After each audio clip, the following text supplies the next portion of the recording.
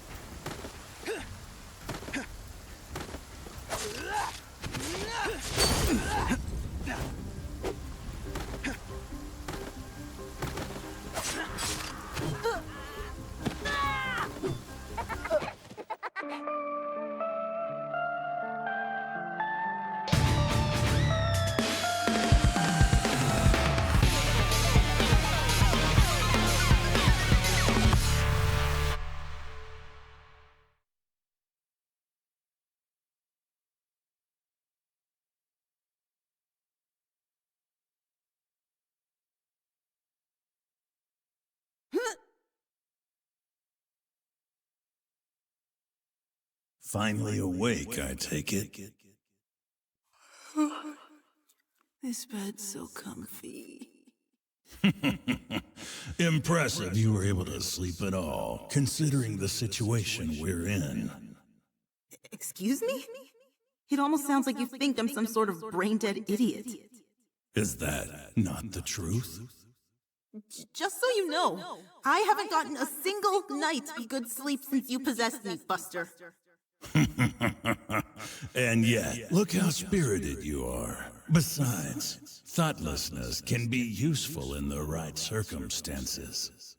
Yes, a thoughtful person would never be able to serve as my vessel. You've got great potential in that regard. Wow, what an accolade. I finally make it all the way to this beautiful hotel, and I can't even enjoy myself. Oh well, at least I still have the breakfast buffet to look forward to. What are you babbling on about? Don't tell me you already forgot about what happened last night.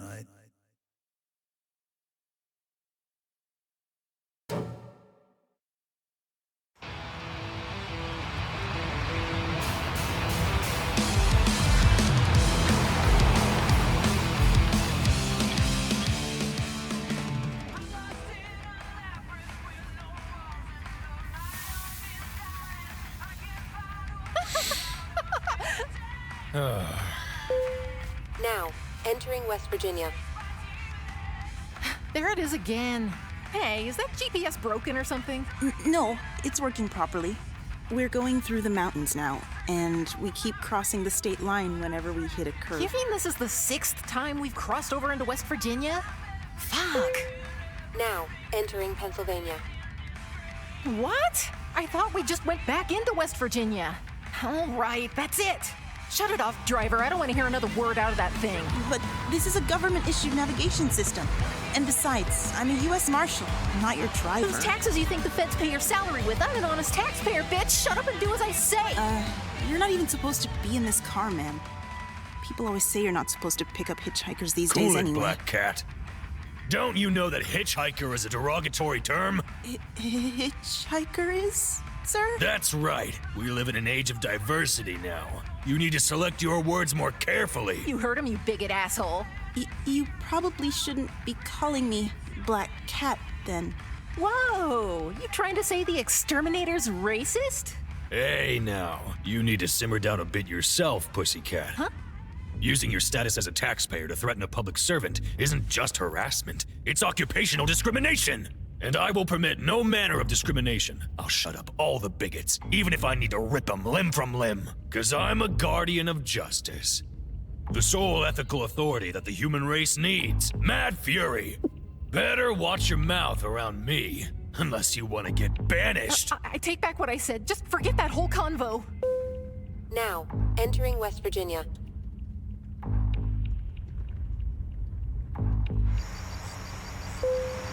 Now, entering...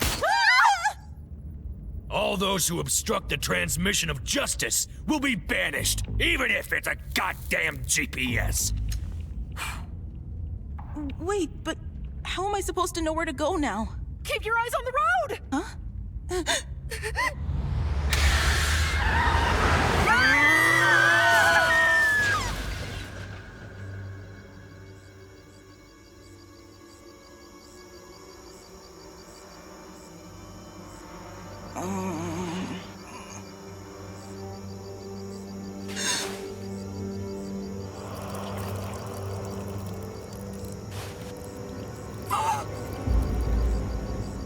Figures. I had a feeling this would happen. Last night, we were in the process of escorting that mob character to Hotel Barcelona so that he could take care of all the vile criminals who've gathered here. I remember that much. Then, a strange group of people barred our path, forcing us off the road and into the forest. In the end, the exterminator's head got split open like a fresh watermelon, and you failed your mission, correct? Look, I'm not disputing anything. I'm just saying I'd like to go check out the breakfast buffet first. After I eat a full breakfast and organize everything in my head, I plan to deliver a full report back to HQ. Oh, there won't be any need for that. What? Just take that mob character's place. Eradicate the criminals in his stead. What? But I could never. Don't worry. I'll be happy to give you all the help you'll ever need. You don't mean... Why the long face? I'm telling you, this is your big chance. You volunteered to be their driver because you wanted to capture the witch, didn't you? Well, yes, but... Then what are you hesitating for? Do you think the witch is really here in this hotel? Yes, I'm sure of it. Well, how can I even trust you in the first place? Just nod and say, yes, I'd never lie to you. Only weaklings need to rely on lies. And besides, I made a pact with your father, so it's only right that I help you chase her down. But if that pact's so important, why won't you tell me anything about it? Don't make me repeat myself. The rules of the pact prohibit me from speaking about its details. How convenient. Go figure. All done whining? Good. Now hurry up and get dressed so we can begin the killing. Be sure to check out the hotel map on the wall next to the minibar. I'll show you where the scum are most likely hiding.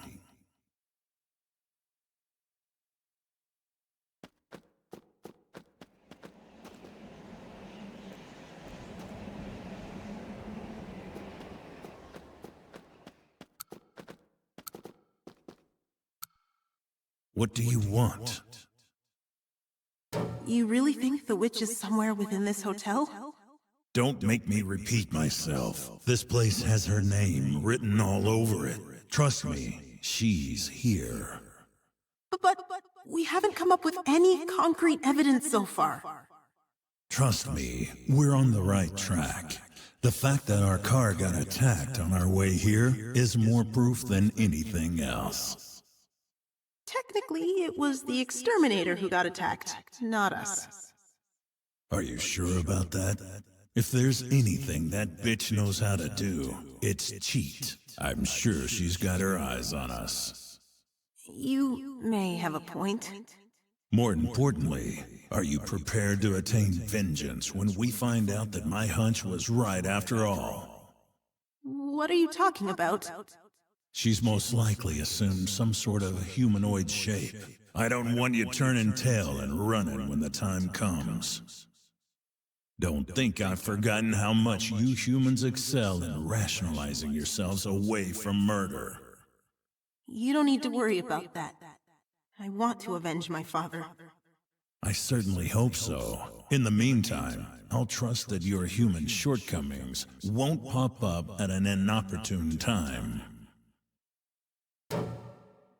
If you require conversation, I'll be happy to humor you. What do you think you're doing, servant? I thought I told you, we don't have time for breakfast today. There's a map of the hotel over by the minibar. Go and take a look at it. Then it's off to murder the deranged criminals. Fine. Seems like this area has been turned into an all-purpose leisure facility. Indeed. Let's head to the campground first. The campground? But why? Because it's the perfect stage for the carnage we're about to create.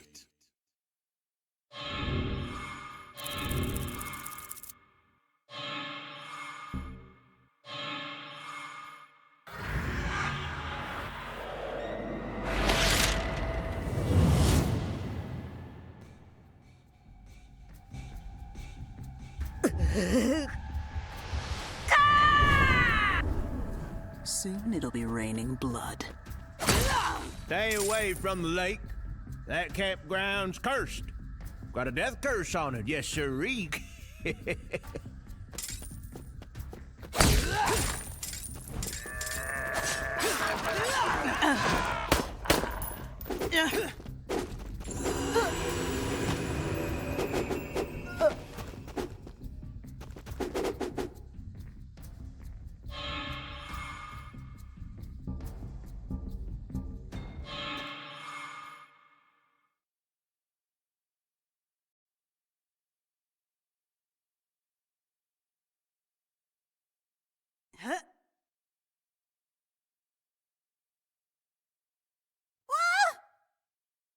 Huh?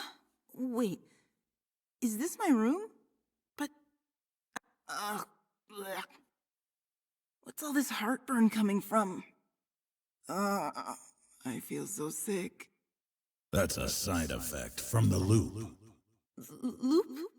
This place is trapped with some type of barrier that warps you back here whenever you die. That sounds really bad.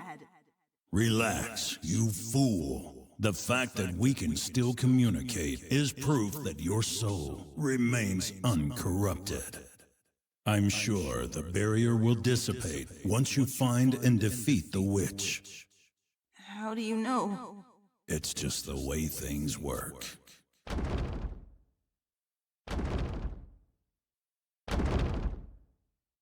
Hey, can you hear me? Huh? Who said that just now? Hey, you. There it is again! You can hear it too, right? Over here. Come here. It appears you've got something lurking in your closet. I, was hoping things wouldn't get any more horror-esque than they already are.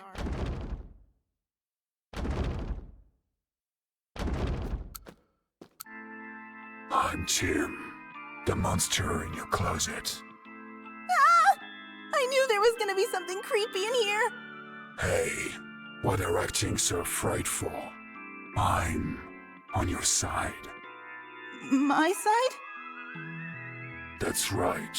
I want to escape from this place just as much as you do. I overheard you talking about destroying the barrier or something. Let me help you. Help me? But how are you going to do that?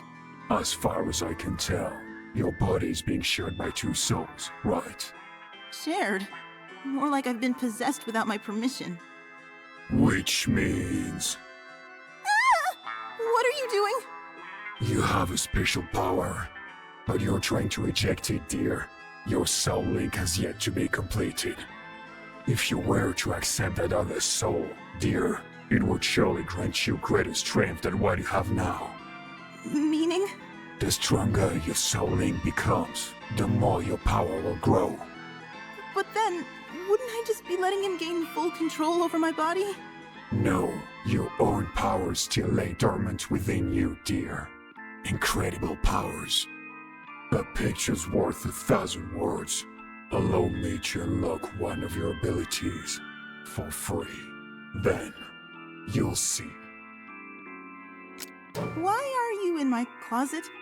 Unfortunately, I don't know the answer to that either. Oh, I should say, I can't remember. Seems like the others were able to stop walking around the hotel the morning after they died. But I'm stuck in here. Do you have a special attachment to that closet or something? Perhaps, but I've been here since long before you were born. I don't even remember how old I am anymore. Why are there dead people walking around here?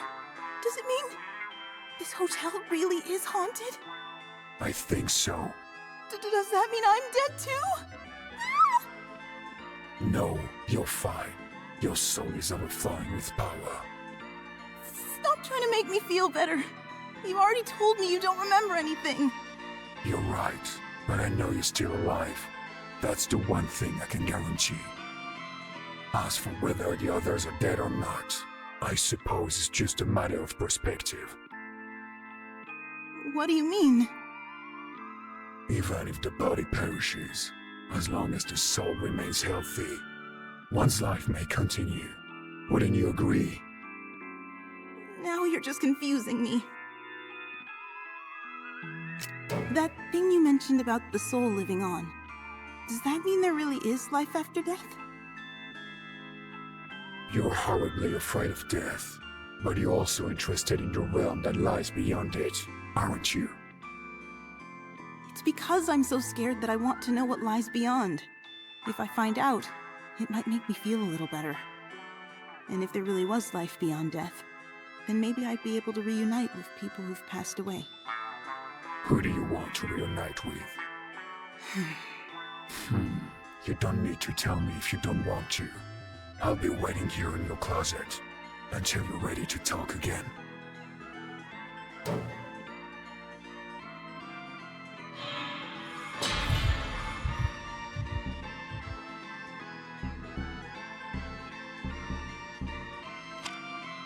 Well, feels better, doesn't it? Come back to me whenever you want to unlock another one of your abilities. Be careful out there. I'll always be here waiting for you.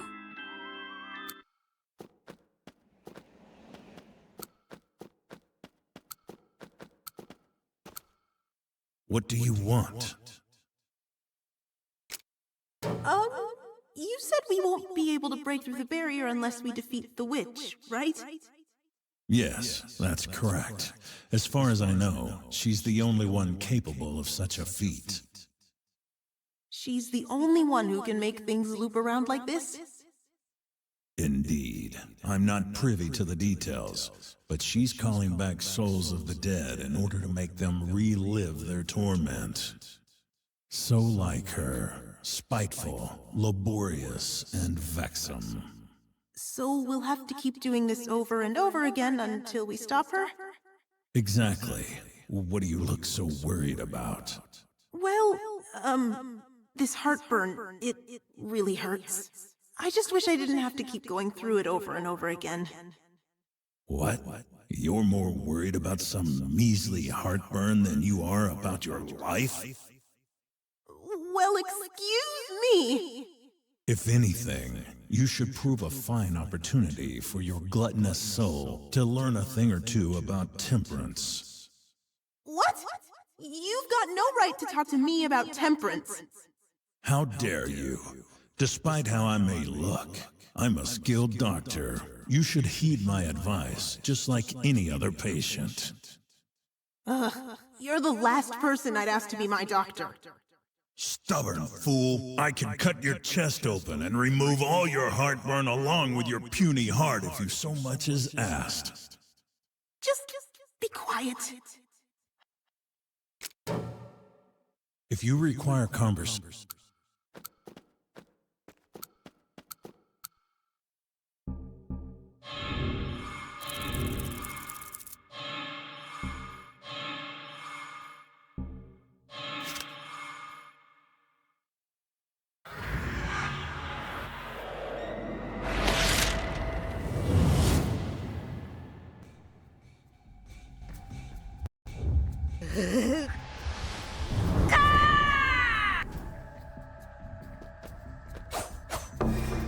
Look, servant, isn't this interesting? Is that me? Yes, a you from the past. Strictly speaking, it appears to be a version of you where I was in control. As you can see, it bears you no harm. It's merely tracing back along the path we once took. What do you mean? What's going on here? Is the one who controls the barrier doing this? Or is it simply a coincidental phenomenon of nature? Either way, it appears that traces of the soul are easily left behind within this realm, in corporeal forms, no less. Stop scaring me, please. Quell your futile fears, servant. We should make use of whatever brings us profit. You humans excel at that, don't you?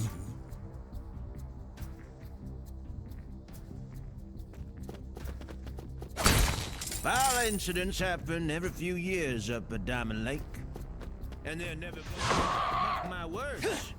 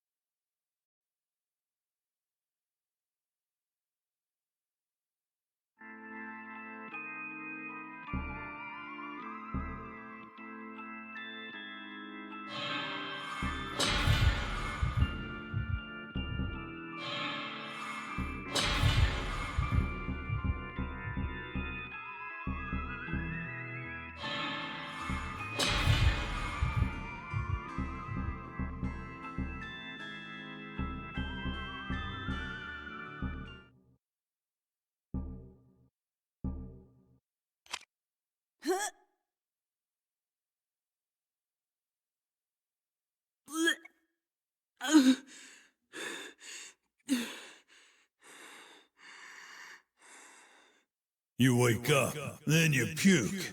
What are you? A depressed father in his mid-40s? This isn't funny. It happens every time I come back. A reflection of the strain placed on your soul, no doubt. Keep this up, and you truly might die someday. Anyway, I need something to drink. Fresh orange juice would be nice. At this rate, I'm just gonna... Perfect timing, servant.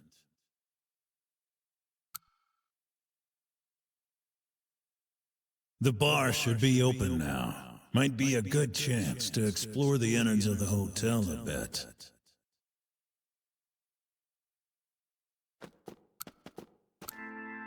Hello again. I'll always be here.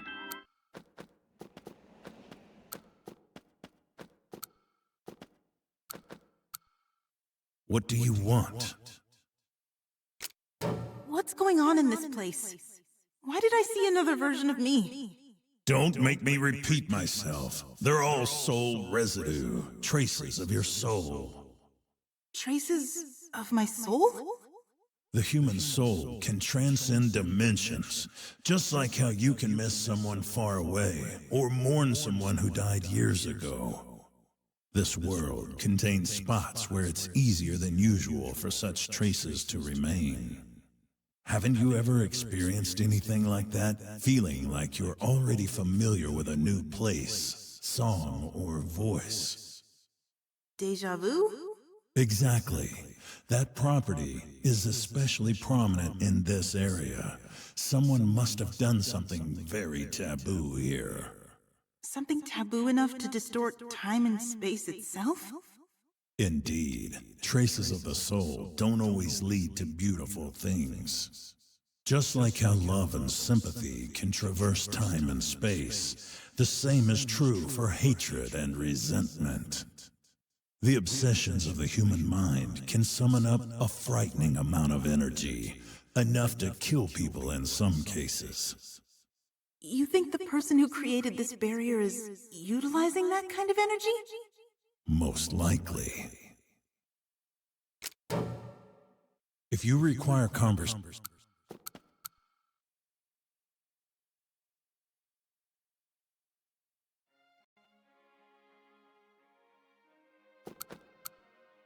So you're the U.S. Marshal I've heard so much about. I'm Monica Rodriguez, a ranger. Oh, I'm Justine Bernstein, a U.S. Marshal. Nice to meet you. You didn't just come here for some R&R, did you? Huh? No, my car crashed, and then I just happened to come across this place. Top secret mission, eh? Yes. That's exactly it. Fine, that's all I needed to hear. I hope you'll still let me help you out, though. Huh? You want to help me out? Shh! Don't be so loud. You're being even louder than I was. Shh! Keep your voice down. This hotel's always watching and listening to everything we do. Okay. How are you going to help me, though? I've been investigating this place for months. People just keep disappearing from the surrounding area. Disappearing? Maybe if the two of us put our heads together, we'll be able to figure out what's really going on. Deal? Sure.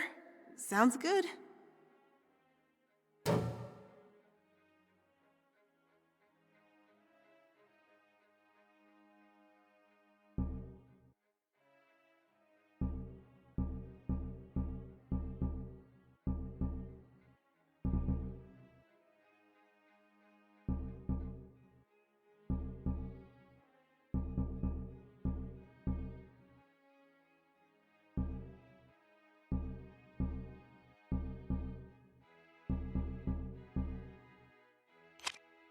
Let me know if there's anything I can do to help.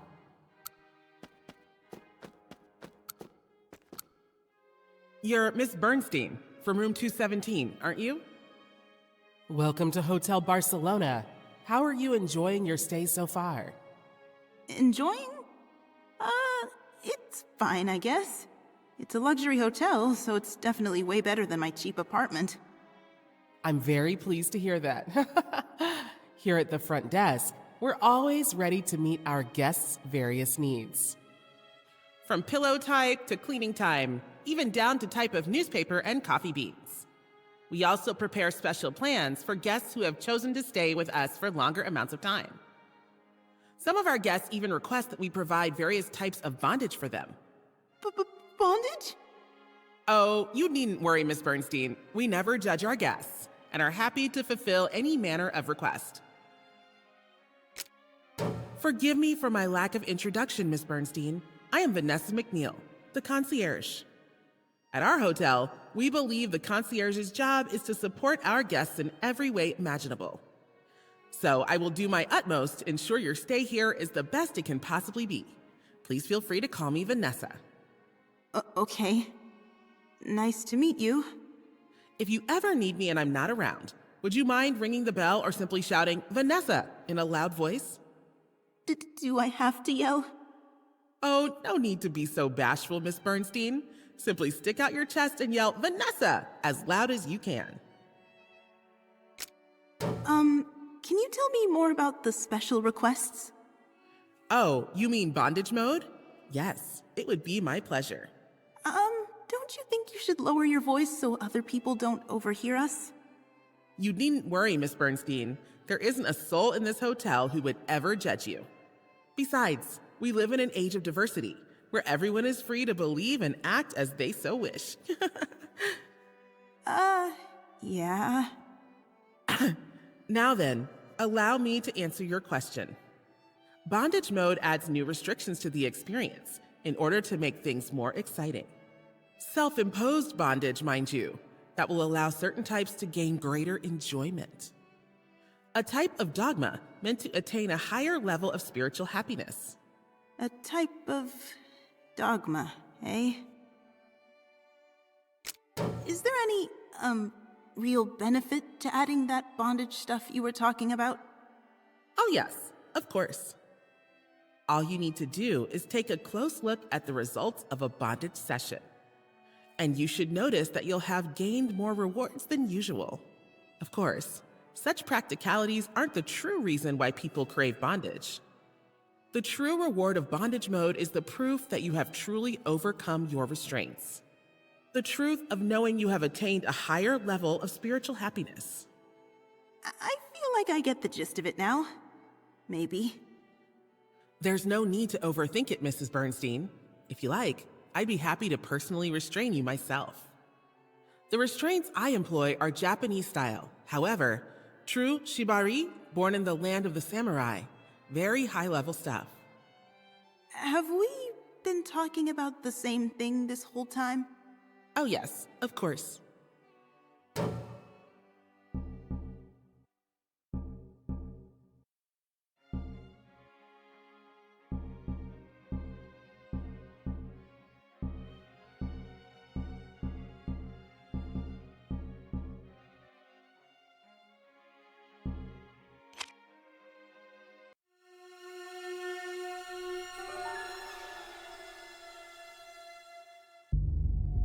So, you're the U.S. Marshal who's been staying here. Yes. And who might you be? I'm Andrea Pearson, the owner of Hotel Barcelona. You're usually flying around the country chasing down fugitives, aren't you? I hope you can find some relaxation here. Thank you. You look pale, though. There are bags under your eyes, and your lips are chapped. Have you been experiencing any heartburn lately? What? How do you know about that? And I'm not sure how to put it, but I can sense a dark shadow deep inside you. What? Are you really a U.S. Marshal? It's quite hard for me to believe now that I can sense how cruel your heart is. You seem more like a serial killer to me. Well... Sorry if I offended you. I can hear people's souls, you know. Desires that not even the people themselves are aware of. Hey, servant, don't listen to a word that woman says. I'm warning you. End the conversation and get out of there as soon as possible. What? But... Don't tell me. You're trying to speak to the dark shadow inside you right now, aren't you? Whatever are you talking about? Listen to me carefully, Marshal. You mustn't let that inner voice deceive you. That dark shadow is not what you think it is. But I see. It seems like you two have a much more complicated relationship than what I imagined. So be it. I'll take my leave for now. But don't forget, I warned you.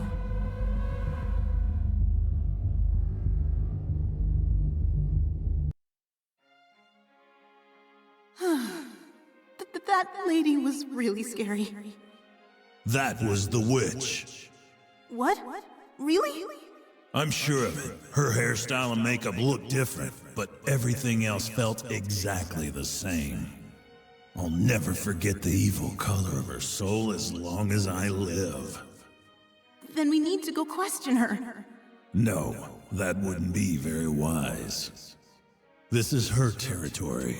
We need to be careful, or she might end up slipping right through our fingers. But then, what should we do? We need to figure out a way to destroy the barrier. We need to keep playing dumb and slowly close in on her. Fine. I just hope I don't screw anything up here. What an enchanting hotel. Spending time around beautiful architecture always fills me with inspiration. I decided to get some R&R at a luxury hotel, and of course, the minute I get here, I start getting non-stop emails from work. Ooh, a fortune-telling machine. My dad and I messed around with one of these things a long time ago. Ding-ding-a-ling. Welcome to Mr. Clown's Heartfelt Fortunes. If you want a fortune, you'll need to offer up powerful hearts.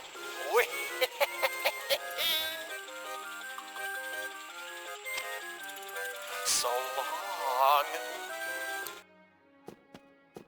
Did you know there's a campground over at Diamond Lake? They even run a summer camp there for youngsters every summer.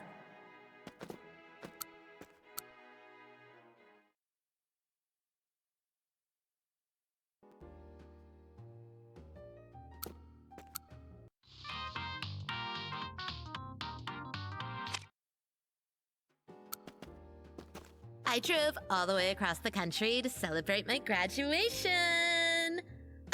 Don't be such a square. I'm old enough to drink. A man can still drink openly in this state. But for how much longer? Ever been to New York? The center of the world, some call it. I'd be more than happy to guide you around the great metropolis myself, Toots. Welcome to the Appalachian Lounge. I'm your humble bartender, Charles Grady. What may I get for you? I didn't come here to drink. I just wanted to speak with you a bit, for the investigation. Oh, so you're the marshal. The rumors of your arrival have reached my ears, of course. I'm happy to assist you wherever possible. In that case, how long have you been working here, Mr. Bartender? Well, I've spent half of my entire lifetime here at this hotel. I only started after I became of legal age, of course. And have you ever had any suspicions that the owner of this hotel was up to no good? Up to no good? Whatever do you mean? For example, harboring fugitives, or something like that. That's a good one. You've got a fine sense of humor, Miss Marshall. That wasn't a joke. More importantly, Miss Marshall, would you happen to have any ears on you? Ears? You see, I'm simply cuckoo for ears. If you have any you'd like to get rid of, I'd happily pay you coins in return. Okay. Coins, huh?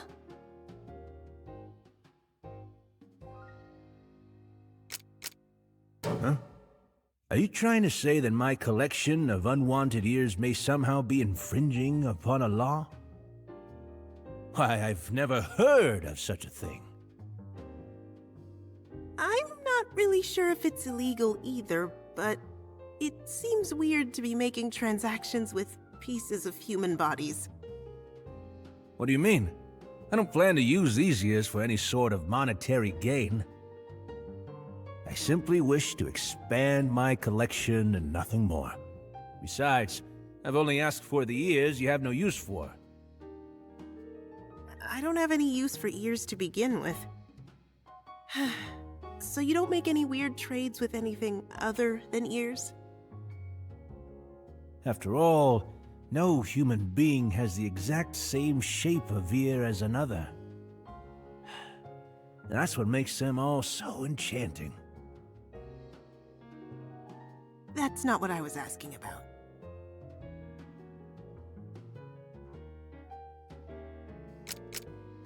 Organ harvesting. Preposterous.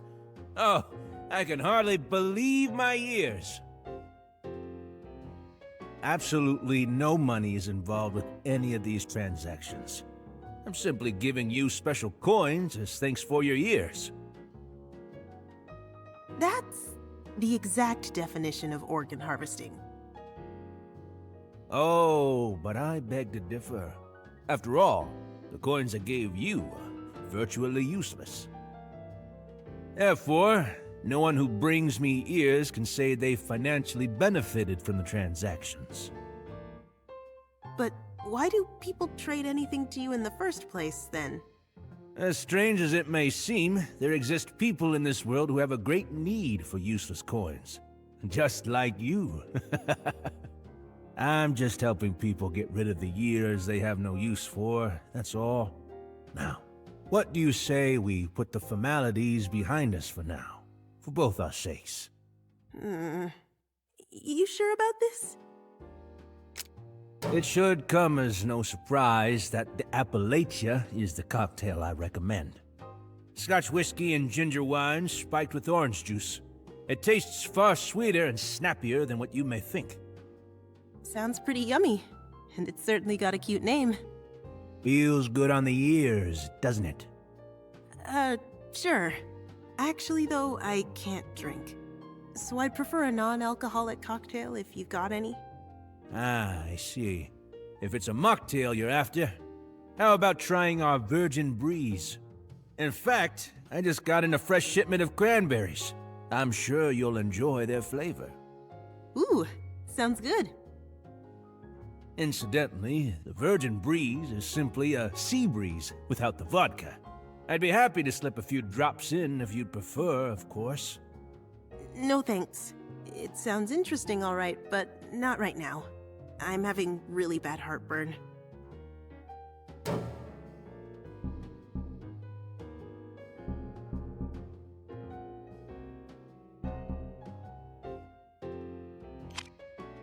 Allow me to present you with several coins to start things off on the right foot, Miss Marshall. My treat. What? Are you sure? Just a simple token of my goodwill. I'm not even sure myself what they're good for, but maybe you'll figure it out. Thank you very much. If you'd ever like any more, just let me know you've brought me some more ears, and mine will prick right up.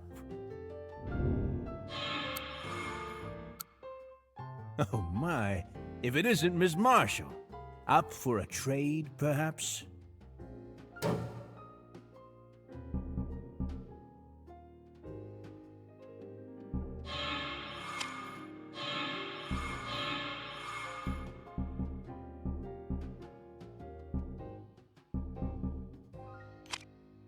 I'll accept any number of ears you're willing to part with. A man? I drove all the way across the country to celebrate my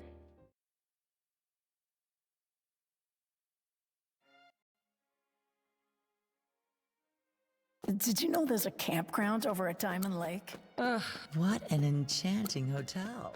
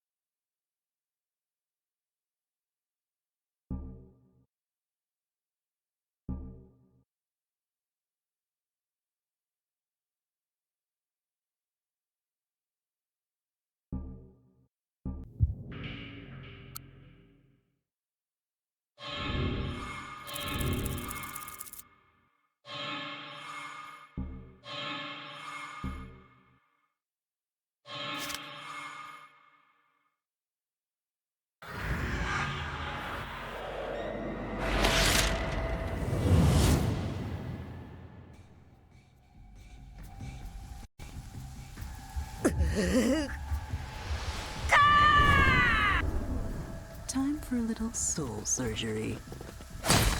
The death curse has been here ever since the 19th.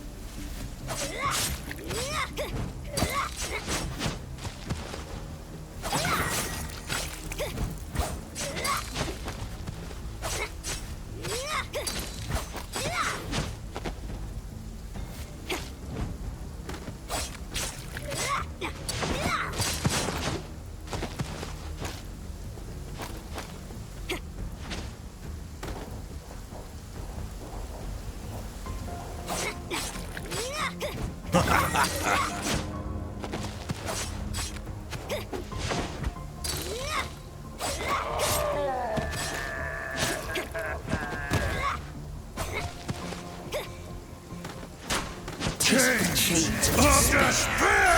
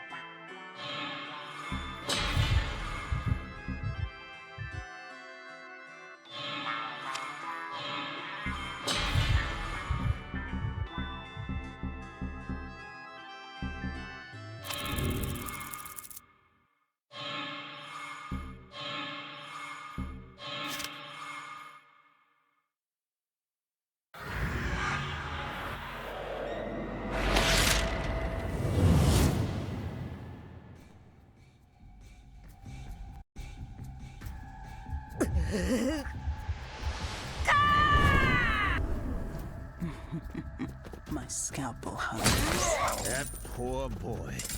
Drowned while he was playing baseball, chasing after that long fly ball. Fell right in. Such a horrible, horrible accident.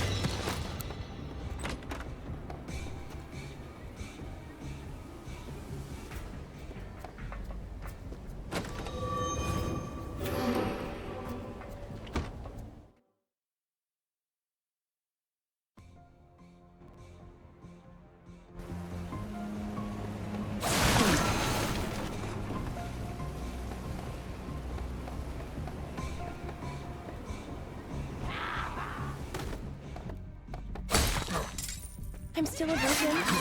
Seriously.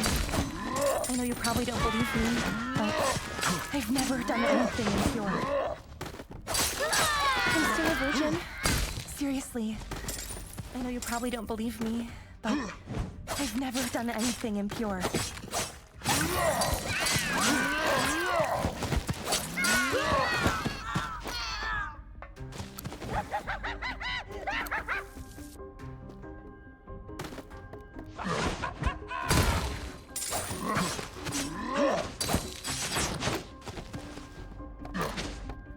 We heard a loud crack sound out from the baseball field. You know, the one that's supposed to be abandoned. So we went out there on a dare.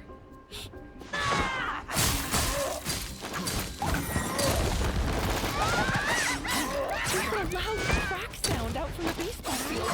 You know, the one that's supposed to be abandoned. So we went out there on a dare.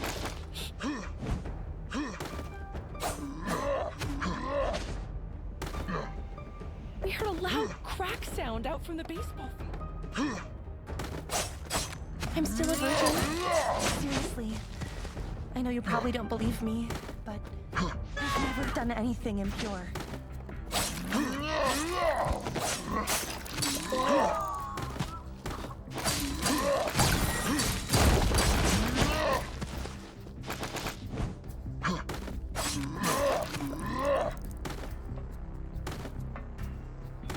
I'm still a virgin.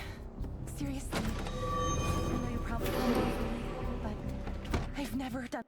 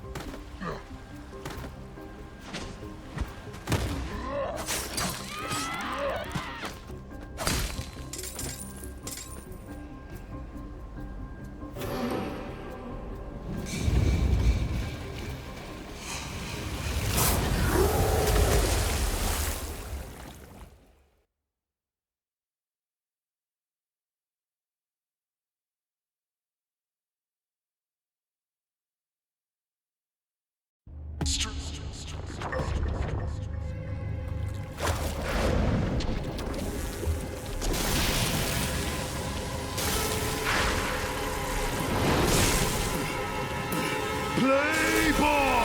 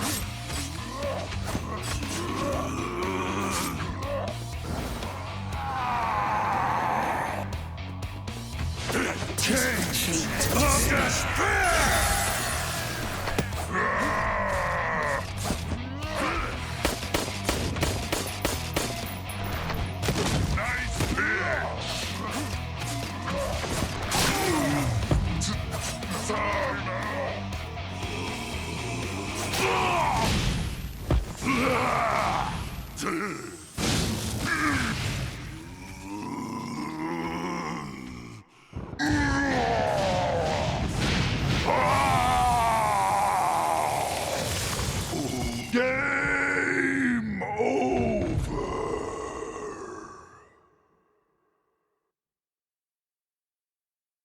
Jacob Baggins. Boy, was he a handful. According to the FBI, he's wanted for 39 murders committed over the past 20 years. And 34 of them were baseball related. They managed to capture him once, but then he destroyed a prison van and 2 police cars and escaped into the night. Yes, I'll admit that he did possess monstrous strength. Apparently, he grew up near a lake in New Jersey and was raised by his mother. Perhaps the landscapes here reminded him of his hometown. What are you talking about? This is America. Baseball fields are a dime a dozen in this country. But the document stated this baseball field was closed up after an accident happened near it, right? An accident? One hot summer day, a boy ran off the field in pursuit of a long fly ball and ended up falling into the lake. Apparently, the camp counselors were so busy trying to get lucky with one another that no one ever noticed. Well, you'd be hard-pressed to come up with a more human summertime story than that. I don't see what's so funny about this. The following year, while preparing the field for more baseball, the groundskeeper found a mountain of corpses in the grass. The police claimed the bodies were those of the counselors who'd abandoned the boy and a college girl who'd once seduced him. Claimed?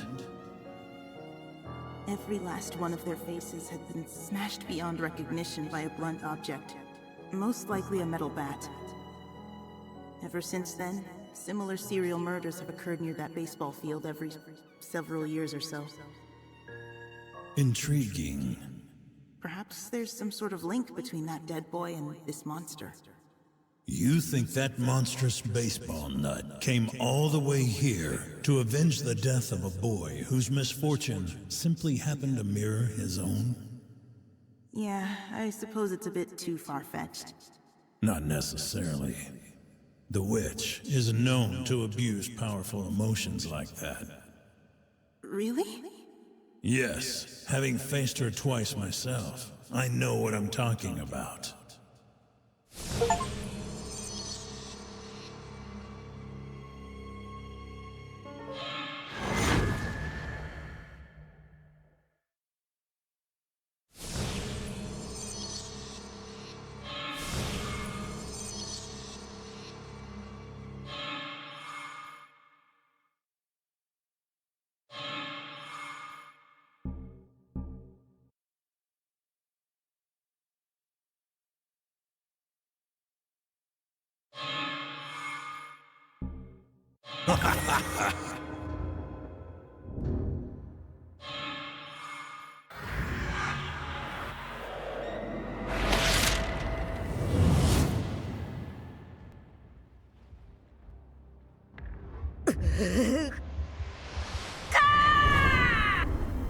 Time for a soul surgery. Blood-drenched steaks taste so good. The juiciness.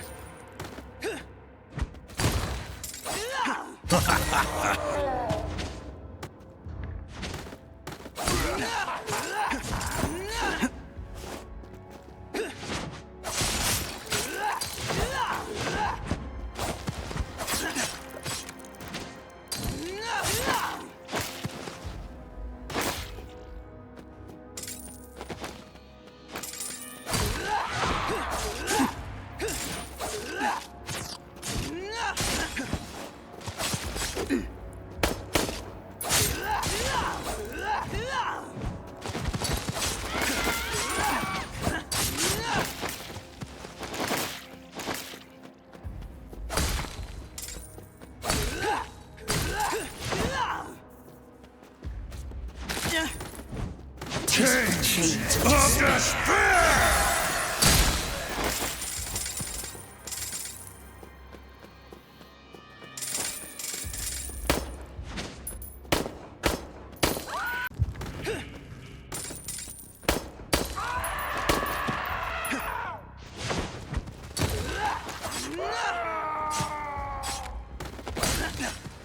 We don't specialize in sausages here. We specialize in sausages.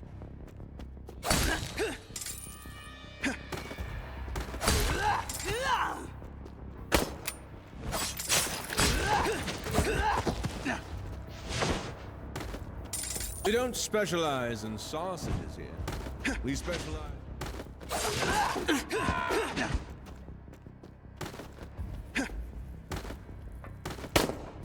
We don't specialize in sausages.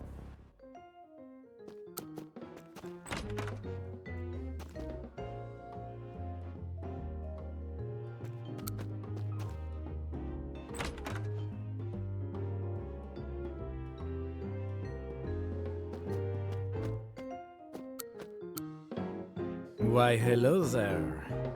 Haven't seen you around here before. Let me just say one thing to start off. I identify as a man. I'm attracted to women. I'm not gay, trans, nor bi.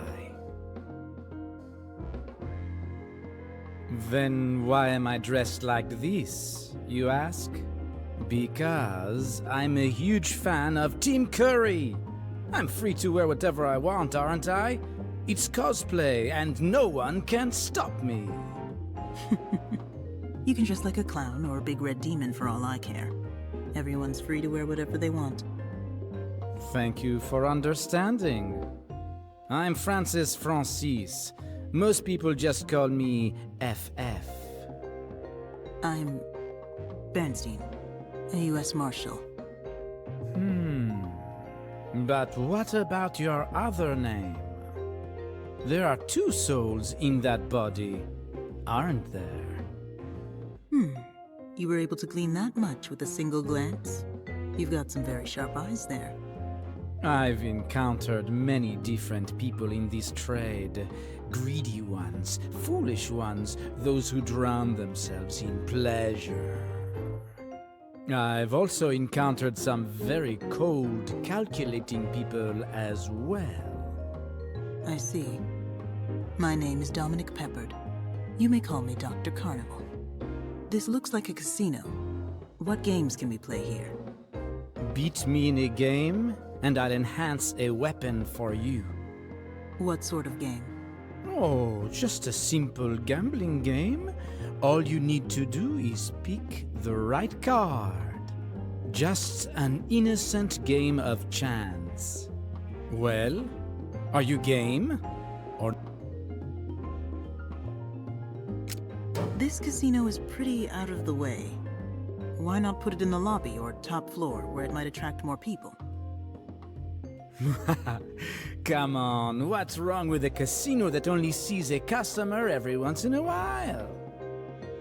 I'd argue that less customers help to make each game much more serious. Now I get it, dealer.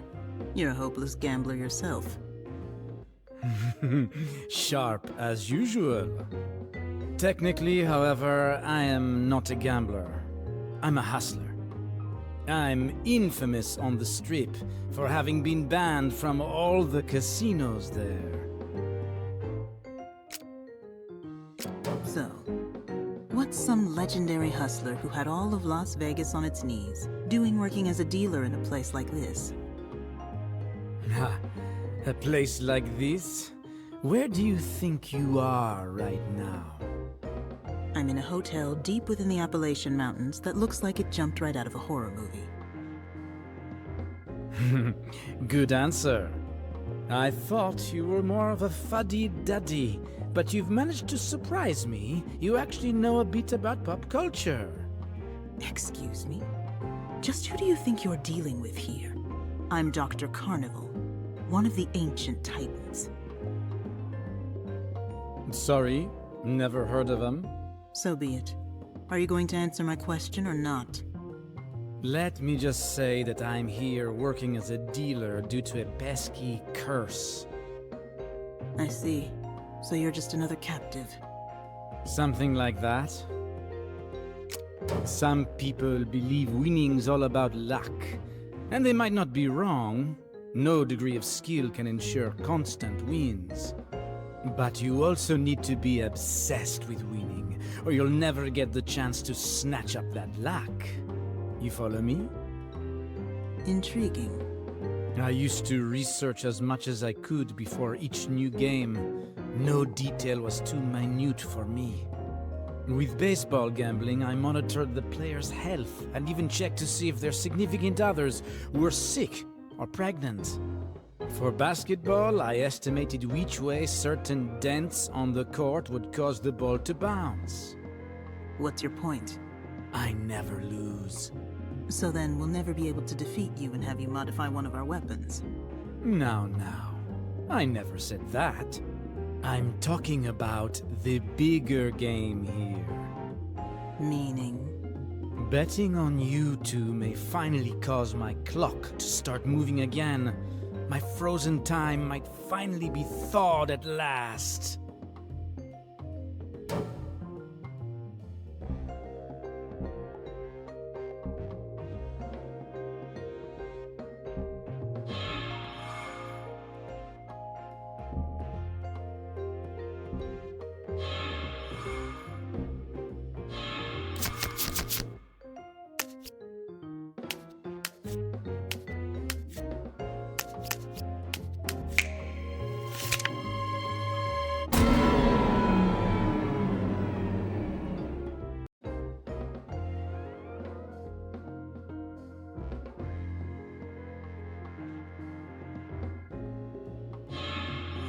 A word, if you will.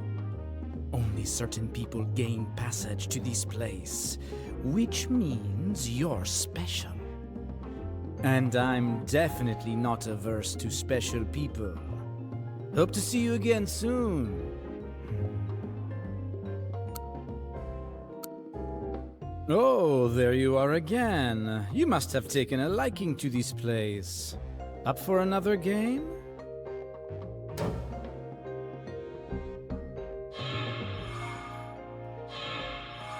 Feel free to come back.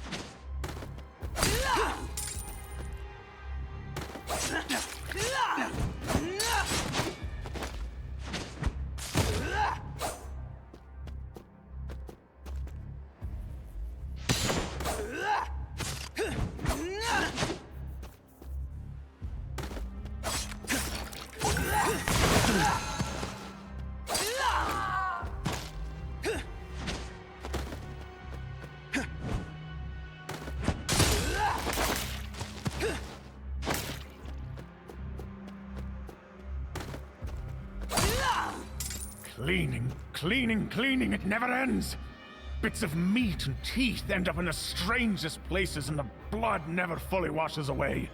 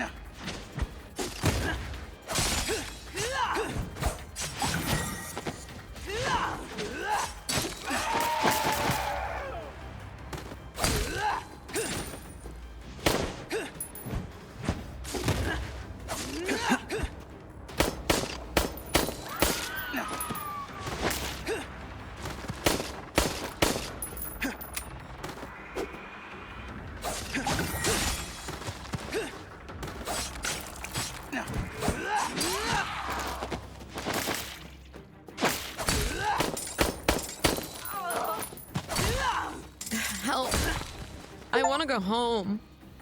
I can't eat any more of this. It's a nightmare. I never want to see a bowl of soup that has hair in it ever again.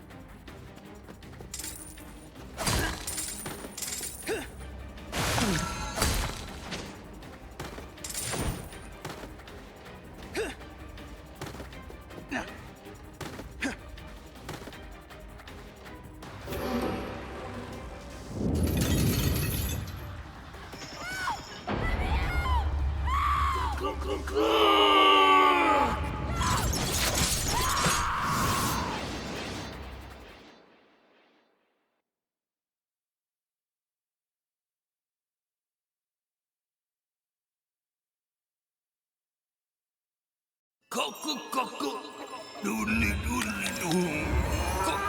Doodly doom doom. Doodly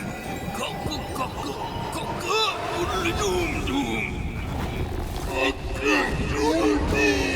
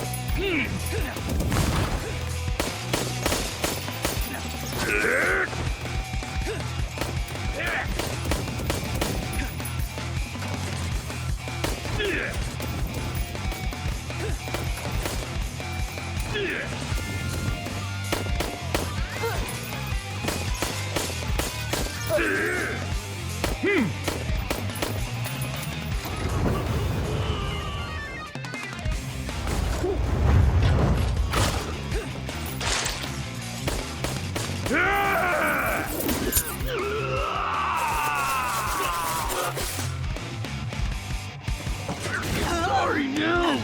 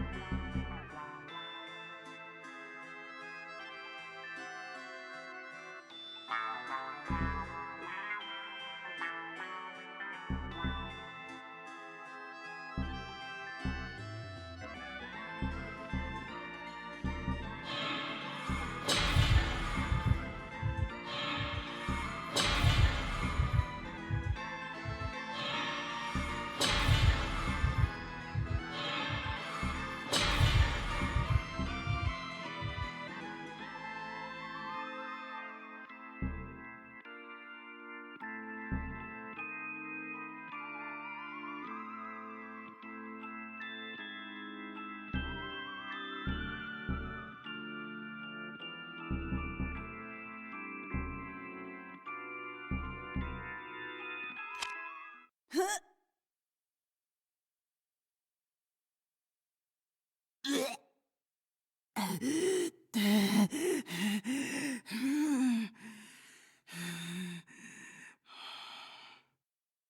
feel like the heartburn's getting worse.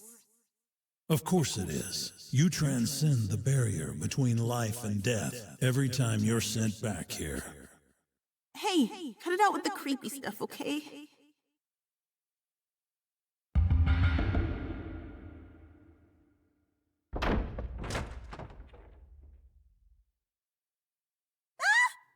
What's going on with those paintings? Waste too much time, and you may lose your ability to transcend the barrier one day. Stop trying to scare me.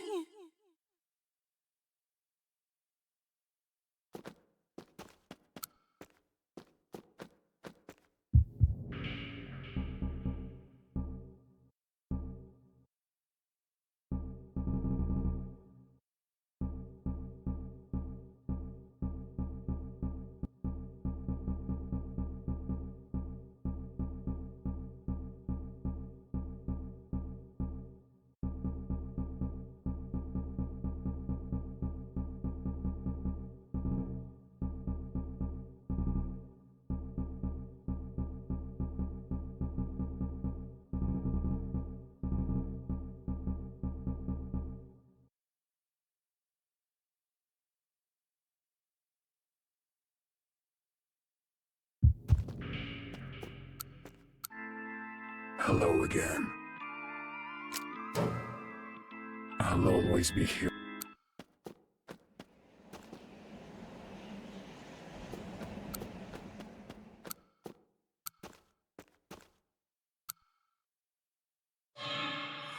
How are you enjoying your stay, Mrs. Bernstein? Please let me know if there's anything else I may do for you. Oh my, if it isn't Miss Marshall. Up for a trade, perhaps?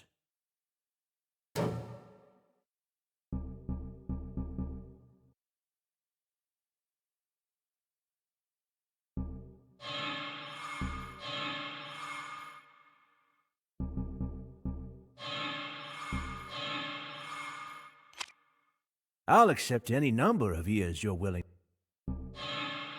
Find any new clues, Marshal?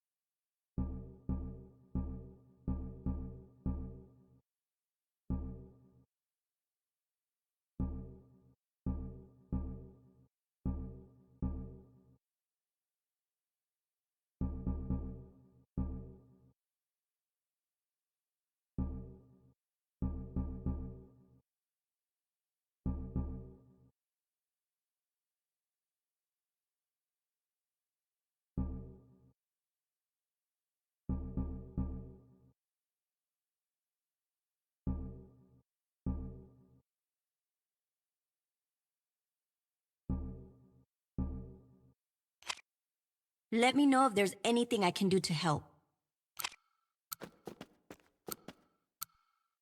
What do you want? If you require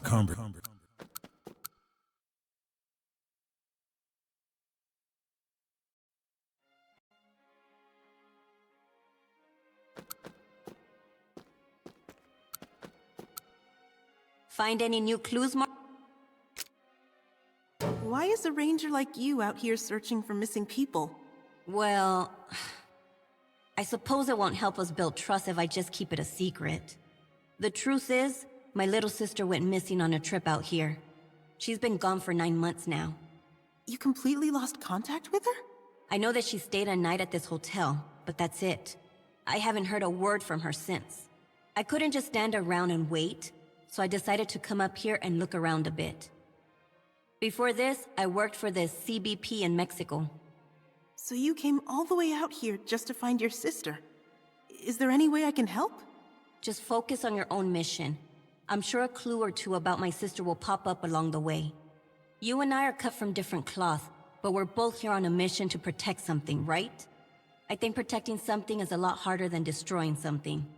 Don't lose confidence in yourself, okay? Okay. I'll stay confident and do my best. Hey, that's the spirit. I'm counting on you. Apparently, this hotel's changed owners several times over the years. The oldest records state the hotel was first built by the Morningbell Mercantile Trust at the end of the 1700s. They eventually brought their families down here from the north and established a small town here called Villa Barcino. Is that Latin? Yes, I suppose it translates to Barcelona Village in English. Supposedly, the Mercantile Trust was founded by European immigrants. They were originally a group of Phoenicians from Carthage who used to trade along the Mediterranean. Another theory, however, says the trust was created by Greeks who had taken roost on the Iberian Peninsula. People can't seem to agree on it. Either way, it seems like they've been around since the BC era. That it does. Then, several thousand years later, they built a new home for themselves on the other side of the world. Sounds kind of romantic if you ask me. That's where the romance ends, I'm afraid. What happened? Right after they finished building their village, a certain incident led everyone to believe it was cursed. Mercantilism was at its height in 1700s America. And the Morningbell Mercantile Trust was one of our country's many mercantile entities. Shortly after they finished building their village, a strange epidemic spread throughout the region. An infectious disease? It could have been the Black Plague, but at the time, the plague bacillus still had yet to be discovered. And so, the locals got to thinking that perhaps their new neighbors were the ones responsible for the curse. What if the newcomers from the north were actually witches who'd escaped the recent trials? That seems a bit far-fetched, even for the olden times. Ah, but the mercantile group was led by women, and gender equality wasn't much of a thing back then. But that was almost a century after the Salem witch trials, wasn't it? That's exactly the point. Witches never die. Witches never age. A mob consumed by that mentality ended up attacking the village. What happened in the end? As far as I can tell, all those who took part in the mob ended up dying, and the village remained unscathed. It was named the Friday Witch Hunt Incident in an old document I found.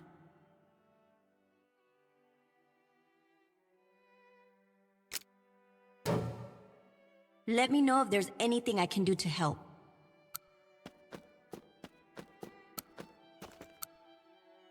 How are you enjoying your stay, Mrs. Bernstein? Do you have a moment? Is something the matter? The room I'm staying in is really nice and everything, but it sounds like the person next door to me charged straight into the wall. I'm sorry, what do you mean? I heard this big boom, then the pictures on the wall suddenly fell off. Must have been a kid or something next door. That's very strange, particularly because there's no one in the room next to yours, Miss Bernstein. At Hotel Barcelona, we always do our best to provide the best possible rooms to the brave souls who are working their hardest for the sake of our country. Therefore, I was ordered to make sure no one reserved any room surrounding yours for the duration of your stay. But the pictures really did fall. It must have been a poltergeist then. A poltergeist? You needn't worry, Miss Bernstein. It happens quite often, actually. I'm gonna pretend I didn't hear that. What sort of person is Andrea Pearson, the hotel's owner? An amazing woman. Of that you can be sure. She's an executive of Antlers Pharmaceutical, whose headquarters is located in the Northeast. She's an executive of a pharmaceutical company. How did she become the owner of this hotel then? In 1985, Antlers Pharmaceutical bought up all the land around these parts in order to build a new factory. After coming to survey the land, however, Miss Pearson became enamored with its beauty and decided to turn it into a resort hotel surrounded by nature. So she decided to dabble in the travel industry? Yes, that's right. She redesigned our original main building and built several others around it, turning this hotel into a massive leisure facility. I hear she even created a new business unit for this hotel all on her own, without anyone to help her, and brilliantly led it into the realms of success. Wow, she really does sound like an incredible person. But if she was an executive in 1985, how old is she now? She looked really young when I saw her. Come now, Miss Bernstein. You should know better than to ask about a woman's age. I'd like to talk to Miss Pearson again, if possible. What happens to be the trouble, Miss Bernstein? If it's a request regarding your stay here, I'll be more than happy to deliver your message. No, it's not about that.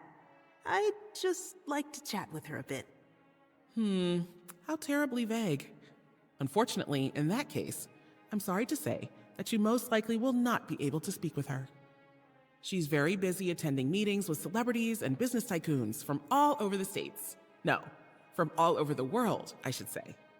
But I'm a U.S. Marshal! Yes, I am aware of that. But you're currently here on vacation, aren't you? I believe you stopped by here on your way back from escorting someone. In which case, you're no different from any of our other guests. Now, if you wish to schedule a meeting, you'll have to contact the company and make an appointment first. But she's here right now, isn't she? Why do I have to go contact the company first? This sounds really suspicious. Not as suspicious as you, though. Wouldn't you agree, Miss Bernstein? Honestly, when you walked in here in the middle of the night and asked me if there were any rooms open, the shock nearly stopped my heart. Your clothes were in tatters, you were carrying no luggage, you didn't even have a cell phone on you. If I hadn't been able to verify that your U.S. Marshal badge was real, I'm afraid you would have had to walk home that night. I guess you got me there.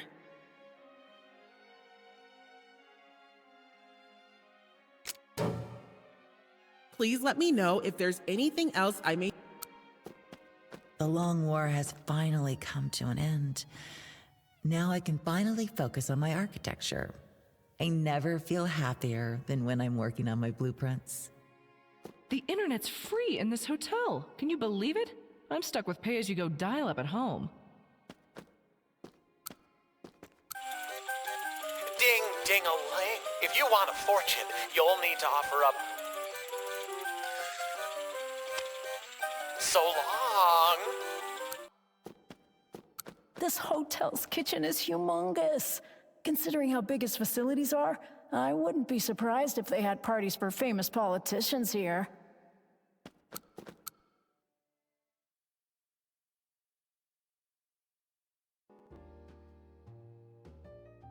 I haven't done any aerobics since my vacation started. So I'm like, kind of nervous I'm gonna get fat. Maybe I'll try running at the gym tomorrow. Came up here all the way from Maine to sample this hotel's amber libations. Quite a trek on horseback, if I do say so myself. America is currently embroiled in another age of immigration. Germans, Brits, Italians, Jewish, we've even got Caribbean Americans these days. Oh my, if it isn't Miss Marsh. I'll accept any number of years. Came up here. I haven't done any aerobics since my vacation.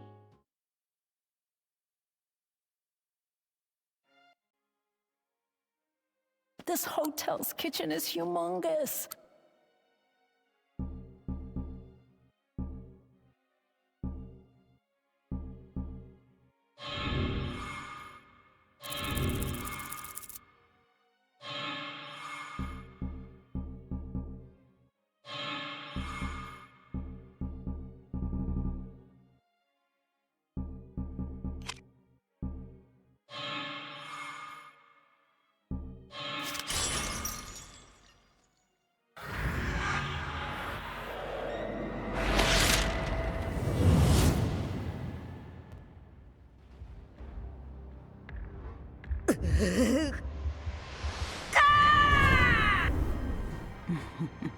My scalpel hungers.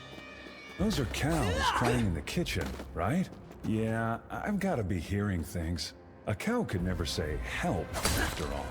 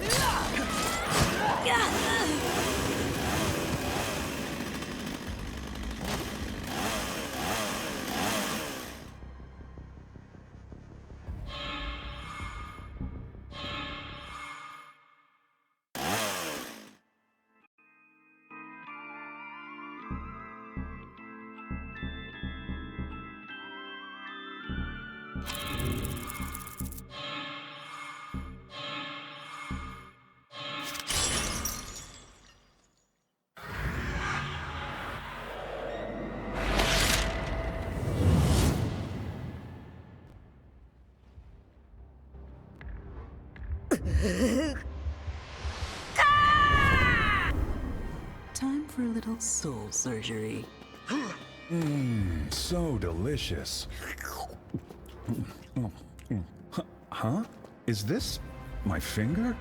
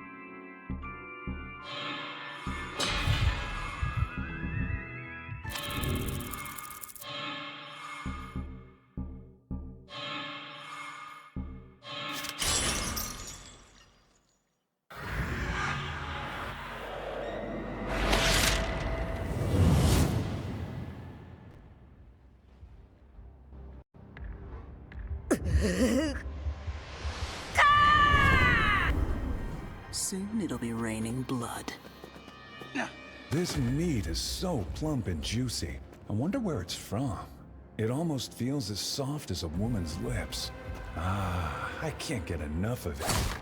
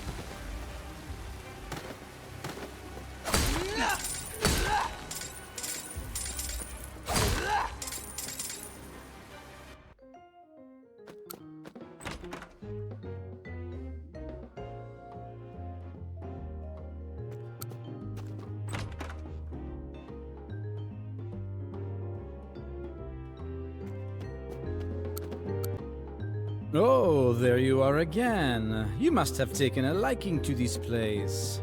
Up for another game?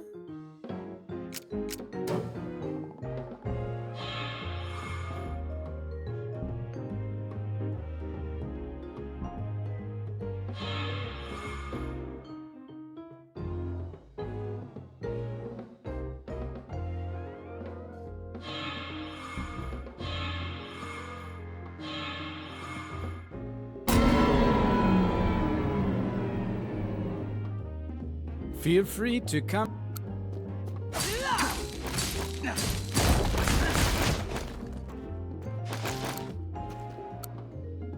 Oh, there you.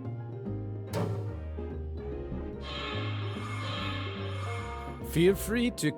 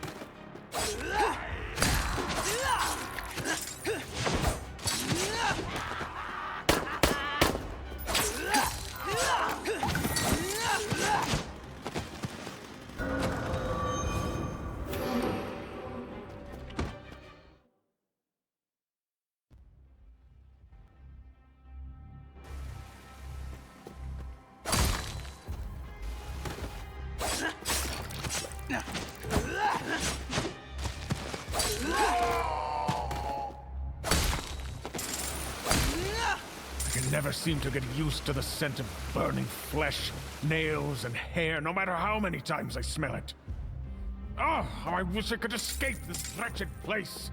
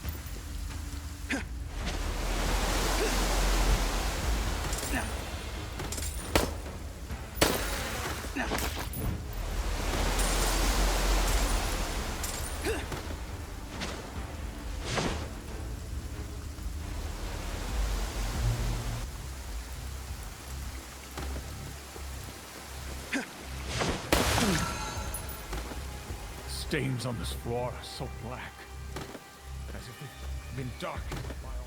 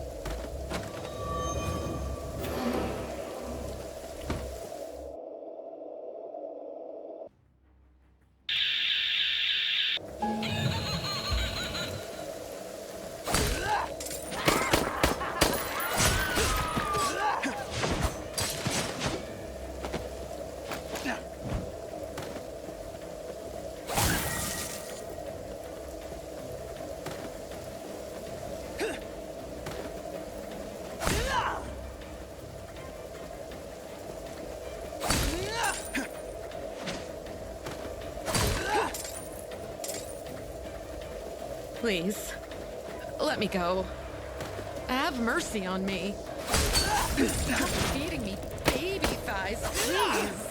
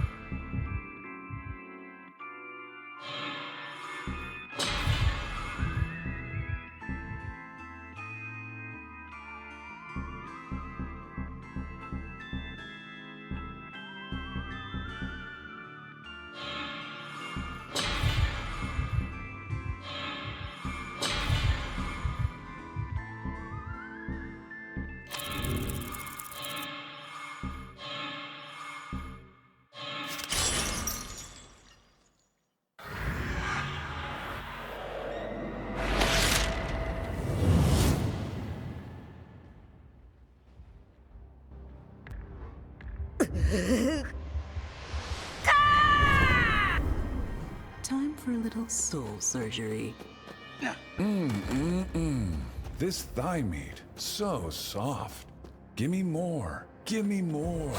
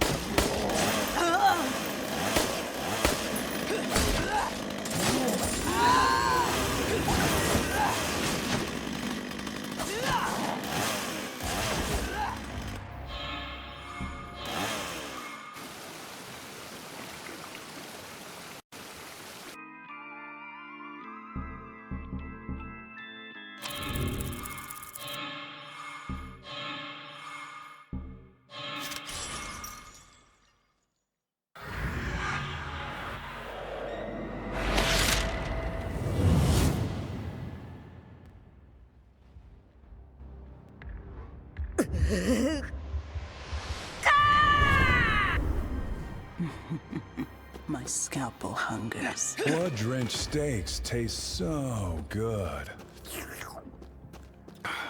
The juiciness is positively to die for. I know, I know. I'll never be able to eat meat.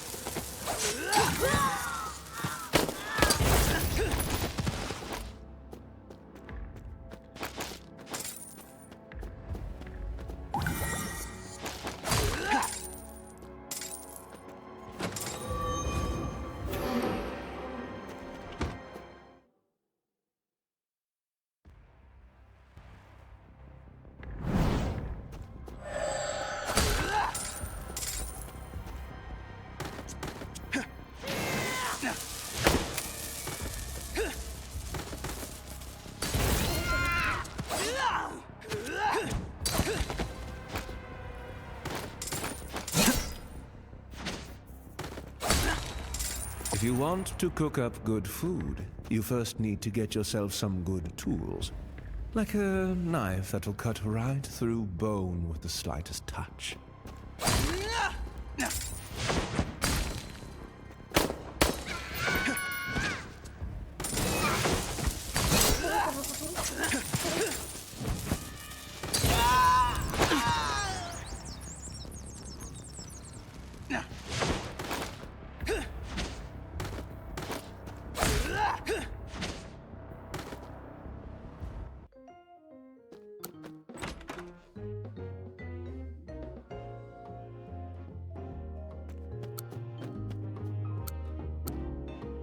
Oh, there you are again. You must...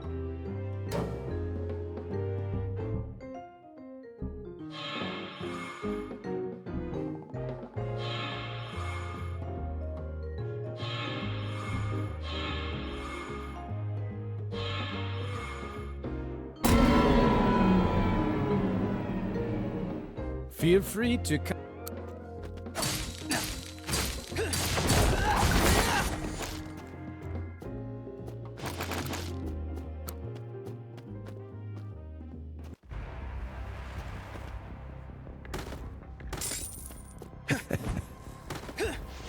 You got some good meat on you. Those eyes look especially scrumptious.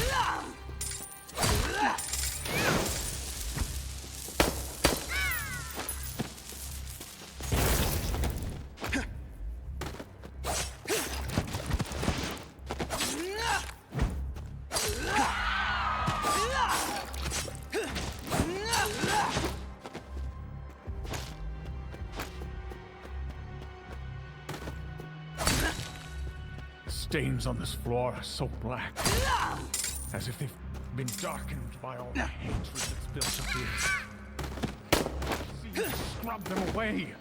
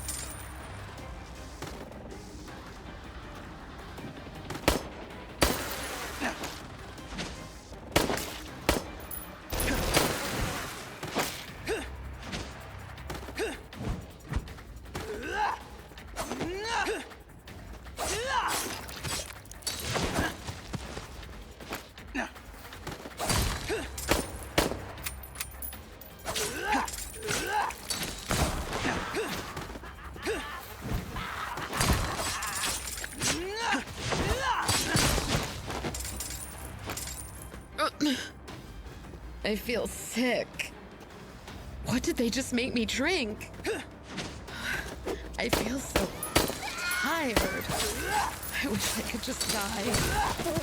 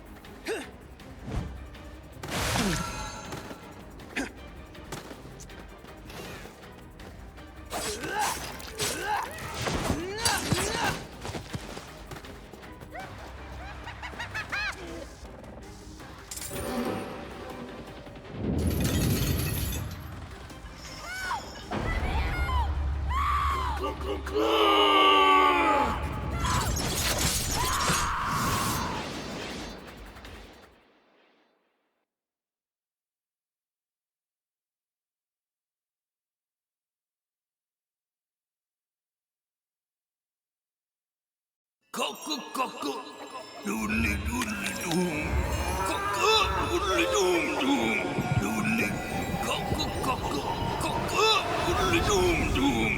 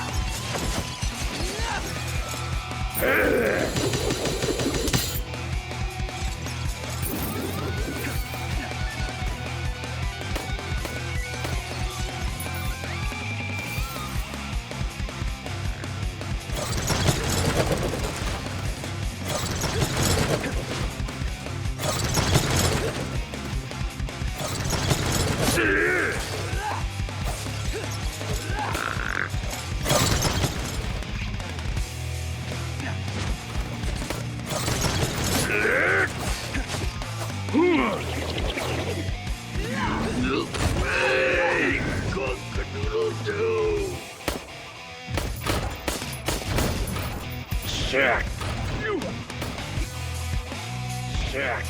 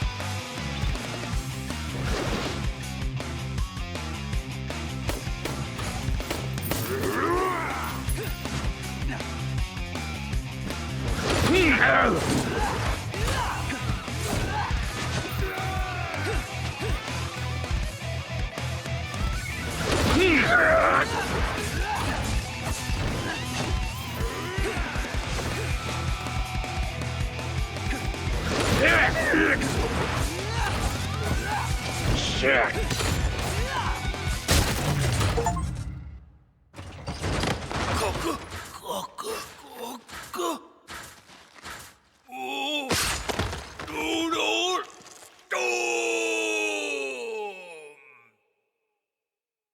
Nigel Nyers. This one's got quite an intriguing background. He once worked as the head chef for an extremely famous hotel, until one fateful night. He had to cook for a certain politician's fundraising event. The sheer amount of food he was forced to prepare sent him off the deep end, and he began his downward spiral. A political fundraiser ended up creating a serial killer who wears a chicken mask.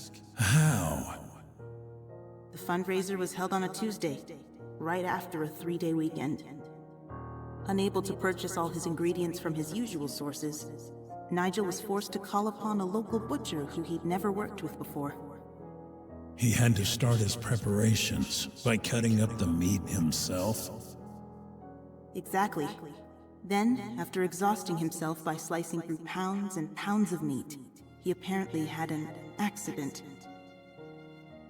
According to the files, Nyers cut off his own 2 legs with the butcher's electric saw, and was soon fired. Several years later, Nigel finally found the strength to make a return to the culinary world. But due to his accident, no one would hire him. Which lit the flame of self-righteous resentment within him. Correct. When he visited the hotel again while searching for a job, Nigel happened to see that same politician having another party. Luxurious meals decorated every table, and for the main event, a freshly roasted chicken was to be cut in front of everyone. For some reason, the moment Nyers saw that chicken, he empathized with it, and so he murdered all 28 guests before fleeing. Ever since, Nyers has been attacking parties all over the US in his chicken mask, terrorizing the nation with a smorgasbord of murder. Well, that's certainly a mad way to try and make the world a better place. Oh, and let me guess. There are different stories for the cows and shrimp? I'm not sure. The page simply says, at some point, a surge was seen in killers wearing cow and shrimp masks, and their crimes gradually became more violent. How painfully human. Hey, this isn't funny. Why so tense, servant? It's very simple. This Nigel character harbored strong emotions, not unlike that monstrous baseball boy. A type of obsession, if you will. In other words, my hypothesis was right on the mark.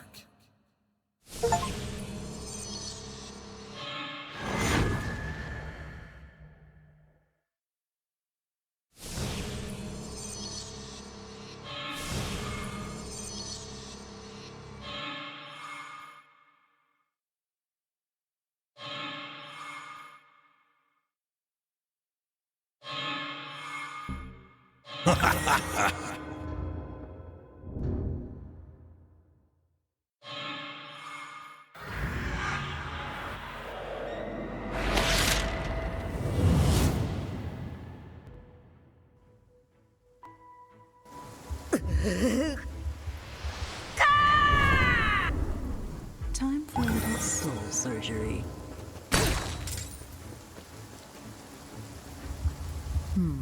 What an uncommon specimen to encounter midst filth. Name yourself, creature. And here, I presumed my reputation would precede me.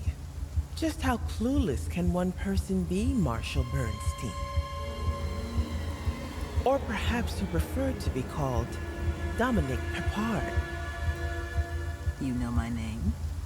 Doesn't feel like you're an ally, though. I am Eve Jenkins, a world-class fashion model, if I may say so myself. I also happen to have 130 million followers on social media from all over the world. What's wrong? Surprised? A truly useless number if I've ever seen one. Drowning oneself in obsequiousness, all in order to earn likes from people you don't even know. No different from a beggar on the street, if you ask me. How rude. I suppose you really do operate on a completely different system of ethics than the average human. Yes, because I never lie. How admirable. But what about the young lady who's in there with you? What do you mean? Is she on board with all of your unique morals? As far as I can tell, she has a degree of prudency about her. Perhaps, as far as resisting the tide of the status quo is concerned. But that's not what I'm talking about. Do you think she'd be as cooperative if she ever found out about what you've done? Stop beating around the bush and just say what you mean.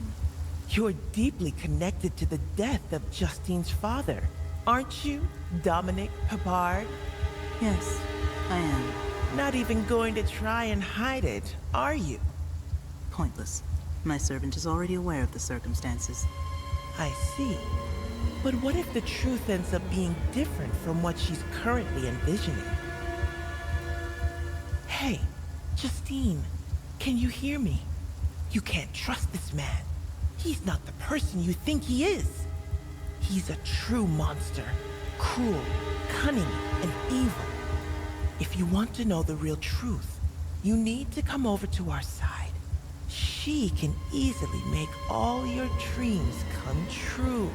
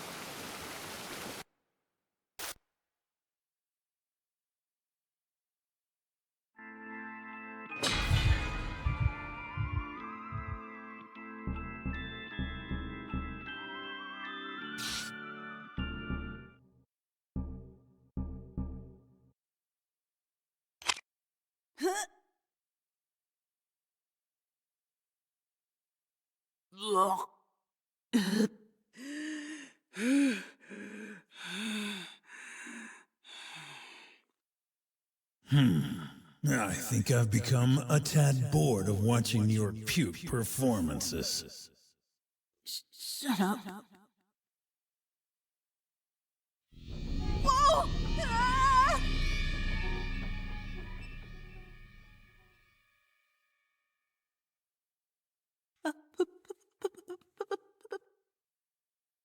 What's wrong, servant? Cat got your tongue? Poltergeist? Yes, perhaps. How can you not be scared right now? On the contrary, what are you afraid of? Paranormal activity is simply proof that something abnormal is afoot on this plane. In other words, we're on the right track. If anything, it should give us more confidence that our bloodshed shall bear fruit.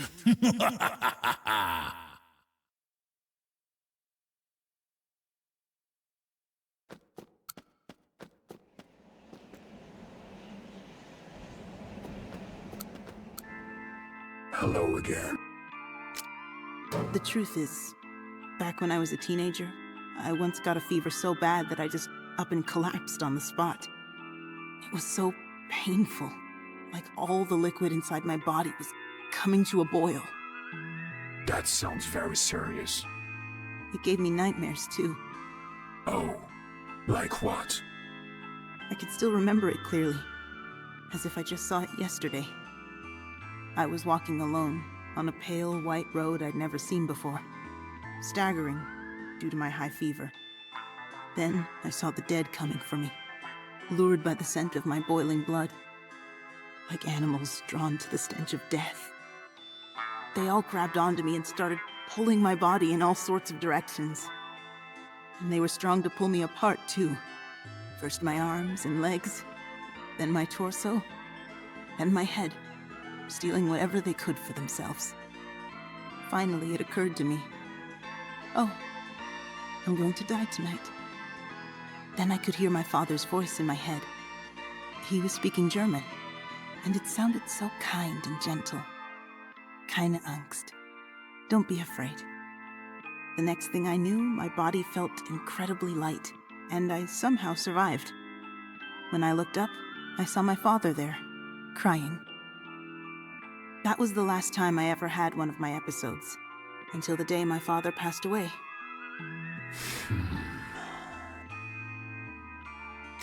One time, when I was 11 or 12, I snuck into my father's closet. I was looking for him, but he wasn't in his room, and I remembered how I used to sleep in there a lot when I was a kid. You sound quite like the nosy kid. I wasn't trying to snoop or anything, but I ended up discovering one of his secrets anyway, by accident. Letters from a woman. They were probably letters from an old girlfriend or a friend from his hometown. But for some reason, finding them made my heart start to pound. Did you see the name of who sent it? Only her initials, AP.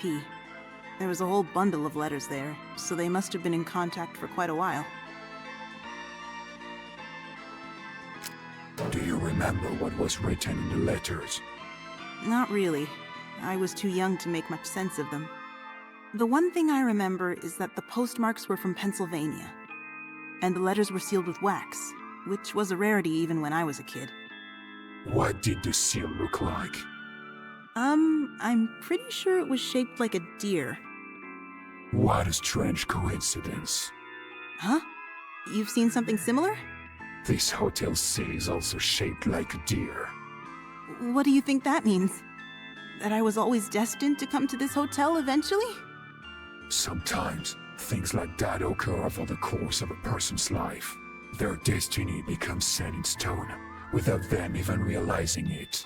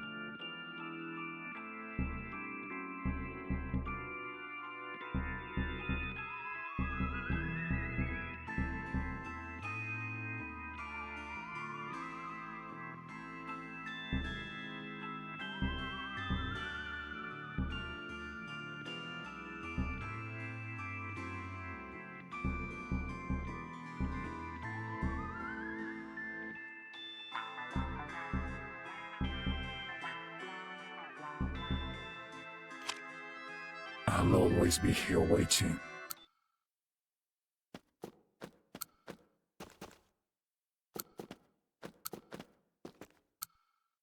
What do you want? I'm not trying to push my values onto you. Just what? I just don't want you to kill people for no reason. Oh, but I'm not. They stood in my way and insulted me. That's more than enough reason for me to exterminate them. But we have laws in modern society. Instead of killing them, you should just let the law deal with them. That's a good one. You humans and your laws, so proud, so foolish. What do you mean? Who do you think created all your petty laws? Humans, of course. Laws created by humans, designed to promote the human agenda. That's not true. Stop playing dumb. How dare you try and tell me that killing is wrong? There are tons of cases of murder being legalized in human society, whether it's for self-defense or war. You also have ways of killing people through social means, allowing them to keep their physical life while depriving them of everything else. Bullying, ostracization, slander. You let people destroy each other as long as it's within the confines of the law. That's how you humans work, isn't it? No! Yes. Your laws are simply instructions on how to conquer the world through majority rule. Continue to idolize something like that, and you'll only be preventing yourself from learning about how the world truly works. Are you being serious right now? Of course. I don't lie. Honestly, I didn't think our values were this incompatible. Of course they're incompatible. I'm an ancient titan after all. That wasn't a compliment. If you require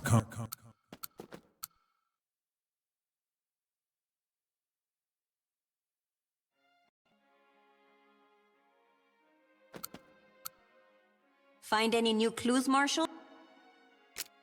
Apparently, there used to be a large restaurant next to the hotel, but it was closed up after an unfortunate incident. It was called the Long Pig Steakhouse. Terrible name, don't you think? You think that steakhouse is related to your sister's disappearance? I don't know, but I'm going to investigate every possible clue. True. That is a basic rule of any good investigation. What was the unfortunate incident? One Thanksgiving, a young man delivered some turkeys to the steakhouse and never returned home. 18 hours later, he was found hanging in a freezer in the back of the steakhouse. He was still alive, but all 4 of his limbs had been chopped off, and he could barely communicate. That's really gross. The head chef at the time became the lead suspect, and he's still on the run. According to the records, this is what the chef said to the delivery boy. "You murdered these poor birds? What are you, a serial killer?" Huh? What's that supposed to mean? Beats me. But that was the last thing the delivery boy remembered before he woke up in a freezer with all his limbs chopped off. They managed to save his life, but he supposedly swore off meat from that day forward. That doesn't surprise me. There's more to the story, though. The steakhouse put on a lavish event that Thanksgiving where they served a massive smorgasbord of turkey meat. But afterwards, all the turkeys the boy had delivered were found wrapped up in the freezer, as if no one had ever touched them. You mean... I guess no one will ever know for sure what really happened. All the evidence got lost in the customers' stomachs, after all. After the Friday witch hunt incident, outsiders made sure to keep their distance from the village. Makes sense. But once people started to forget about it, the village was sold off again. And around the year 1800, someone turned one of its old mansions into a lodging facility. The Twilight Border Unification Fund, Black Rose Scientific Group, and Golden Friendship Society were all involved in managing the property as well. The shady history of the area lured in a bunch of occult groups, huh? It ended up becoming a very popular lodging facility. As if we needed more proof that this whole area is cursed. Time passed, however, and in the 1980s, Antlers Pharmaceutical became the new owners of the property and completely remodeled everything. Apparently, it was only thanks to a lone female executive that the hotel became so modernized. She was able to wash its past away, huh? I guess that's a good thing. Not exactly. Why not? Some people think Antlers Pharmaceutical was originally started by people from the Morning Bell Mercantile Trust. But if Antlers Pharmaceutical was started by people from the Morning Bell Mercantile Trust, that would mean the hotel's original owners reclaimed it after several hundred years. And that's not all. What else could there possibly be? The Twilight Border Unification Fund, Black Rose Scientific Group, and Golden Friendship Society were all originally offshoots of the MBMT as well. You mean Morning Bell was a very old group from Europe that simply changed its name in order to retain ownership over this land for generations and generations? That's right. I've never encountered something so unsettling before. Why is this land so important to them? There must be something very special here. Something that both of us still have yet to discover.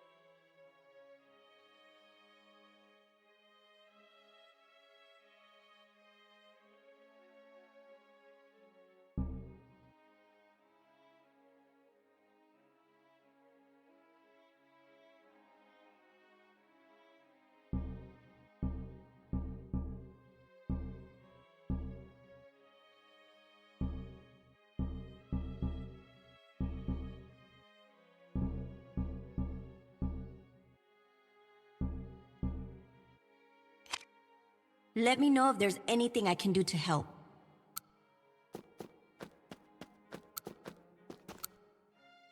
How are you enjoying your stay, Mrs. Bernstein?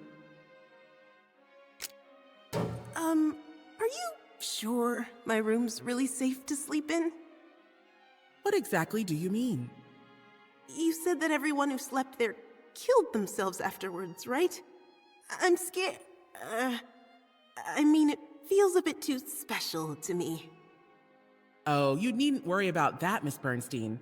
Not everyone who slept in that room ended up committing suicide, you know. Huh?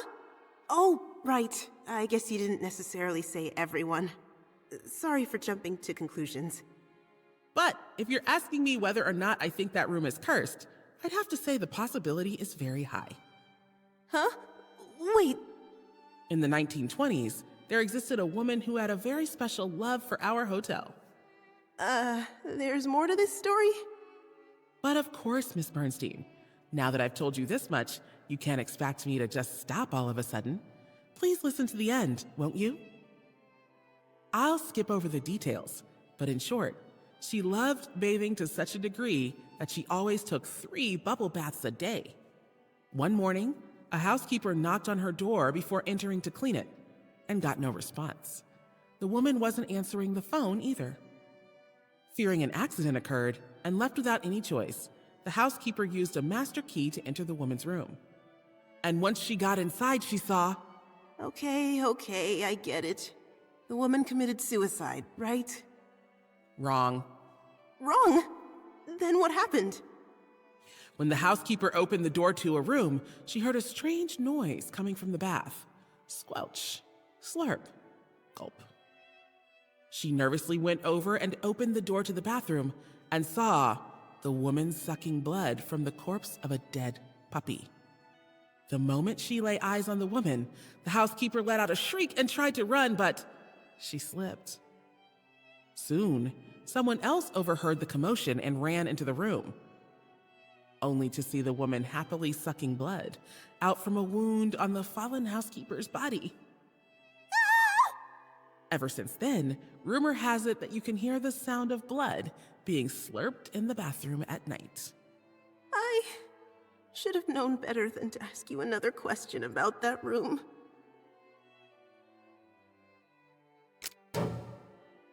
Please let me know if there's anything else I may do for you. I lost so many comrades during the Second World War. So as a memorial to them, I'm going to create an amazing building in Paris, unlike anything anyone's ever seen. E-commerce is where it's at these days. Dell's direct service models are proof of that.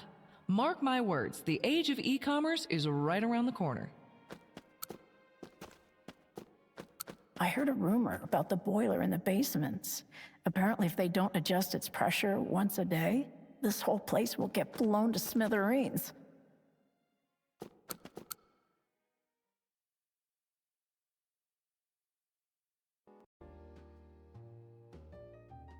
These NKOTB pins are pretty rad, huh? And most people love Kevin Bacon, but I'm all about Tony. Rumor has it that we'll be going to war with the South soon. I fear my son will be drafted. Want to know how an acquaintance of mine survived the Great Depression? Come up to my room and I'll tell you. I can teach you all sorts of things. Oh my, if it isn't Miss Marsh. There are other drinks besides the milk that soothe heartburn as well. Here's some more advice for your ears only. Take, for example, apple juice. The pectin in the apple skin has the power to help the intestines regulate themselves. Therefore, drinking apple juice is not only nutritious, but also good for cleaning out the digestive tract. That sounds great! Perfect for the symptoms I've been having, too. There is one downside, however. Apple juice contains a great deal of sugar, and it loses a lot of its fiber in the juicing process. Meaning? You run the risk of making your blood sugar skyrocket. Nothing to worry about for a perfectly healthy individual, but you should refrain from drinking it after strenuous exercise or when your stomach is particularly empty. If you were to chug apple juice when your blood sugar is already low, it would create an insulin explosion, causing your blood sugar to violently fluctuate. Ah! You're scaring me! I didn't want to hear about that. Isn't there anything normal I can drink without worrying about any weird limitations or side effects? Not a fan of the apple, eh? Huh. In that case, how about hot water? Hot water? Yes, hot water is the best way to deal with heartburn. If you like, I could boil some spring water I collected from a nearby stream and serve it to you once it's cooled down. Okay. Can I have some? Of course. That'll be $24.55 for one glass, Ms. Marshall. Shall I bill it to your room?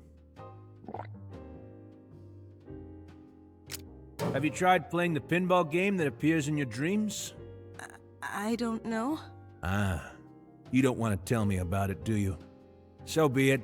Considering the times we live in, it's indeed wise to choose one's allies and enemies carefully. What do you mean?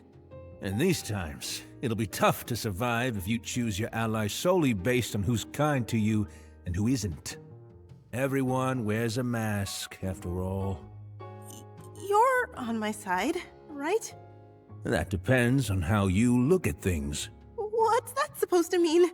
Currently, within Hotel Barcelona, you're the topic that most often graces my ears. Everyone wants to ride on the winning horse. They're watching you carefully, and not even your slightest efforts escape their eyes. Really? You're in the ear of the storm.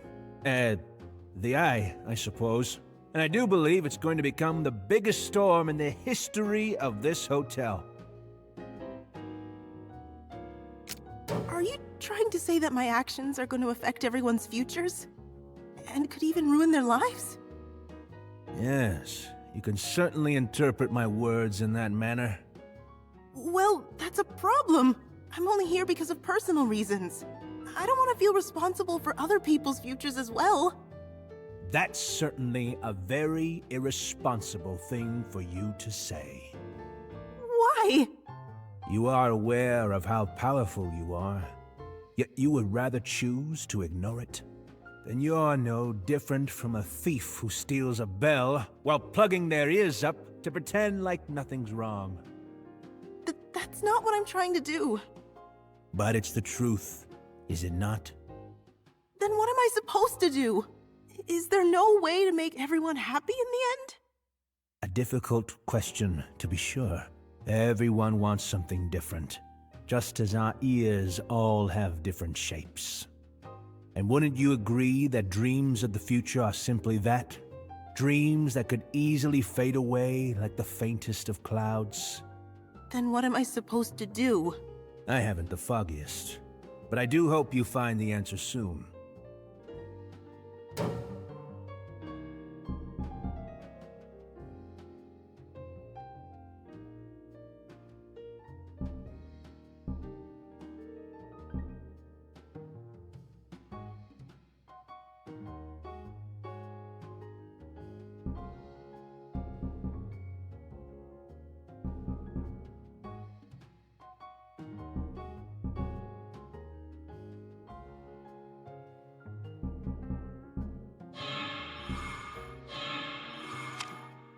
I'll accept any number of years.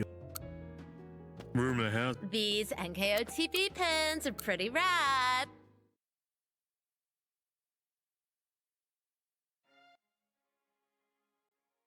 I heard a rumor about the boiler in the basement. I lost so many comrades during this.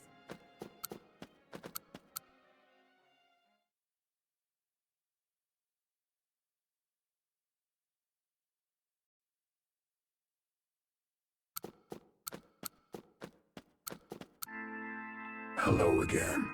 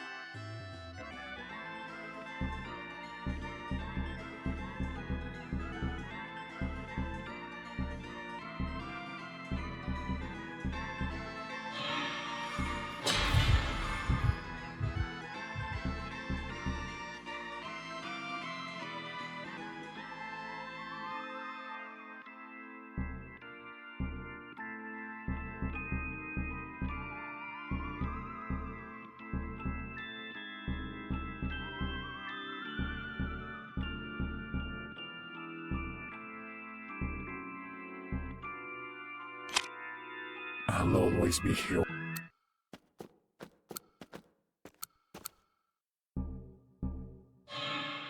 Find any new clues, Marshal?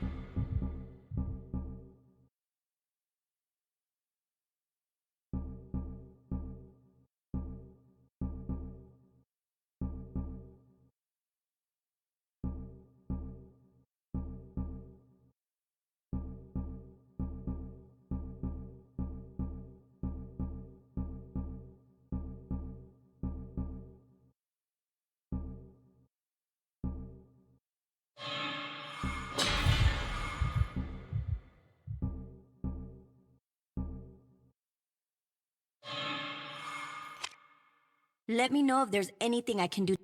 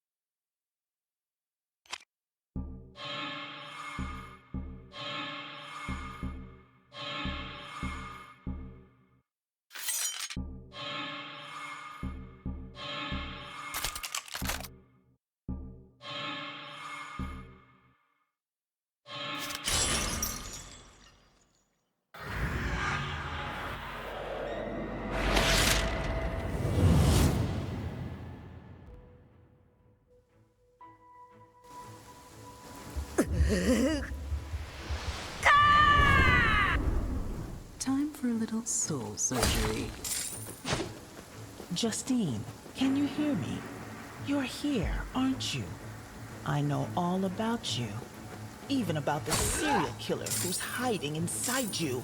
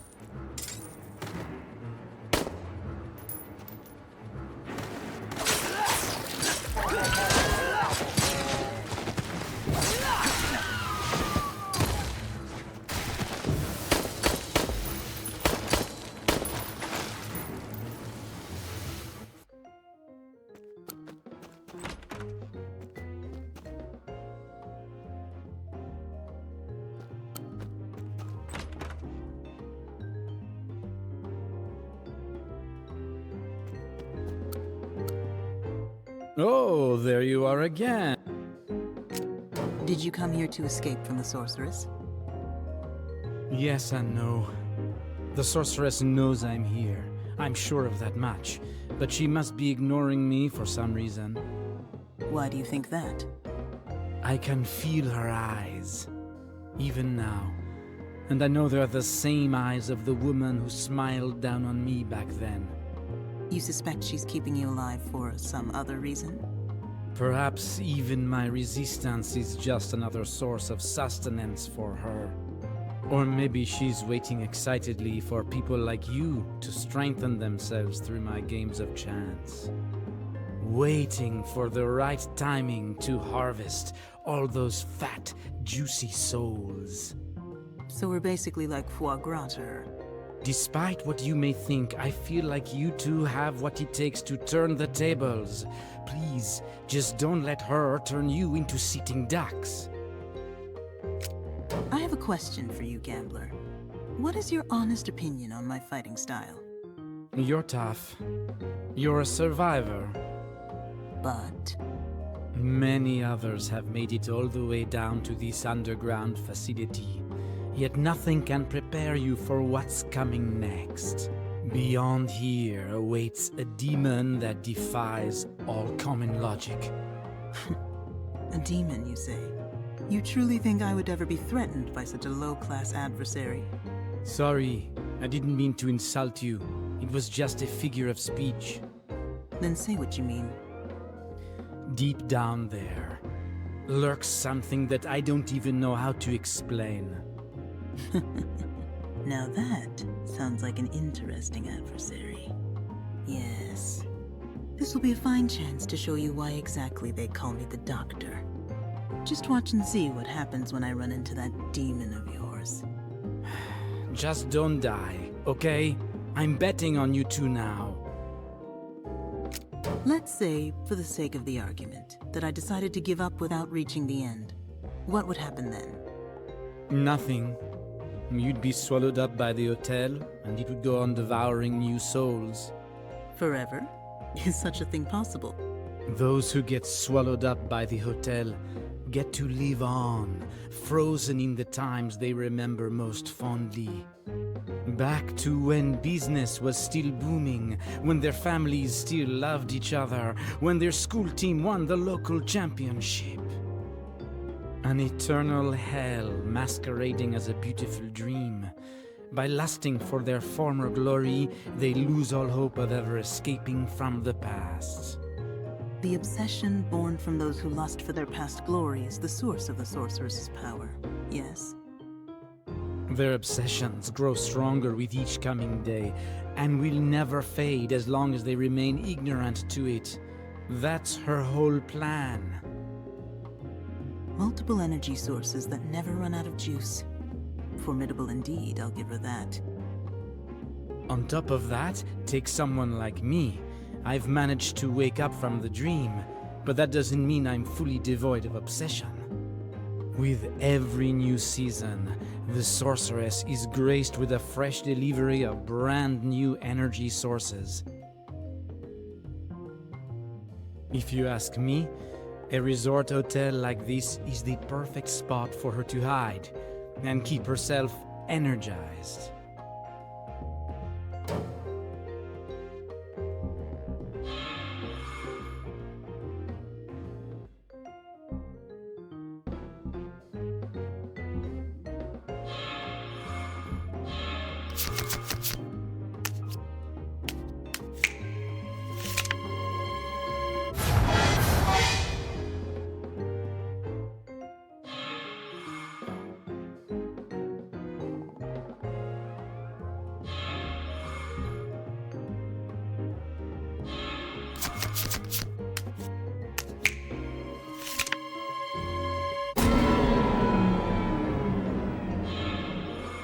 Feel free to...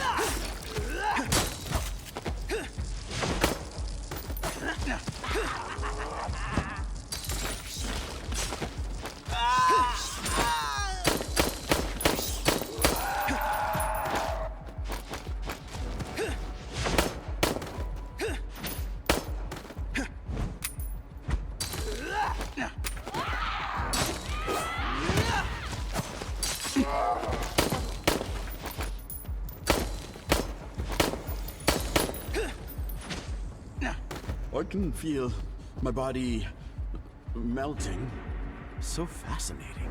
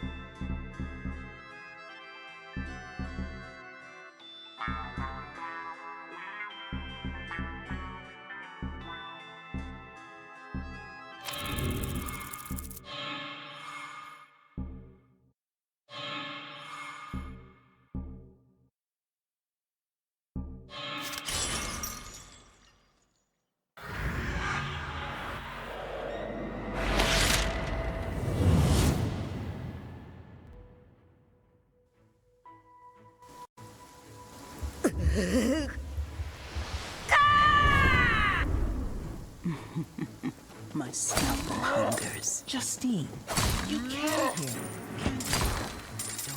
I'm a serial killer.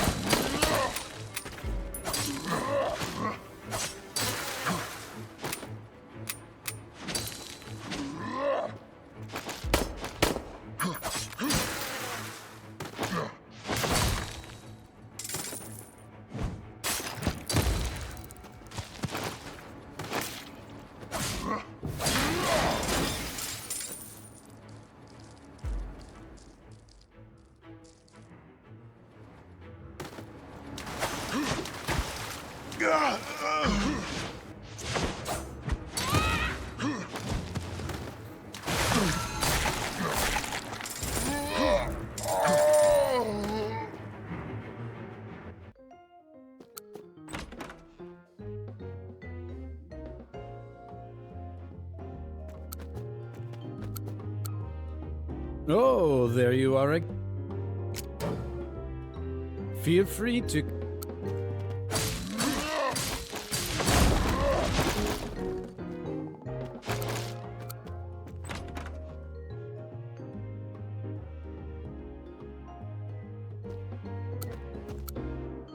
Oh,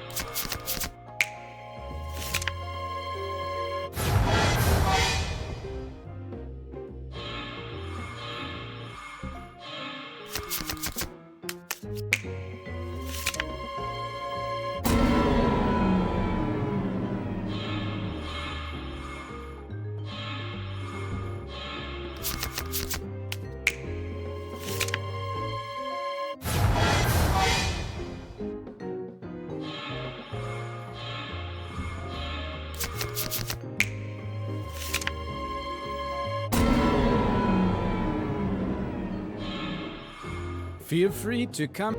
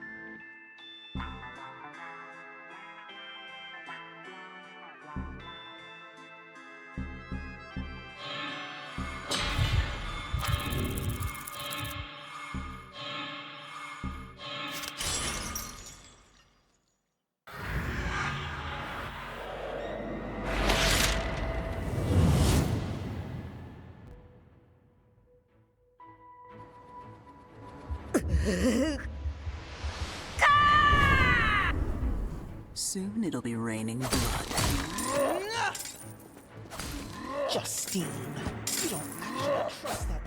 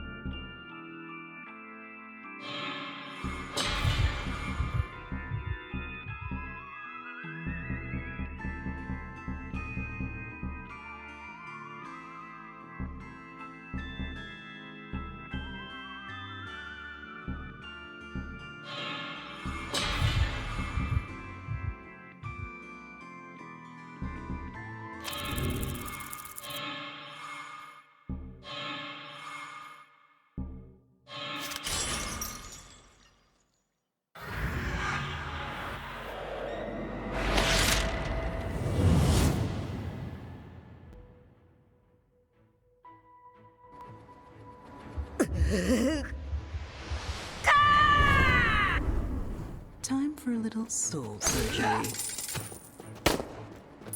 Justine, join me. Now free you from that murderer. You won't see.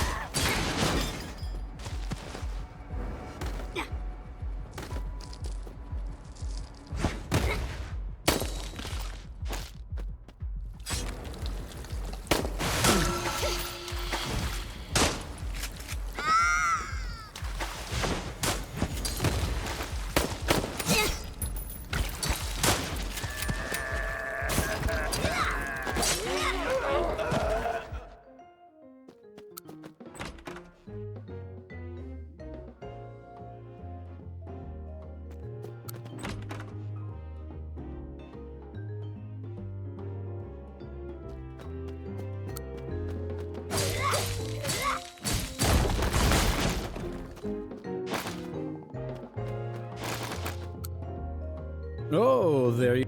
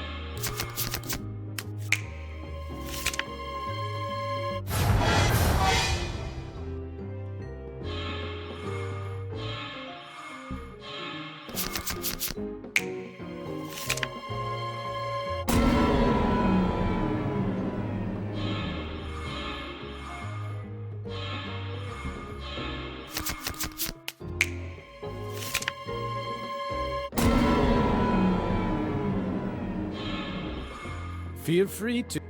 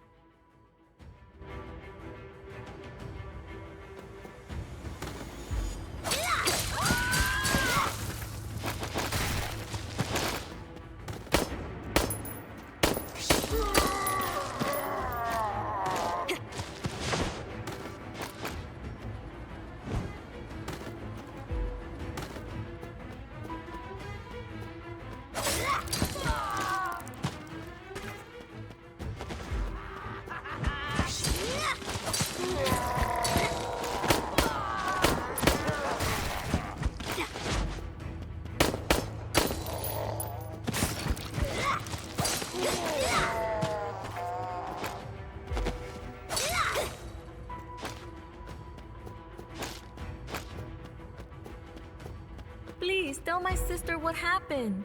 She works for the Border Patrol in New Mexico. Please, just tell her I love her.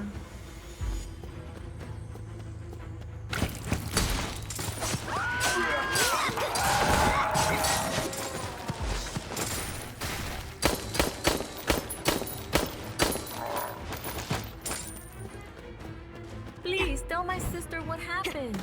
She works for the Border Patrol in New Mexico.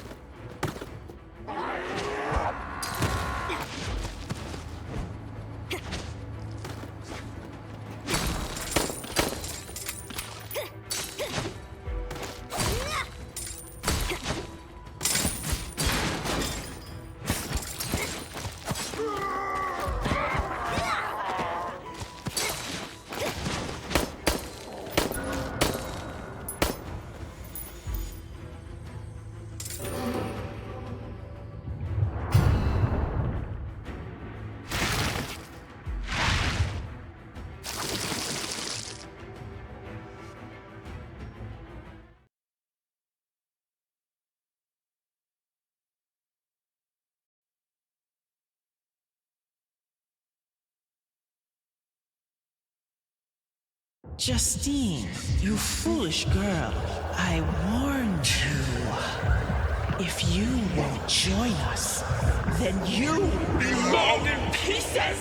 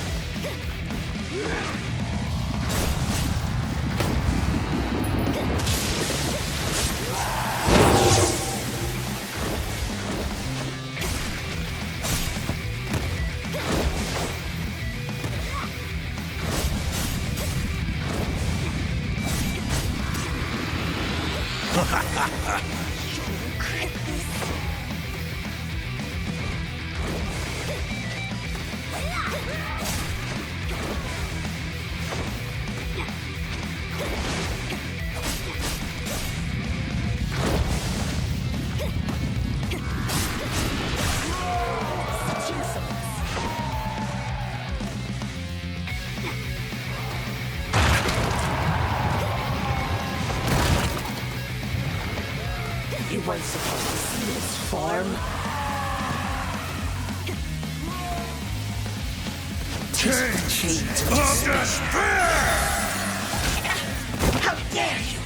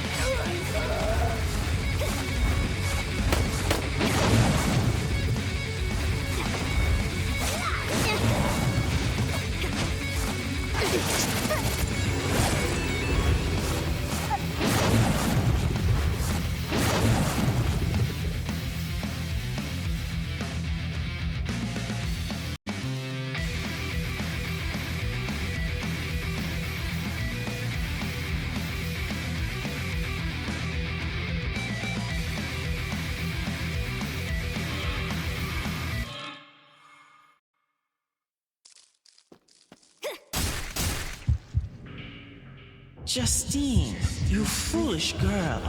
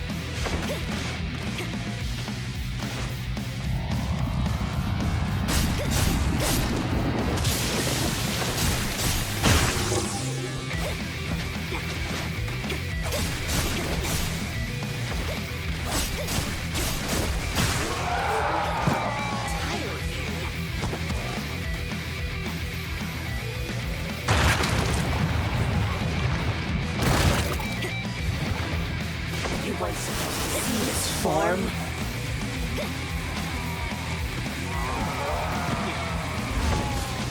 Taint of despair!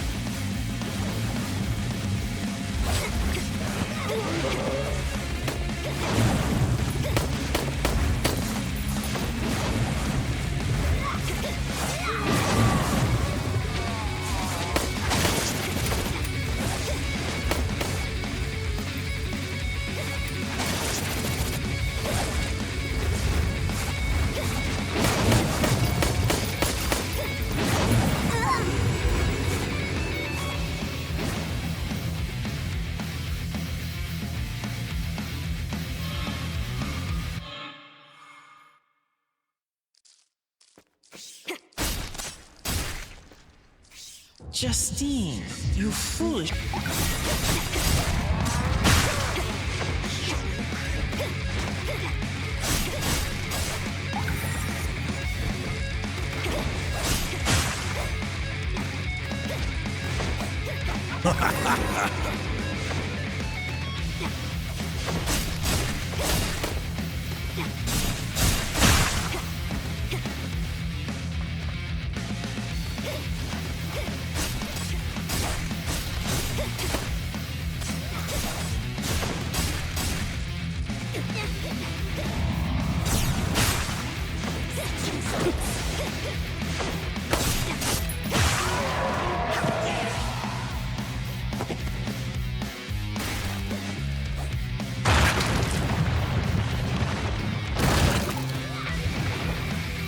weren't supposed to see this form.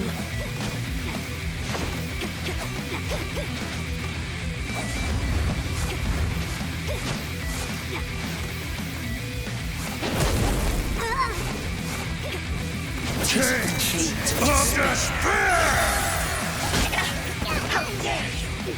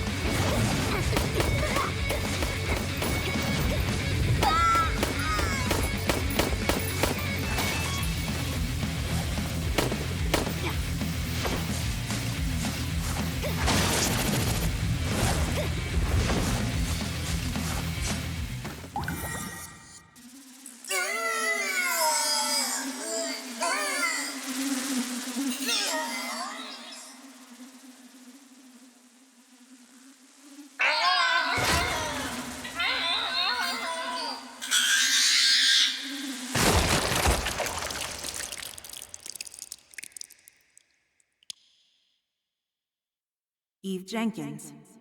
Who'd have thought that the world-famous fashion model was actually some disgusting insect creature? All humans hide their true faces from one another. Hers just happened to be uglier than most. Guess it just goes to show that you shouldn't judge a book by its cover. I'm not sure how much of this is true, but the files claim she's actually an extraterrestrial. Ah, an alien, eh? Not exactly. Apparently, she was born from unidentified DNA that traveled here on radio waves from outside of the Milky Way. What are you talking about? This DNA was named Drifter X by the scientists who studied it. According to their findings, it had the power to cure every type of illness known to man. And so, experiments began in a top-secret government facility in Utah, where they tried to merge Drifter X with human DNA. Until, of course, the creature broke free from its creators and went on a rampage. Exactly. Before the government could track it down, Drifter X grew into an adult woman and quickly attained high status within society. Why a fashion model, though? If she truly wished to invade the planet, it would have been wiser for her to grasp military power. Because Drifter X had only one simple goal: proliferation. The DNA itself possessed a special characteristic that allowed it to mutate into a form that would prove most effective for mass reproduction. In other words, it determined that outward appearance is the only thing that matters to Earthlings. I wish I could disagree, but I suppose that's the case for the majority. She did really have over 100 million followers after all. I see no evidence of any actual propagation occurring. However, what happened? Apparently, she had a safety mechanism implanted within her. Her ovum were set to only respond to the blood type AB-RH negative, which is possessed by less than 1% of the entire human race. I see. So in the end, the Galaxy-class beauty was unable to find anyone who could fulfill her prerequisites.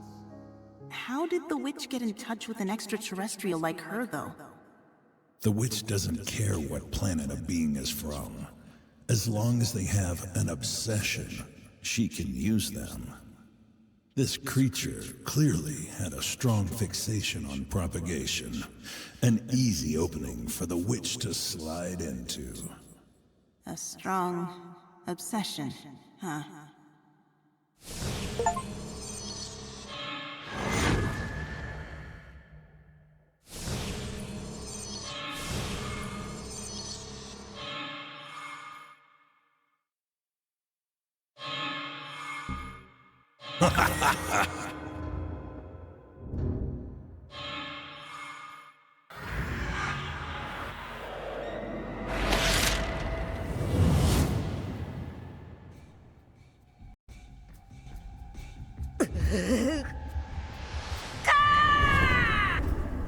Soon will be raining blood. I can see him down there, writhing in pain at the bottom of the lake, muttering curse after curse, even now.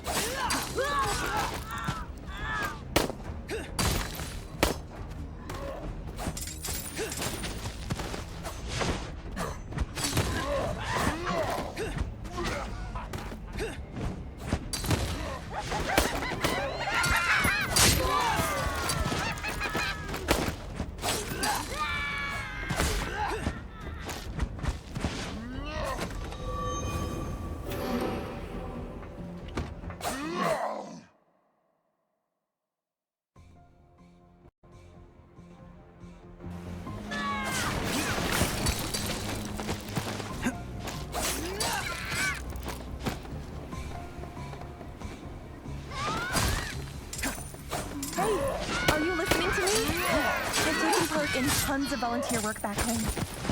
All the kids love me.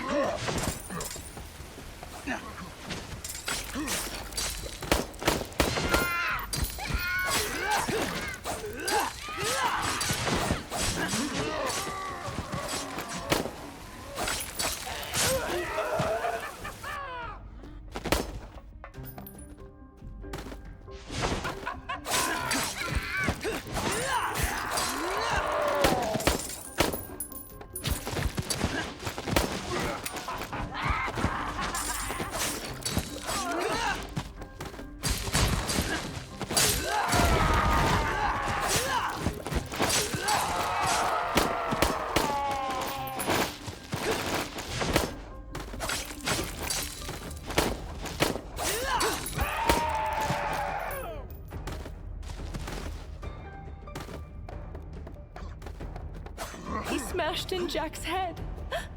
Then he hit a home run with Annie's head. And the lightning burnt Will's body to a crisp. Hey, are you listening to me? I've taken part in tons of volunteer work back home. All the kids love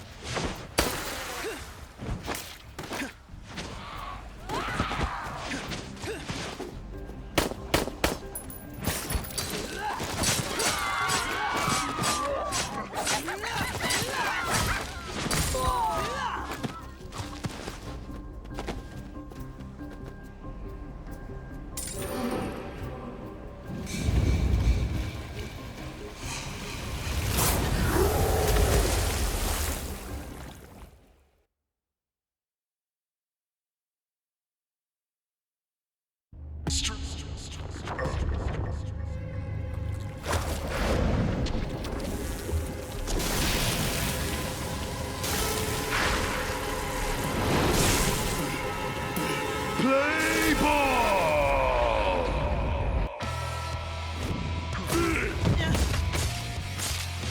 Change of despair!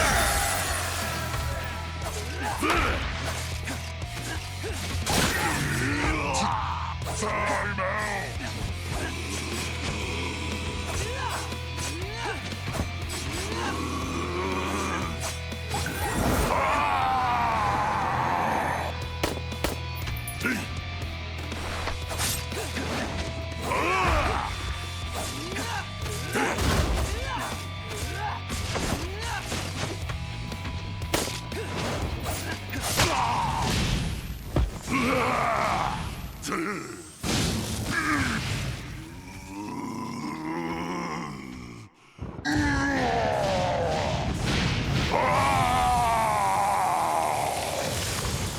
Game over.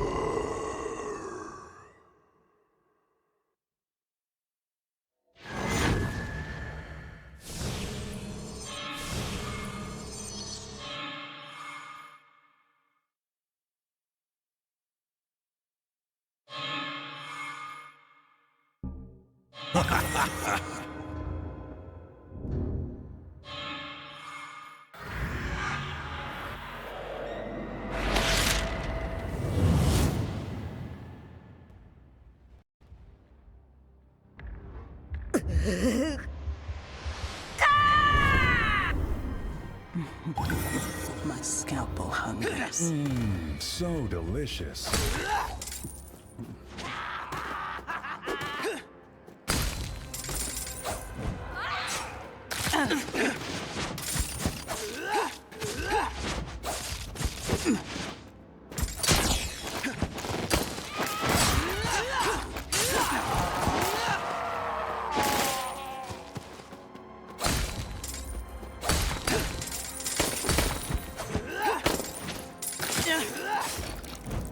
Change of despair!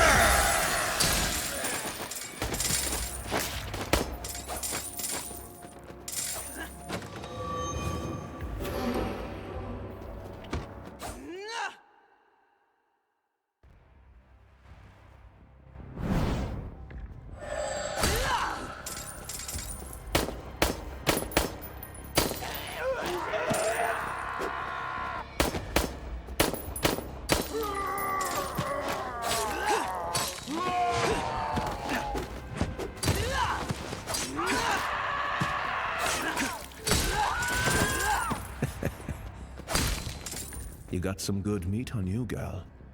Your thighs look especially scrumptious, and your ribs would make a good lean sirloin.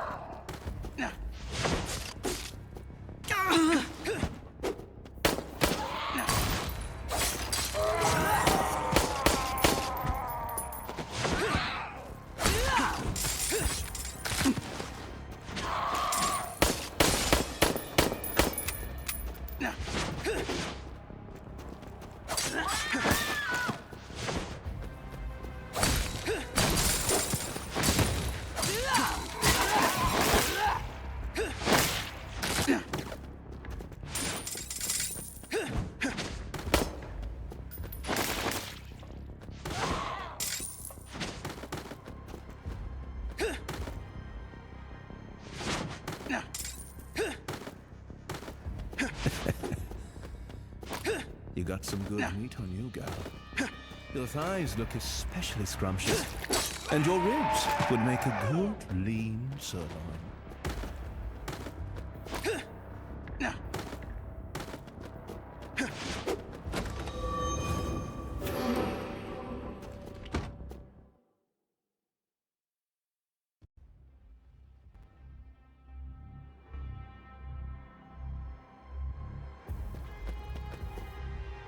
I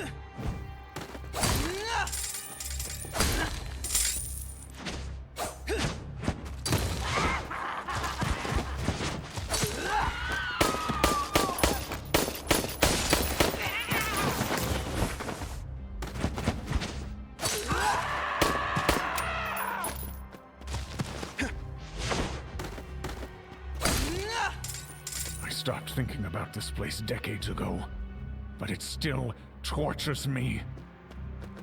Oh, I wish someone would...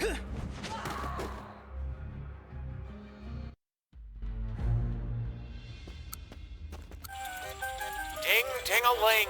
Welcome to Mr. Clown's Shark Hunt. Give me a coin and I'll destroy a random shark gnome that's still in the area. If you're the sort of casual gamer who can't beat the stage on their own, then you'd best make use of me, pal. So long!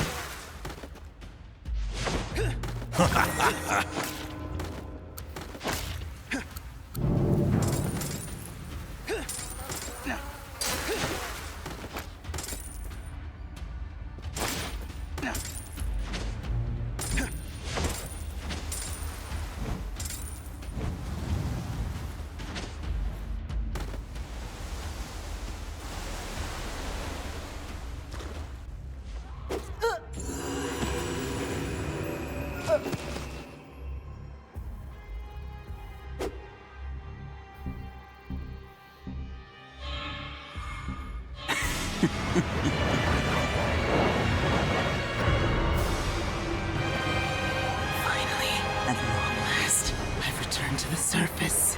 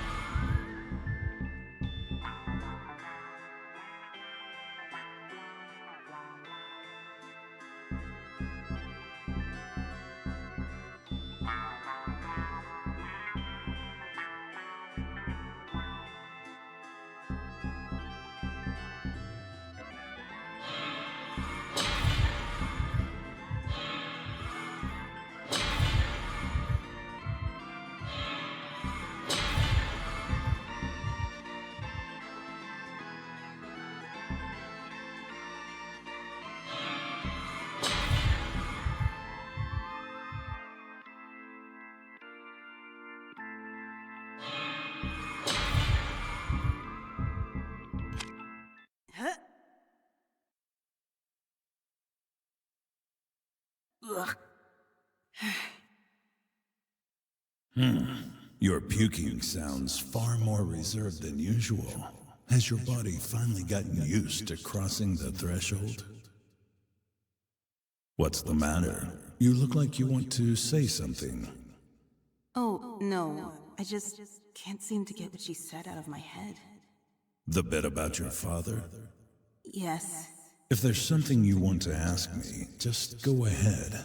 You know I won't lie. Let me ask you again, then. That night, my father died while pursuing the legendary serial killer known as the Witch, right? Correct. And you were there too, when he died. Also correct. Did you kill him? No, I didn't. Who killed him then? The witch, through some very thorough planning. Planning? She likes to take her time and lead her targets to trust her before betraying them in the cruelest way possible. That's how she's always been. Are you on my side? Yes, of course. I swear on our noble contract that I am indeed your ally. I thought you'd say that. All right.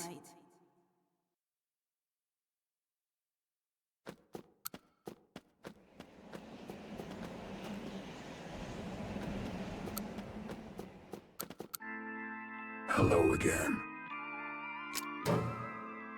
I'll always be...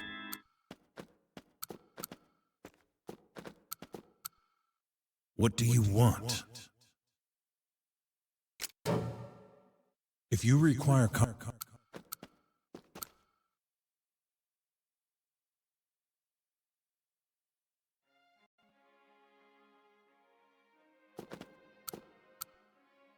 Find any new clues, Marshal? Let me know if there's any...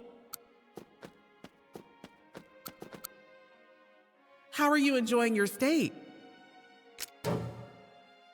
Please let me know. The more I look at this hotel, the more my architect's passion becomes fueled by an incredible feeling. Something akin to a powerful grudge. I'm horrible, aren't I? Here I am, surrounded by the great outdoors, and all I've done so far is work.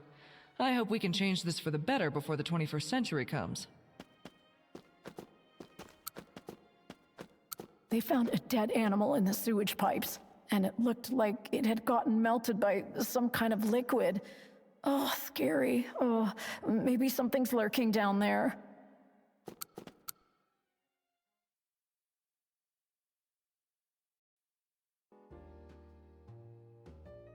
I only buy Jordache jeans and Reebok shoes. They're all the rage, Cali. I chose this place to enjoy my libations because it sits right in between a free state and a slave state. Have you seen The Great Gatsby? If only I'd been born a little earlier, I could have enjoyed the blessings of that era as well. Oh my, if it isn't Ms. Mar-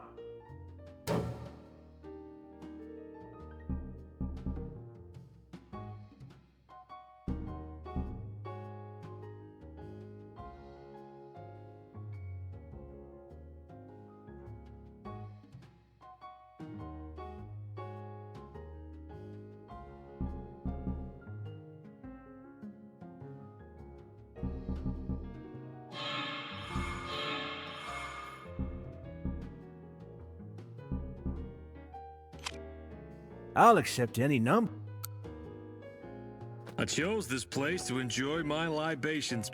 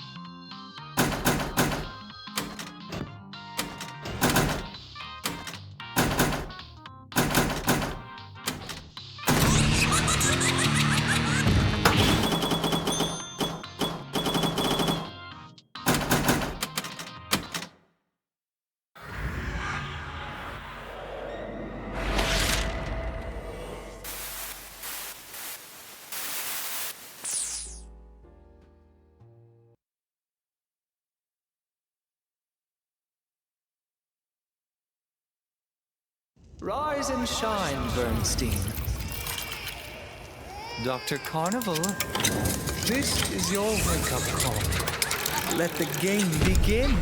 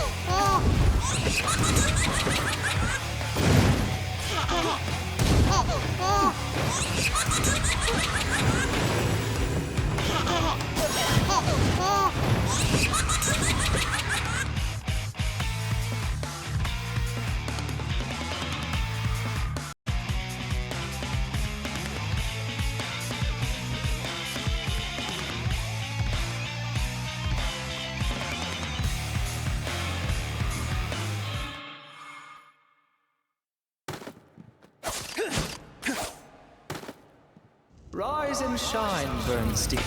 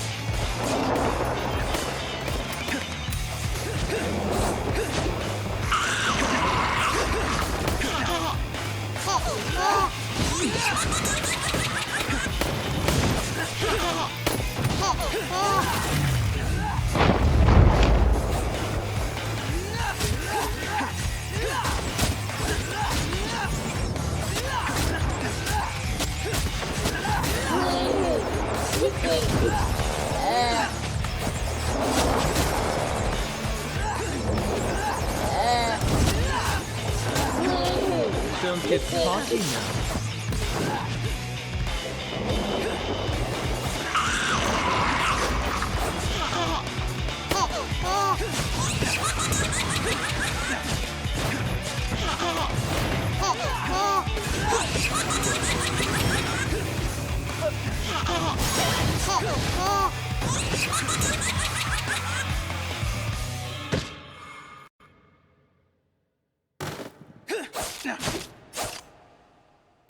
Rise and shine, Bernstein.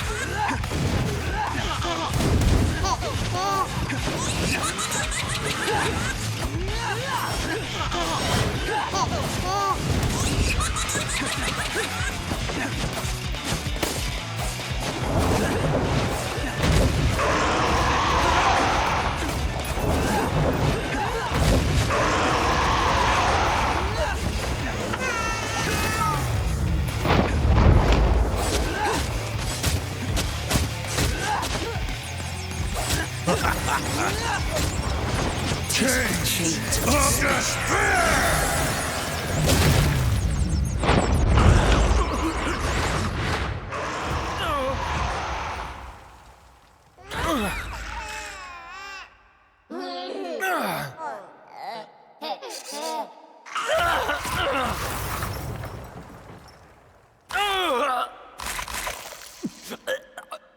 Game over. It really was a trap. A huge, obvious trap. And yet, I still overcame it. What did I tell you? No manner of petty skullduggery could ever possibly trip me up. Yeah, whatever. It's easy to talk big now that we're done with it. Such stubbornness. You're free to ignore the truth if it makes you feel better. Of course. Now then, where's his file? Oh, right. His name was Bradley Crayson, aka the Psychological Killer.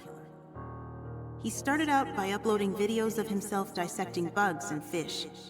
But once he gained a fan base, his videos started to get more and more extreme. Then, once he uploaded a video on a popular site of himself using dominoes to kill his neighbor's cat, his account got banned. What did he think he'd possibly accomplish from doing that? He probably just wanted to shock people. He was most likely selfish, with an abnormally strong desire for attention. A classic sociopath. Well then, how did the little shocker end up becoming one of the nation's most feared serial killers? After his account got banned, he built his own server and started releasing even more violent videos on it. Videos of people trapped within strange torture devices, being forced to play bizarre games. If they won, they'd survive. But if they lost... All his viewers would get to see what they really came for. Exactly. 16 people have been kidnapped and forced to participate in his games so far. And where might those videos be viewable now? I'd like to peruse them. Very funny.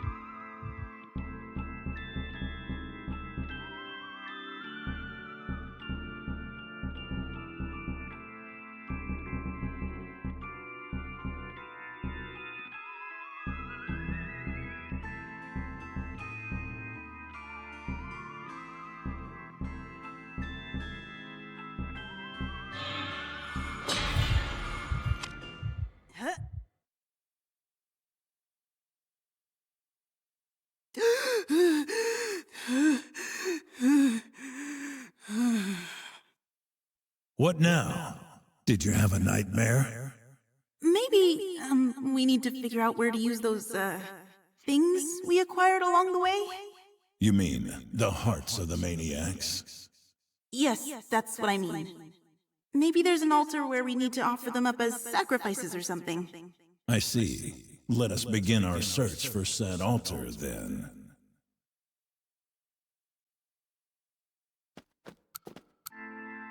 Hello again.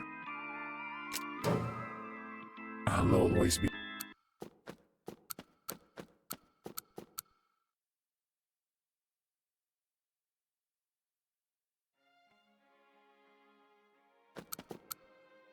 Find any new clues, Let me know if there's any... How are you enjoying your... Please let me know. The more I look at this hotel, the more my architect's passion becomes fueled by an incredible feeling. E-commerce is where it's at these days. Dell's direct service models are proof of that. I heard a rumor about the boiler in the...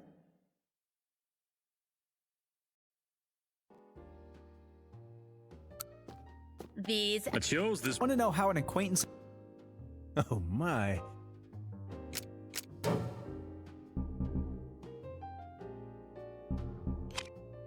I'll accept any number.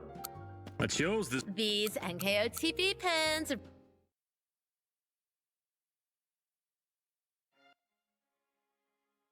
They found a dead animal in the sewage pipe. Ding, ding-a-ling. If you want a fortune, you'll need to offer up...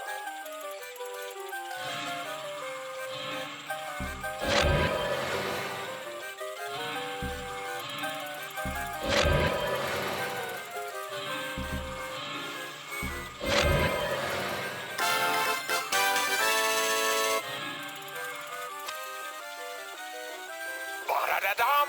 Congratulations! You just sacrificed all the hearts. So far, so good. Yeah. And for your reward, I'm gonna give you access to a super special location. Here goes. 3, 2... Huh? Hey, what the...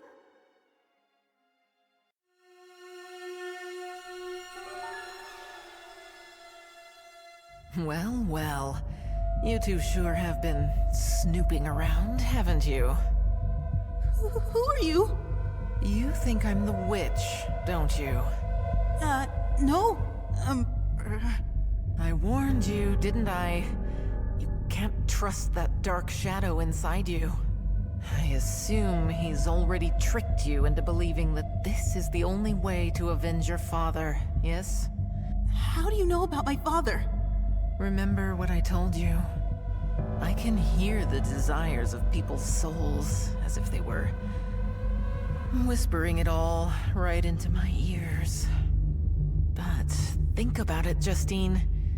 Even if you were to capture the witch, how can you truly know that it really was the witch who killed your father?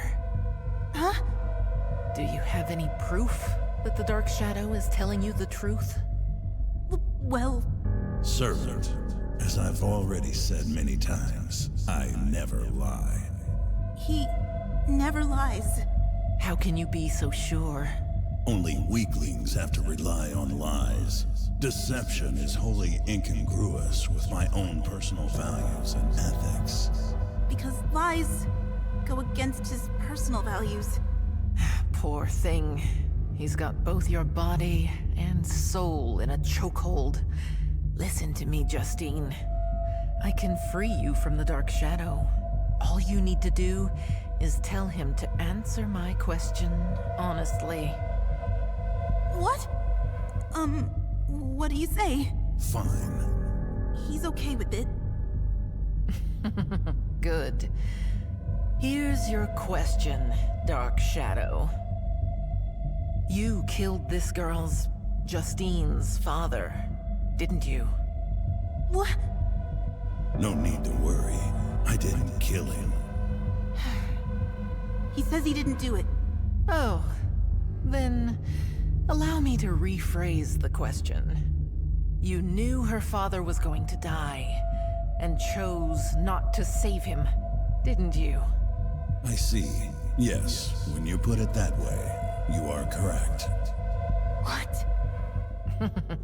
Looks like he gave you the answer I thought he would.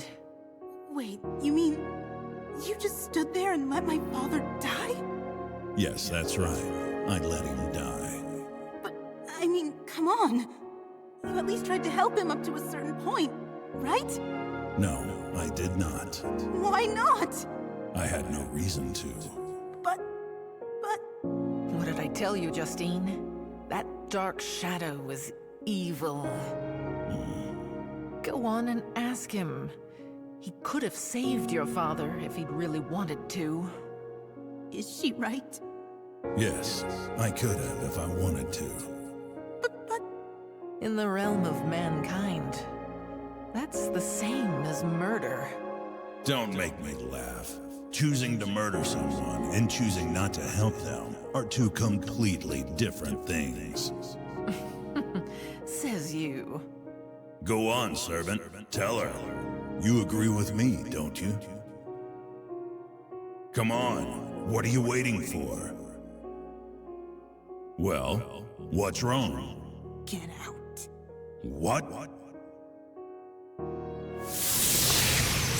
Get out of my body, you demon! Demon? How dare you compare me to those low-class... Shut up! Hmm? Shut up, shut up, shut up! Shut up, shut up, shut up, shut up, shut up, shut up, shut up! Get out of my body, right now!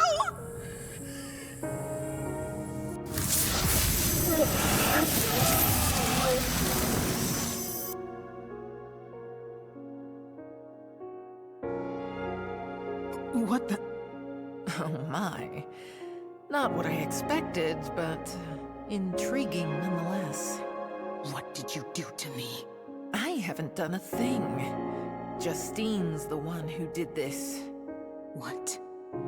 She can't forgive you, so she shut herself up deep inside that body. Don't be ridiculous. My servant would never. You've lived such a long life, yet you still fail to understand how humans really work.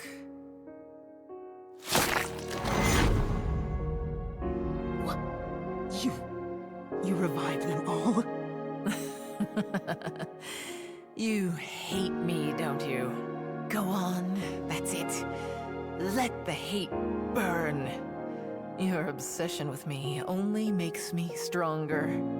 No one will ever escape from my barrier. You will all suffer here for eternity in this paradise of desire.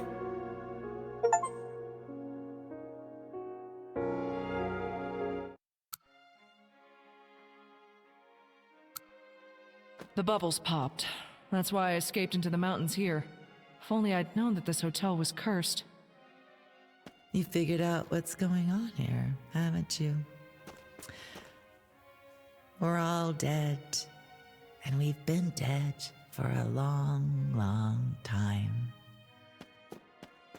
I always dreamed of becoming rich, but the economy never recovered. Now I'm still dirt poor, and I've been cursed by a witch to boot. I always dreamed of... You figured... The bubbles popped. That's why I didn't do anything wrong. I was just chasing a fad. The witch didn't show any mercy on me, though. She says people like me are the worst.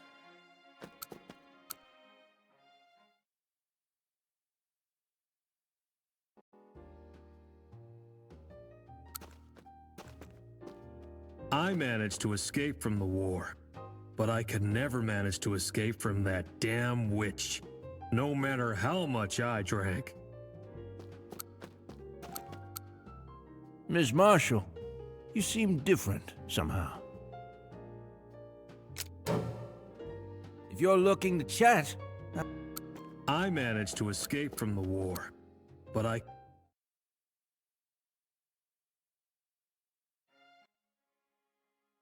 didn't do anything wrong. The bubbles... You figured out what's... I always dreamed of... How may I help you, Miss Bernstein? Please don't hesitate. I saw the witch's hidden room, you know. Just took a little peek out of curiosity. There's no escape now. Not even for you. You okay? Let me know if there's anything...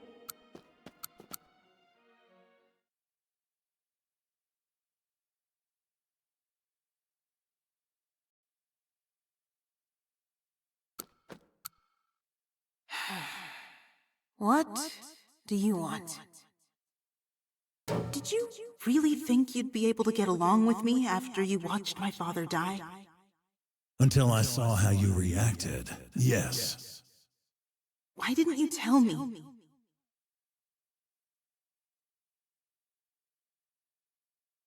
You didn't ask. What is human life to you? Nothing special. So humans are the same as cockroaches to you? Completely devoid of all value. Value is relative. Besides, I can't recall ever saying that I find cockroaches to be devoid of all value. Stop dodging the question. Does my father's death really mean nothing to you? Huh? What do you want me to say? Well... As you know, I never lie. With that in mind, do you really want to know how I truly feel? Surely, even you must understand how pointless an exercise this is. Now, enough with the stupid questions. You're here to defeat the witch and avenge your father, and I'm here to protect you and uphold my contract. Those are our only missions now. But I can't trust you. I'm not even sure if this revenge is the right thing to do anymore. Let me ask you a question. Do you think it's fine to destroy other people's lives as long as you're in the right? Well... There you go. You humans only look at what you want to see and ignore everything else. But Don't lie to yourself. You know what revenge truly is. I know. I don't need you to tell me. Then stop making a fuss and get serious about your mission. While you stand here talking, other people could be out there losing their family members, just like you did. Or perhaps... Just shut up already! I'm a victim! I didn't want to have to avenge anyone. I just wanted to live a normal life, enjoying what little happiness I could manage to get my hands on. That's all I wanted! But then the witch killed Dad and ruined my life. You know what I've been through. Why can't you just be kind to me? Stop acting like a child. You should have never dreamed of attaining vengeance if you weren't prepared for what it entails. Yes, I may fall into the category of serial killer based on your human values, but I don't mind. I'm fully prepared to accept that title. What about you, though? You've drawn other people into this mess without any foresight, and now you're pulling the victim card at the first sign of trouble.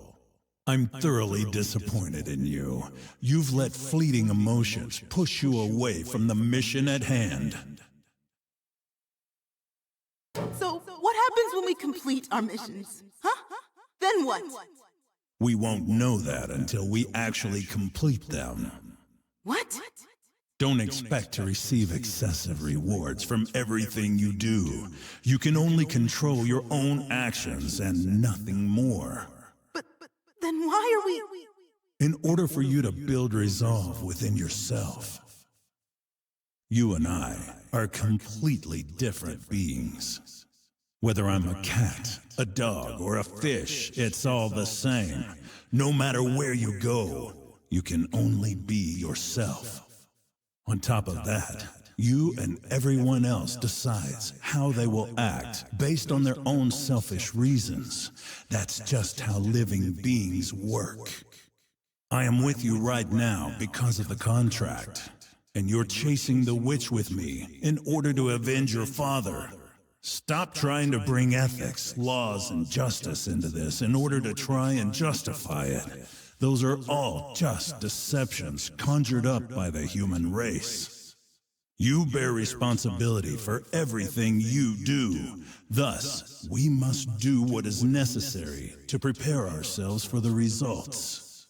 That's such a stupid, extreme way to look at things.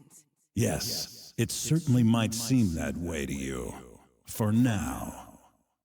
Can you just leave me alone? How may I help you? No one's to...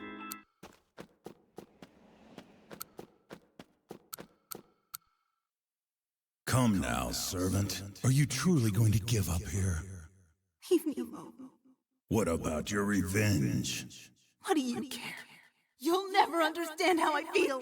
True, but I could say the same thing to you. You'll never understand how my mind works, servant. Yeah. Because you're just a huge jerk. So be it. If you insist on being that way, then I have nothing more to say. I'll just gather up all their hearts again on my own. We can talk again later.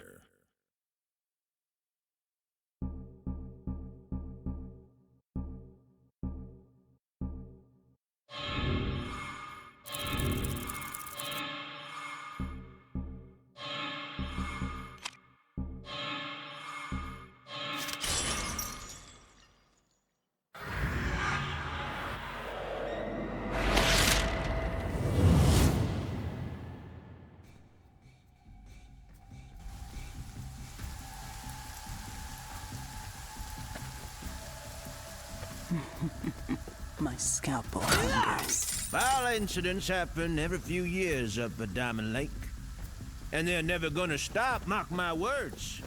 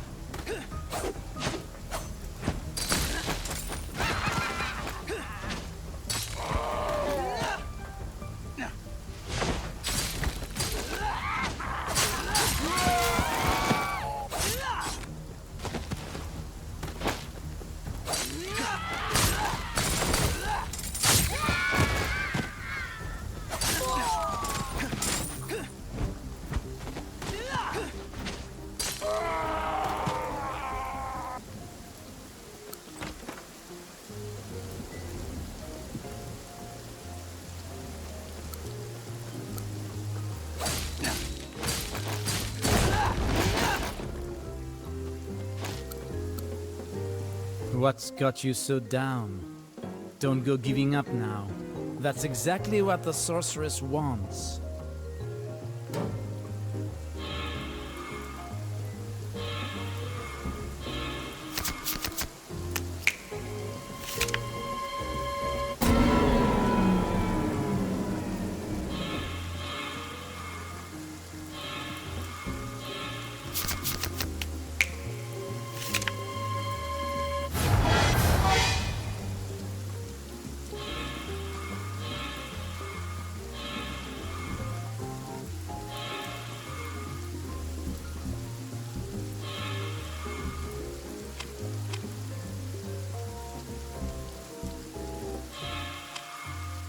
You need to keep believing in yourself, right up to the bitter end.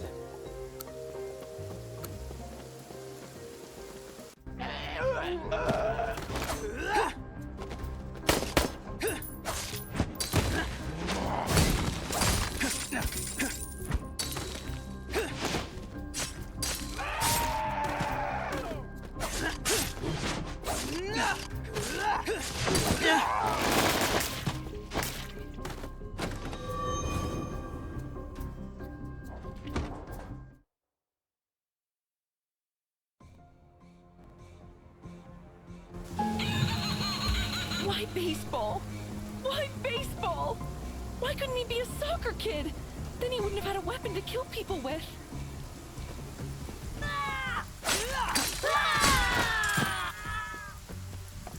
I promise to keep everything a secret.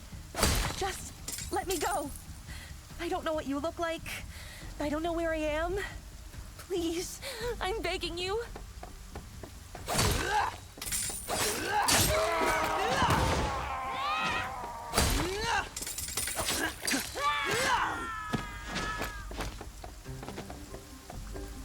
I promise to keep everything.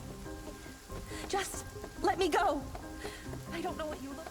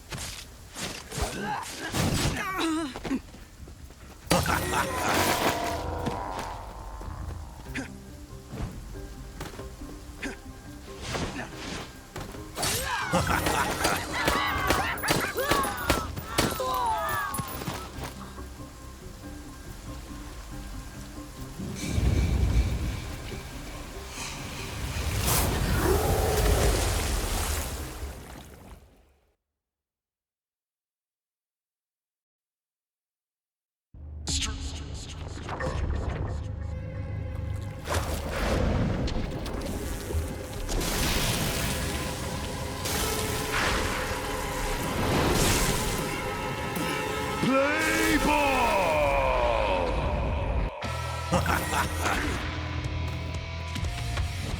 Change the spirit!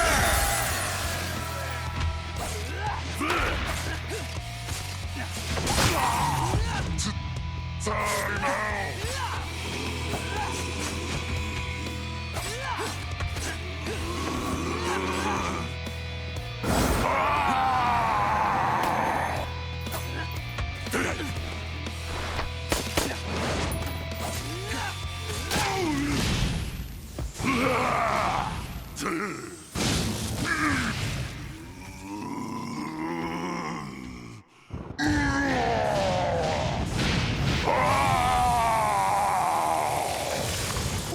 Game over.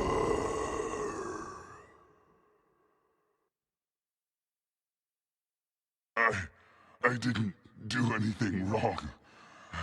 I was only helping the boy get his revenge. Yes, I surmised as much. Still, don't you think you overdid it just a tad? Shut up. You're no different. You're a murderer, too. We're no different. I beg to disagree. I'm not a loser like you. Nor do I let petty grudges determine who I kill. I drowned. I couldn't breathe. It was horrible. So painful. He must have felt the same way. If only the counselors had been doing their jobs, he would have survived. He wouldn't have had to die. I hate them so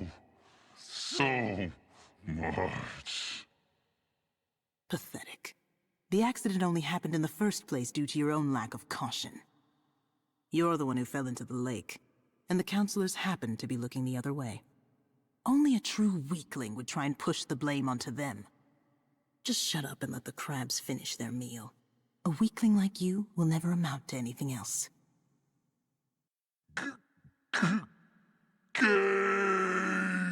over.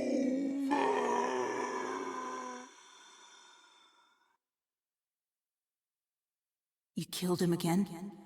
Well, how else do you expect me to reclaim the heart? He had his reasons, you know. Blaming someone else for your own lack of judgment will never amount to a proper reason in my book, you fool. I figured you'd say that. We're never going to agree on anything, are we? You and I have both been aware of that from the very start. Our value systems are incongruous, but it doesn't mean we can't be allies. It has no direct effect on whether or not we complete our mission after all.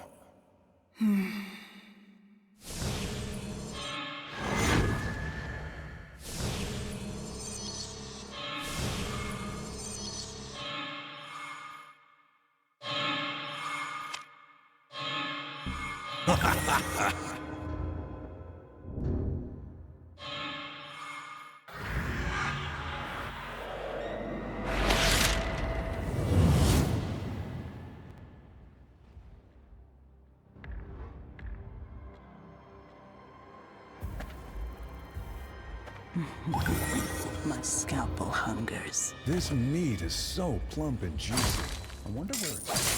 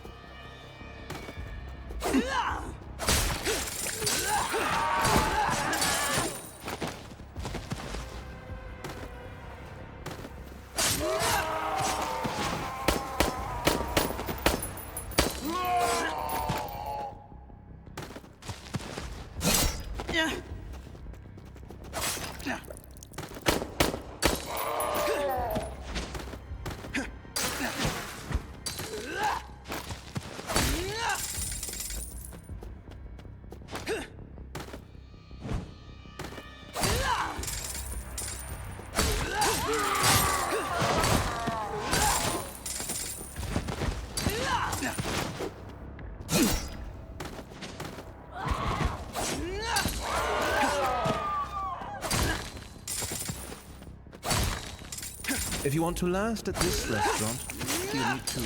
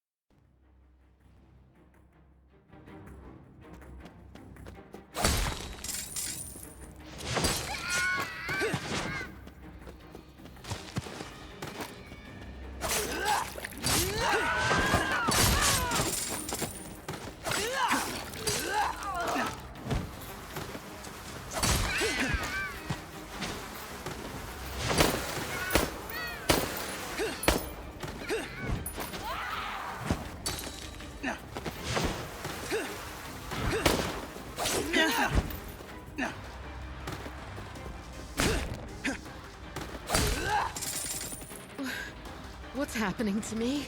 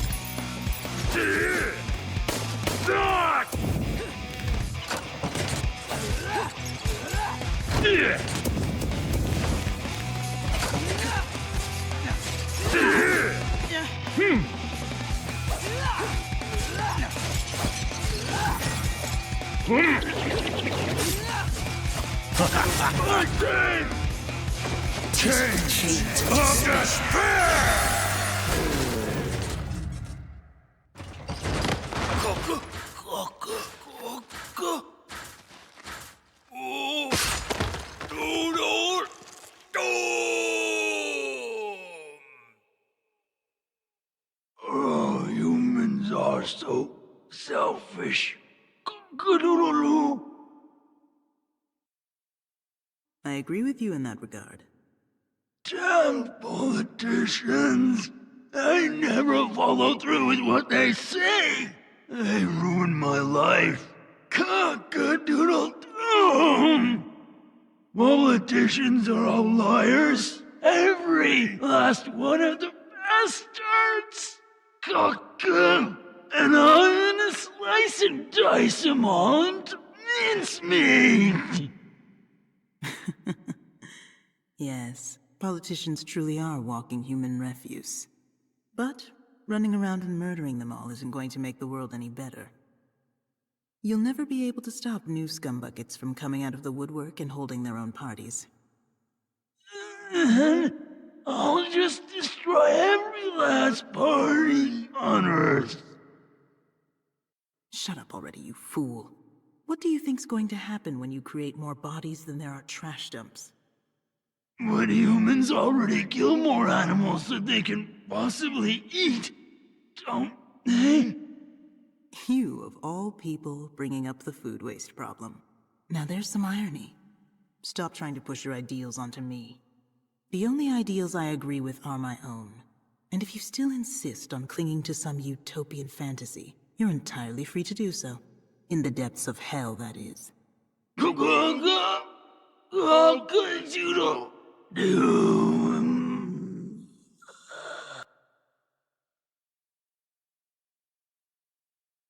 Is there any justice to be found in these battles? Not if I have anything to say about it. Justice is nothing more than trickery, created by the human race in order to help people feel better about murdering their enemies. So you aren't even trying to kill the witch for the sake of justice? Of course not. You and I each have our own separate reasons and goals, and as of right now, they just happen to be in conflict with hers. That's all there is to it.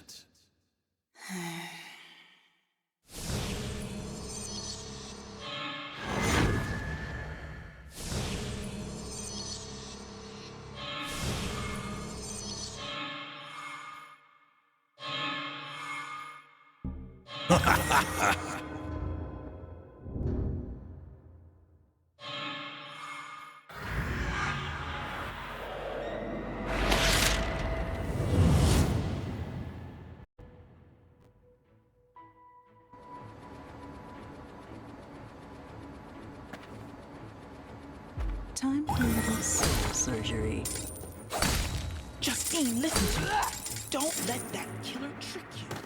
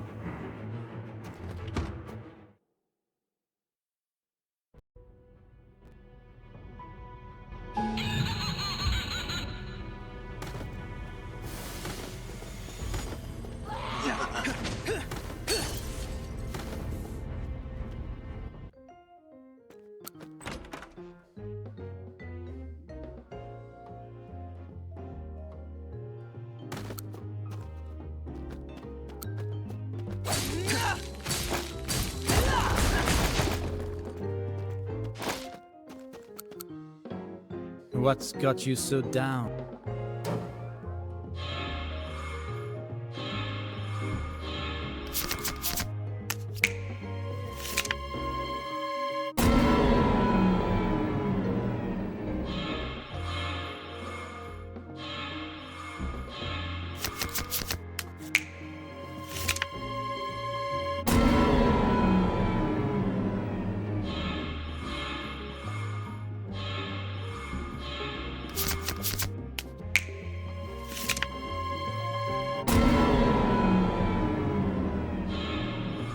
You need to keep believing.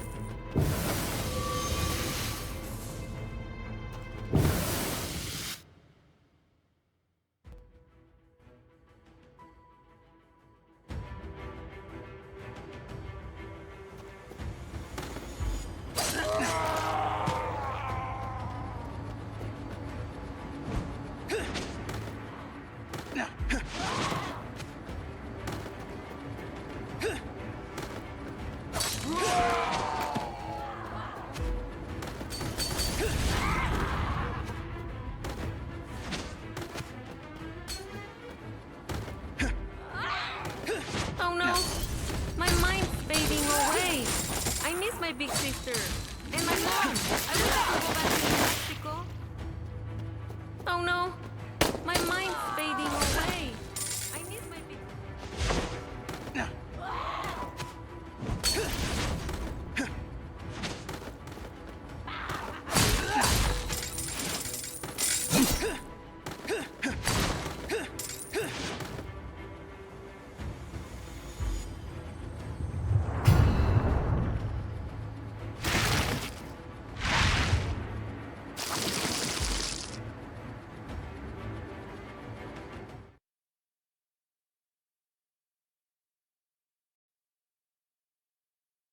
Justine, you foolish girl. I warned you. If you won't join us, then you belong in pieces!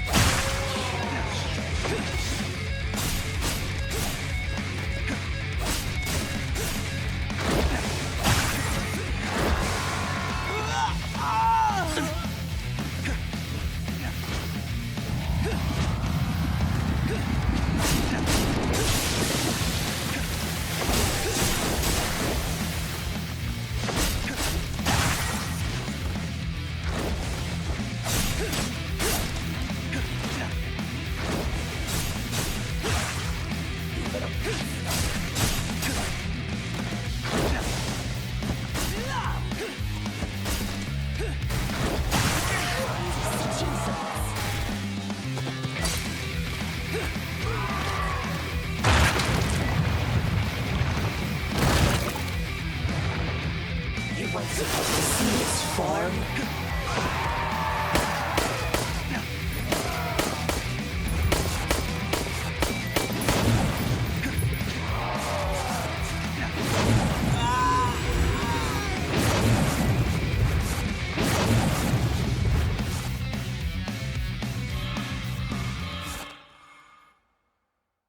Justine, you foolish girl.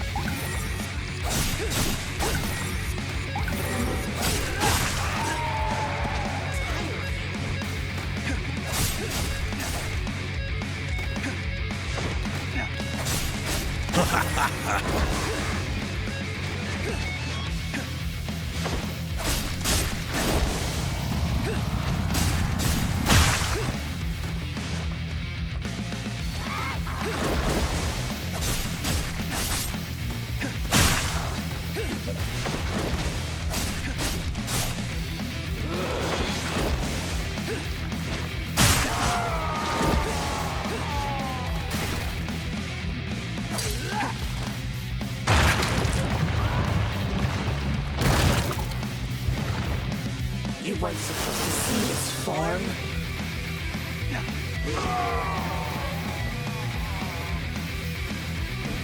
Taste of despair! How dare you!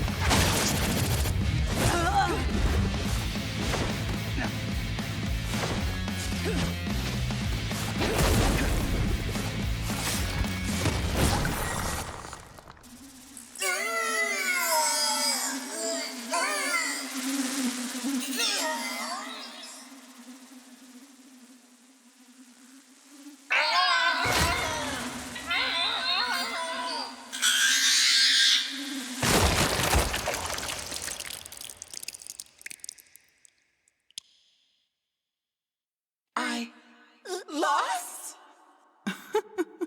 You can still speak in that form. Impressive. Why?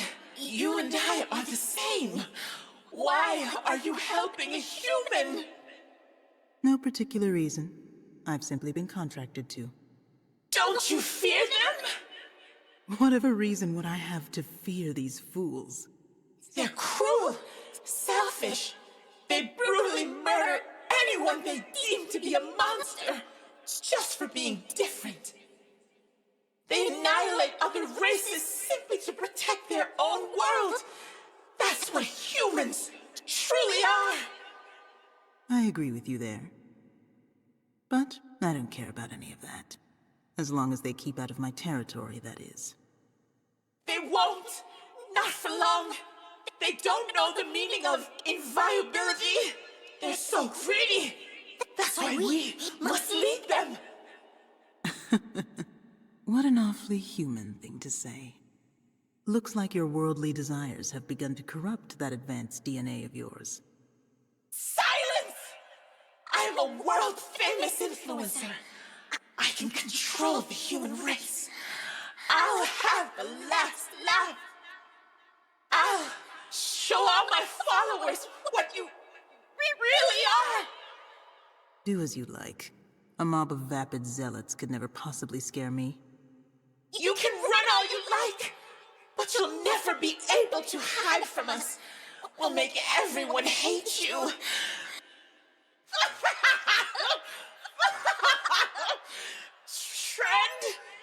Trend, and die! Are you one of those people who are happy to always be alone?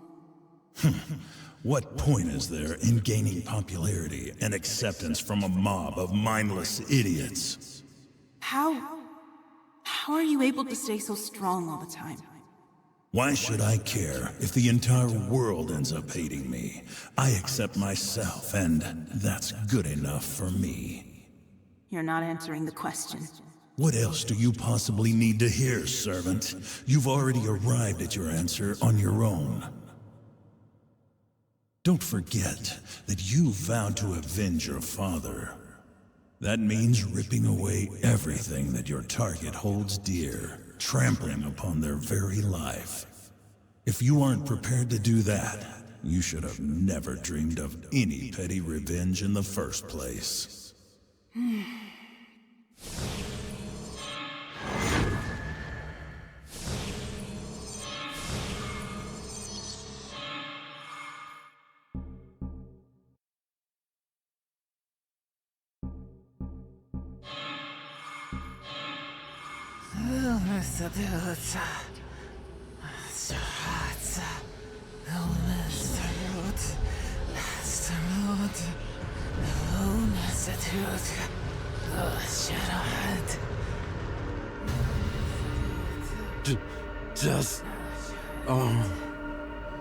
What did I just do? Want some help? Huh? Here. Use this. Repaint the configuration with your own blood. Sign a contract with me.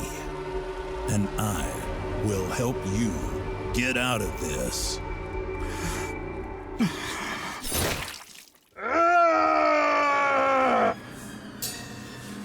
Contract signed. What the?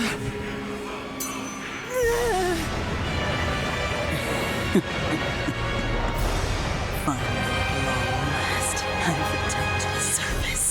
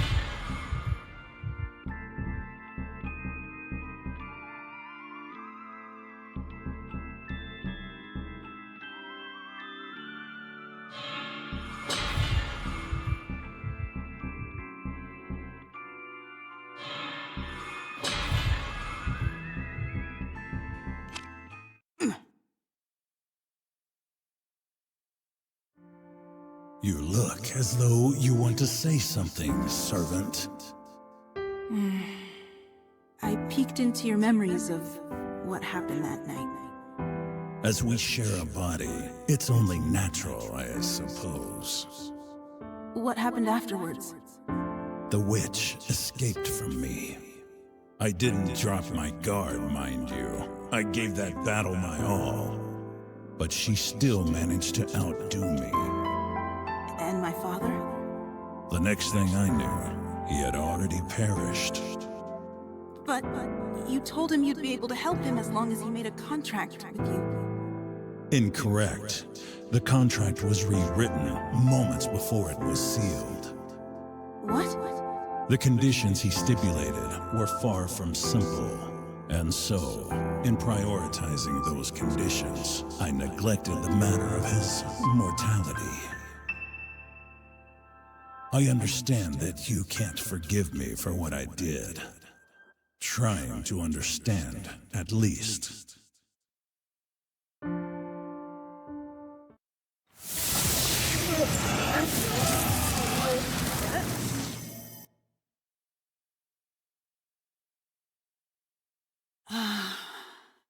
I still don't completely trust you. So be it. I still intend to uphold the contract regardless. You're so self-centered. Yes, that's exactly what makes me Dr. Carnival. Right. What? Now, I think you've had quite enough rest, servant. I took the liberty of reclaiming all the hearts. It's about time we sacrificed them at the altar. Wait, hold on. I'm still not used to being back in control of my body yet. And I'm really hungry. Silence! While you were busy sniveling in the corner, I was hard at work. Now stand up and get moving. Race to the altar at once, servant. Okay.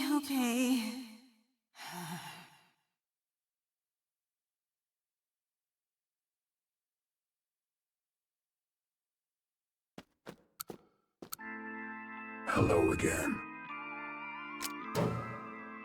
I'll always be... What do you want? If you require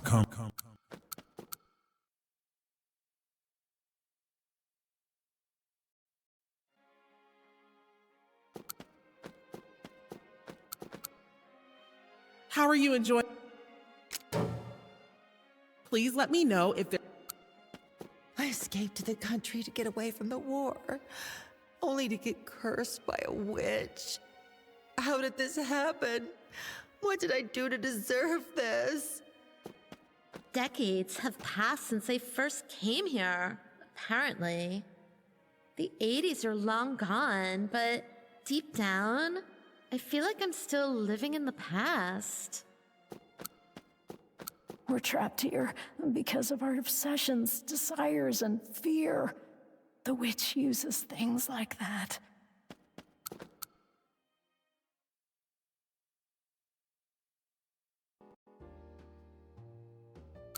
We're trapped in this hotel, but we continue to live in the eras we remember the most fondly. Better than being forced to live in reality, wouldn't you agree? If I only had a drink. Just one little sip. Alas, the only thing capable of quenching my hollow heart now is a libation as thick as blood. Ugh. Once you become obsessed with something, it's all over. They'll hit you right where it hurts. And the next thing you know, you're knee-deep in it. Oh my, if it isn't Miss Mar...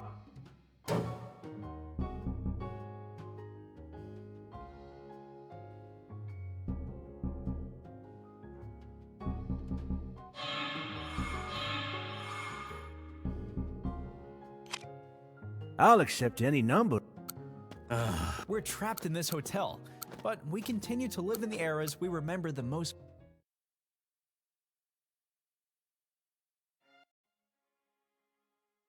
We're trapped here because of our... Ding-ding-a-ling. If you want a fortune, you'll...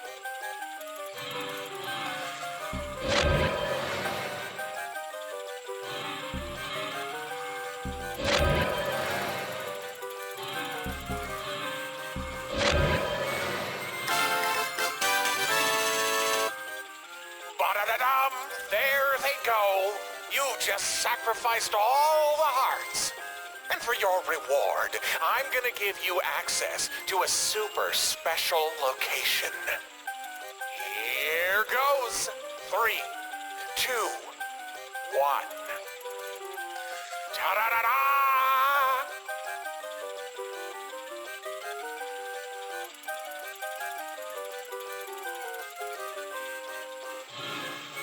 Now then, Mr. Clown's fortune-telling emporium will be going on a little sabbatical. Ta-ta! Is it all over now? Seems that way. Which means the witch must be waiting for us at that final location. We'll find out once we get there. Let's go back to the room and check the map. Sorry, Mr. Clown's fortune-telling emporium. So long.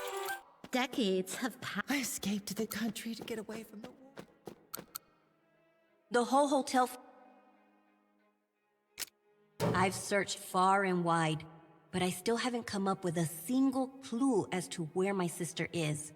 Even investigating the restaurant proved fruitless. But you aren't gonna give up, right? Of course not. That's the only reason I'm here. But, where are you going to look next? The underground boiler facility is on the list of places I still have yet to properly investigate. I think I'll head there next. Underground? Yeah. I heard rumors that some weird insects are living in the pipes that run under this place. And sometimes, globs of flesh bubble up in the water. It's hard for me to believe my sister would be in a place like that. But I don't intend to leave any stone unturned. If something happens to the hotel, be sure to run away, okay? What are you talking about? Nothing? I just mean in general. If there's a fire or an earthquake or something, you need to prioritize your own safety, okay? Thank you, but I'm not going to give up. I won't leave this place until I find my sister.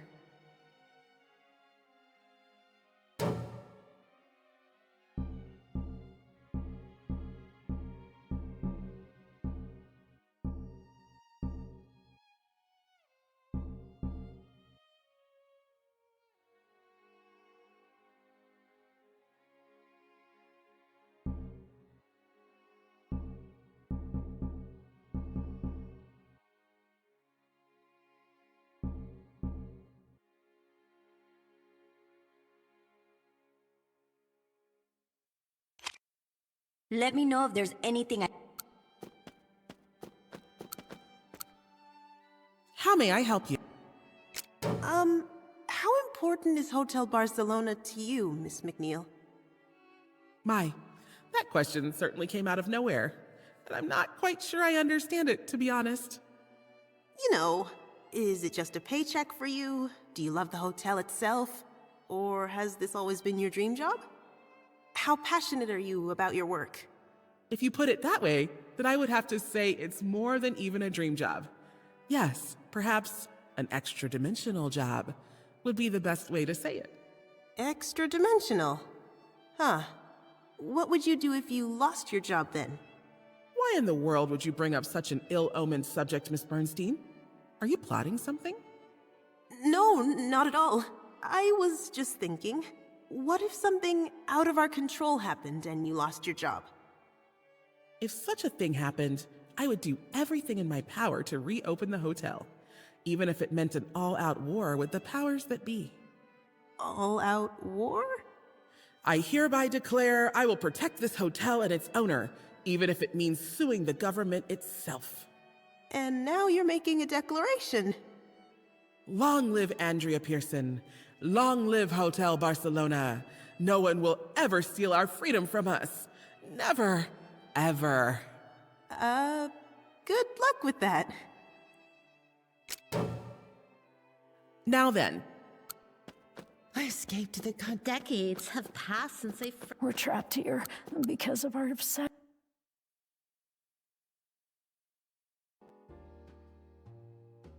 We're trapped. How about a little drink?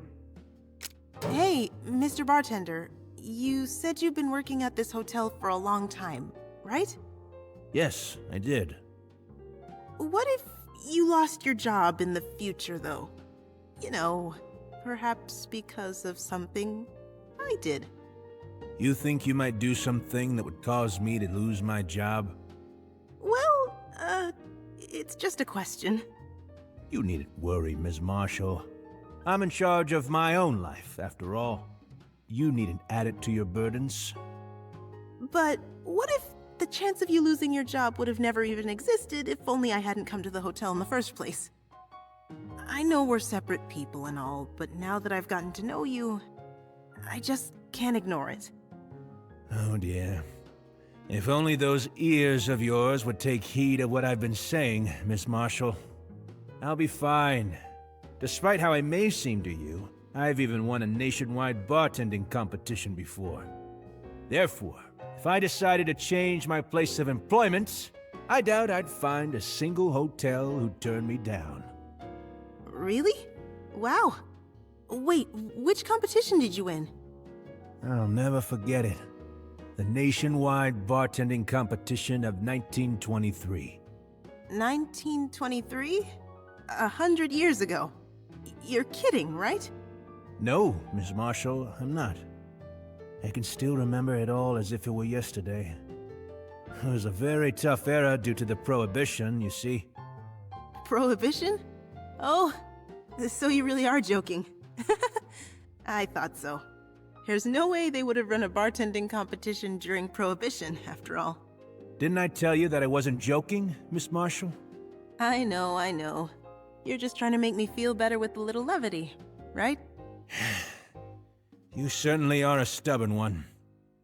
Such fine ears, but not a single inkling to use them. I'll accept any number. We're trapped in this hotel, but we continue to live.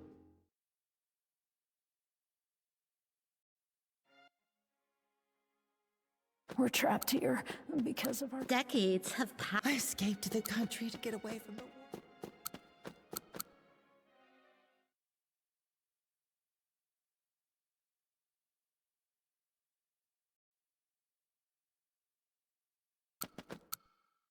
We don't have time for idle chatter right now. Just focus on defeating the witch once and for all.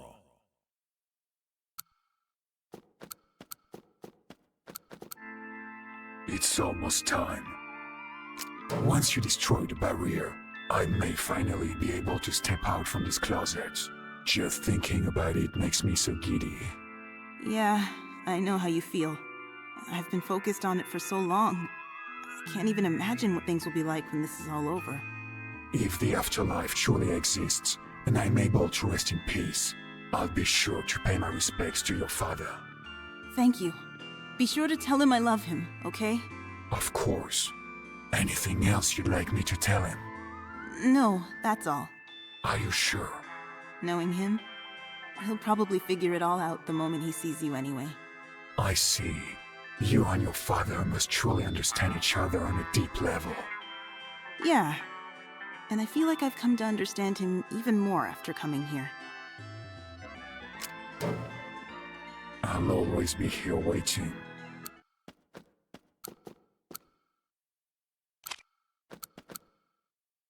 The time has come, servant. Are you ready to defeat the witch? I think so. There's no turning back now, that's for sure. Ha ha ha! Glad to see you finally made up your mind. Yes! Yes! Let's go and kill that cheating bitch once and for all! Not the words I would have chosen.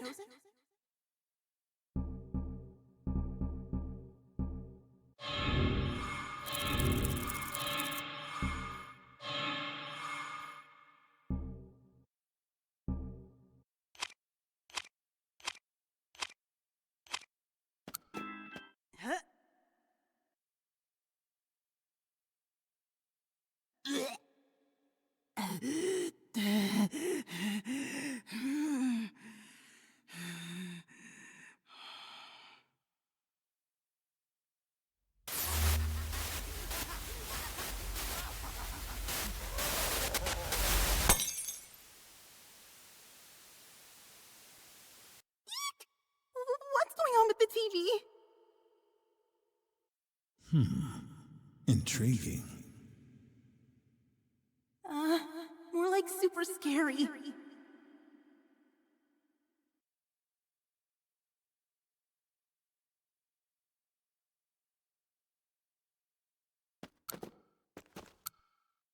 Doesn't seem like it's picking up any broadcasts.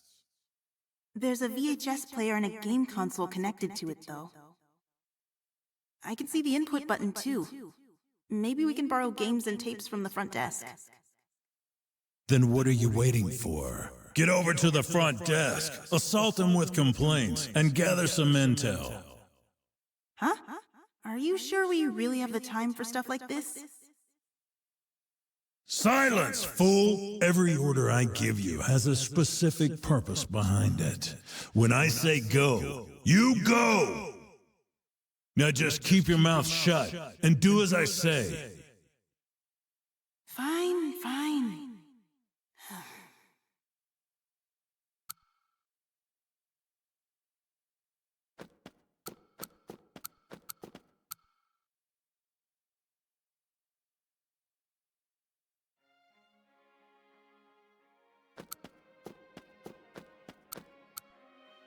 How may I help you, Miss Bernstein? I noticed there's a VHS player and a game system attached to the TV in my room. Do I have to borrow the tapes here? Oh, please excuse me. I completely forgot to give you a proper explanation. Here, we lend out VHS tapes and games to guests who decide to stay with us for longer amounts of time. Ah, so I was right. Since we're so deep in the mountains, we sometimes experience issues with our TV reception. Can I borrow some too? I'm not sure how long I'll be staying here, but... Yes, of course. I'll prepare a rental list for you at once.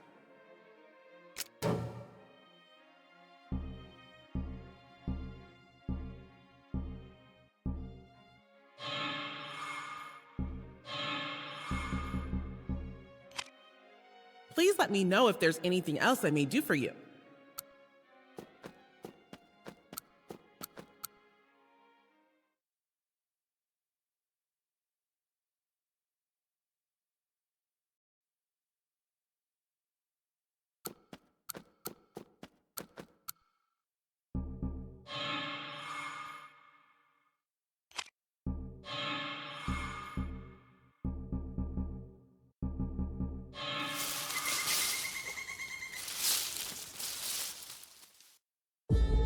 They were coming.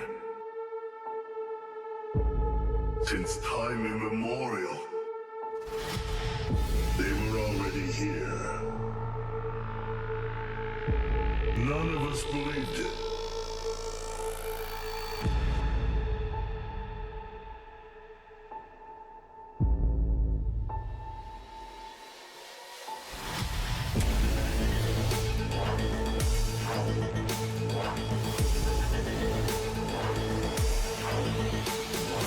The unidentified flying object that suddenly appeared around the world early last night continues to approach the ground here. Traffic is completely paralyzed as people forced to evacuate flood the highway. Delta sortie. We will meet up with Charlie shortly. The president has arrived. We can't just bomb them. A nuclear bomb is their energy source. Our forces, land, sea, and air to coordinate. They're afraid of some kind of algae. Roger, copy that. This is the fruit of our wisdom, the algae bomb. For tomorrow? No. The day after tomorrow and the day after that, let us fight for our freedom. The day after tomorrow, for freedom.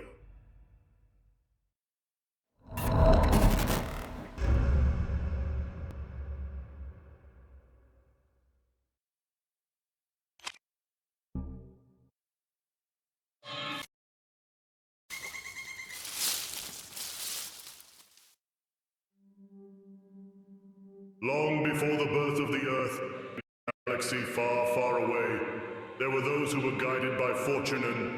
Meanwhile, in the galaxy, the Villanian Empire ruled by Emperor Chinnikov was about to extinguish the hope of the people.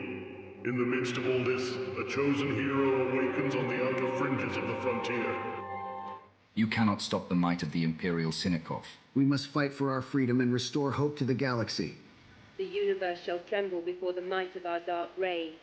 Under the watchful eye of the Velanian Empire, people have given up even the mention of freedom. But hope can never be extinguished. Your friends, your family, everything you hold dear. I will take it all away and leave you with nothing but despair. We're not alone in this battle. There are others out there who believe in our cause. I will crush you all like insects. This is our moment. We've been waiting for this chance to strike back. We may be small, but together we are mighty. Remember, young one, the universe is within you. There is no escape. Surrender now or perish. We'll fight to the last breath for the ones we love. The galaxy will be free. Hold on tight, we're going into hyperspace. Still hope, even in the darkest of times.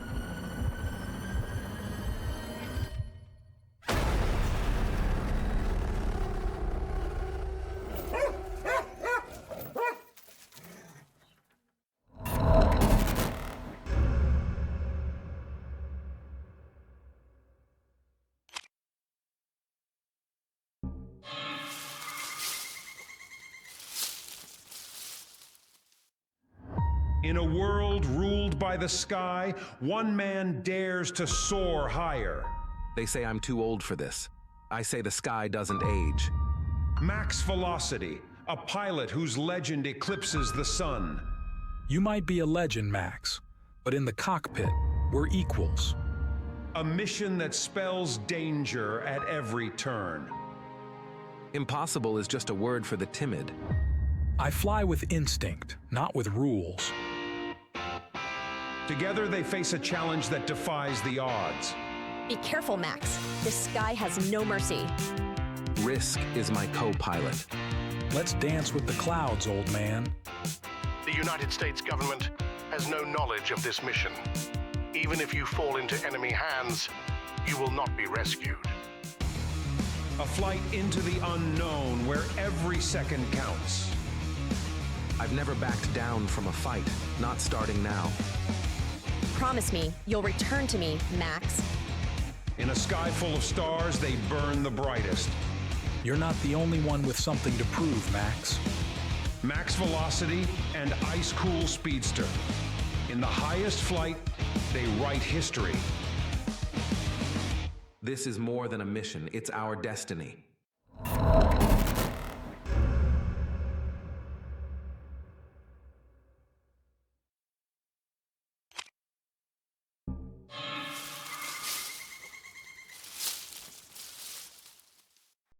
This ice is almost as cold as my martini. Your coolness won't save you this time, Steel. Try not to break the ice literally.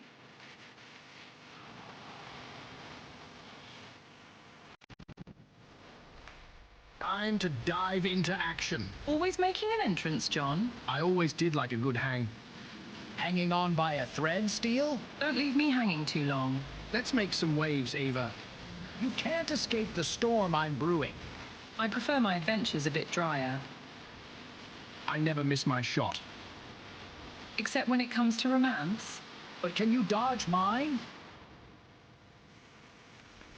Jumping into trouble as usual. Let's see how well you fly, Steel.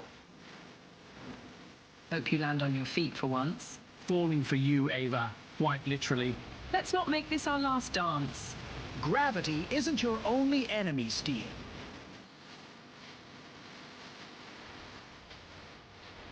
The view's lovely, but I prefer the ocean.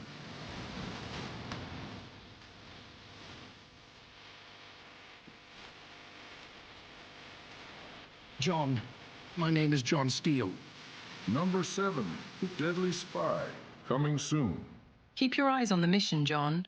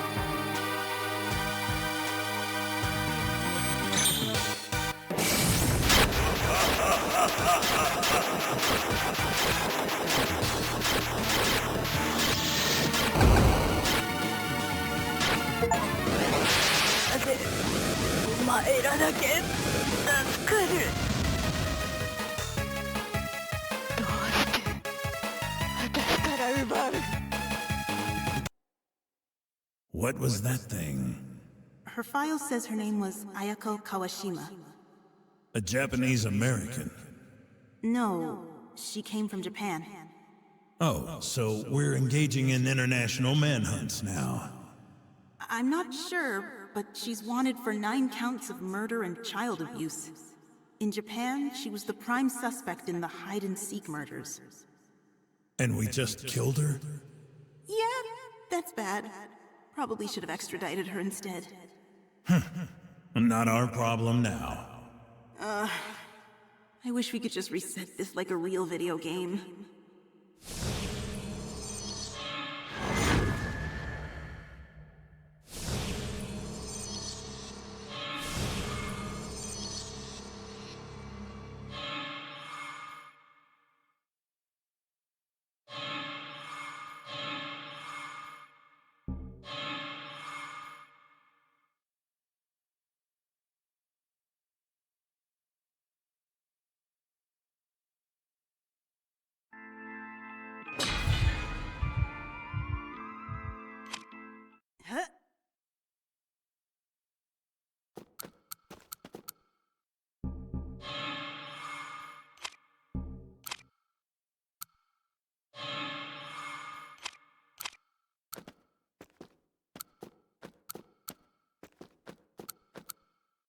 We don't have time.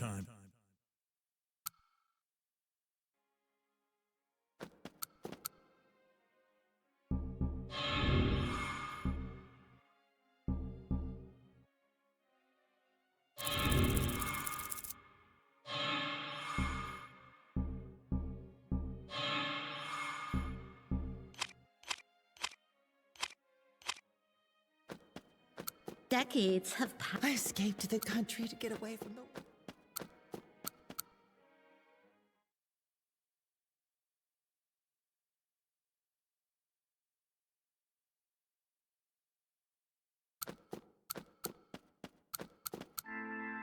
It's almost time.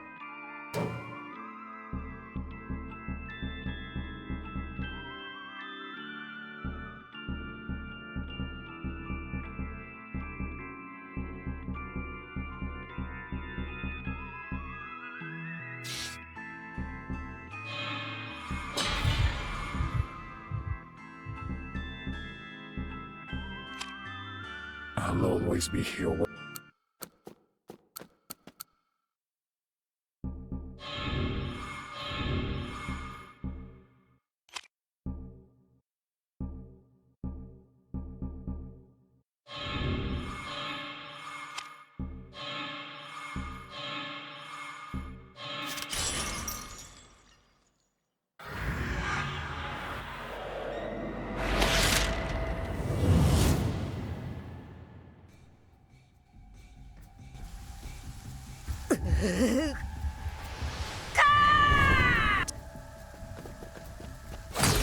That poor boy.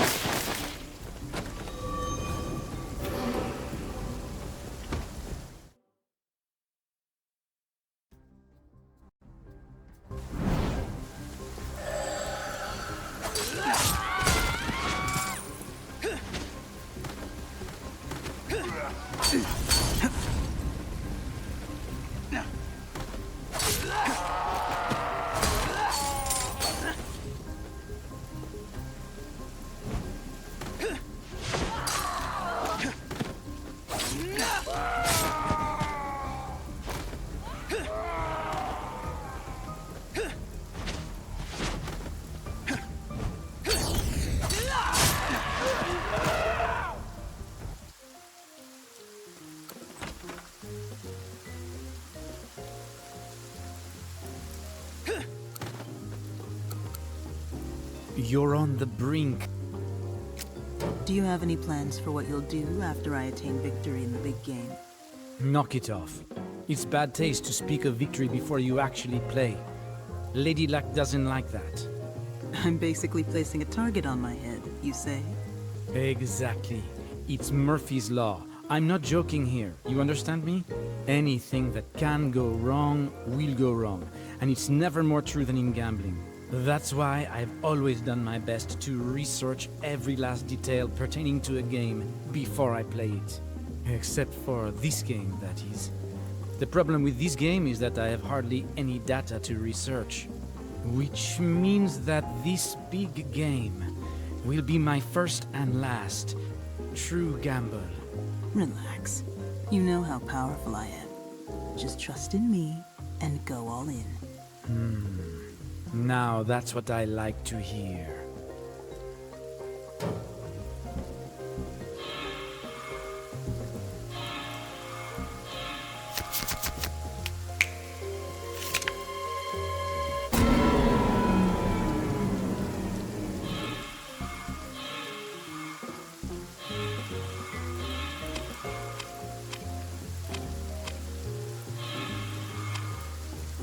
Feel free to come.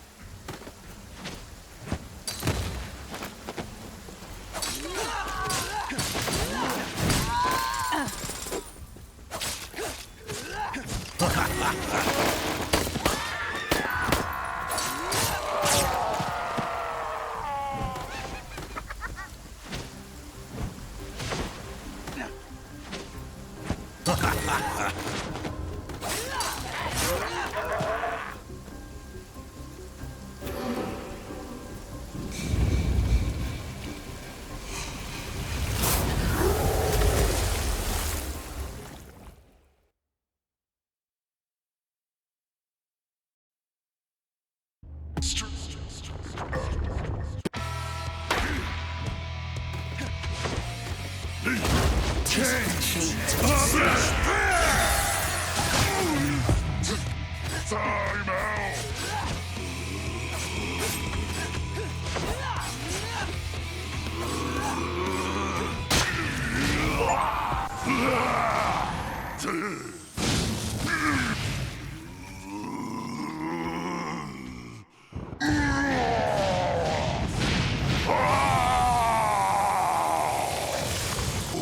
Game over!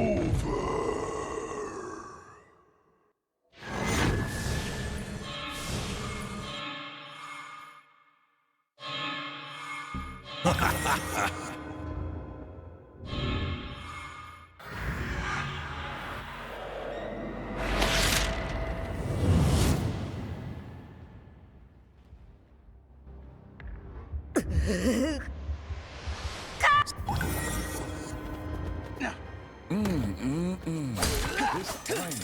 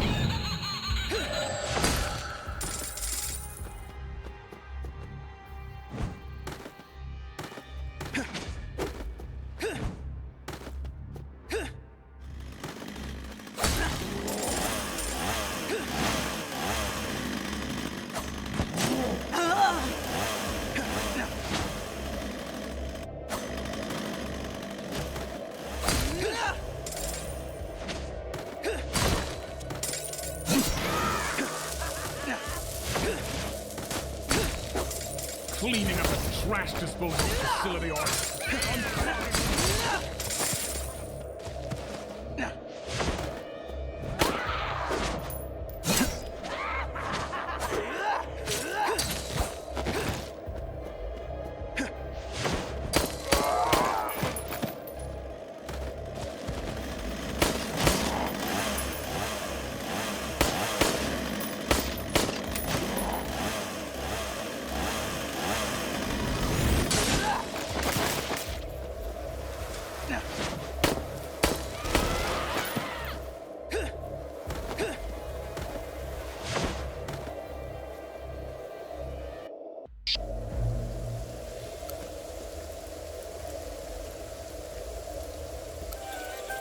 Ding-ting-a-ling! Welcome to Miss... Give me a coin and I'll destroy her!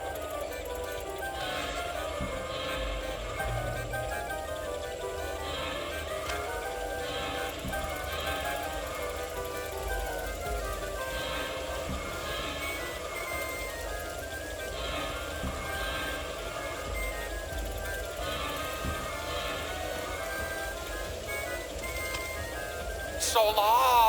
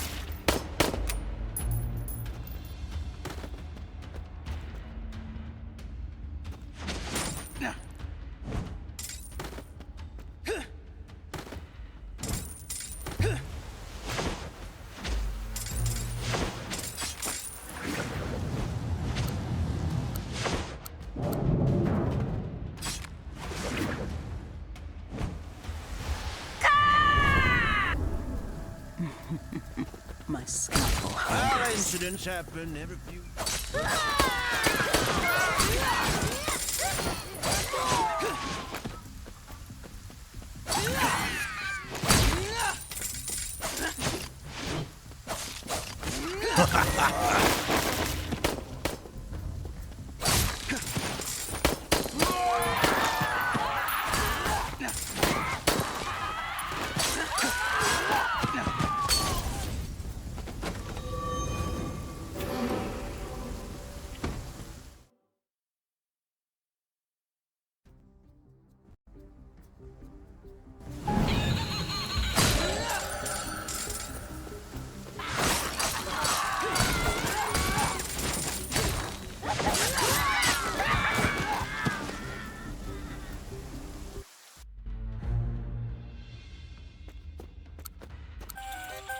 Ding-ding-a-ling. Give me a coin and I'll...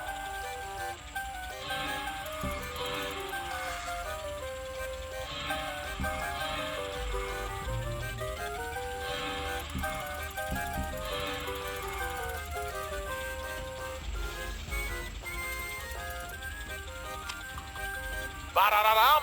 All of the remaining shark gnomes have been destroyed. Congrats, pal. Now it's time for you to head over to the super-de-duper boss stage. Give 'em hell, buddy.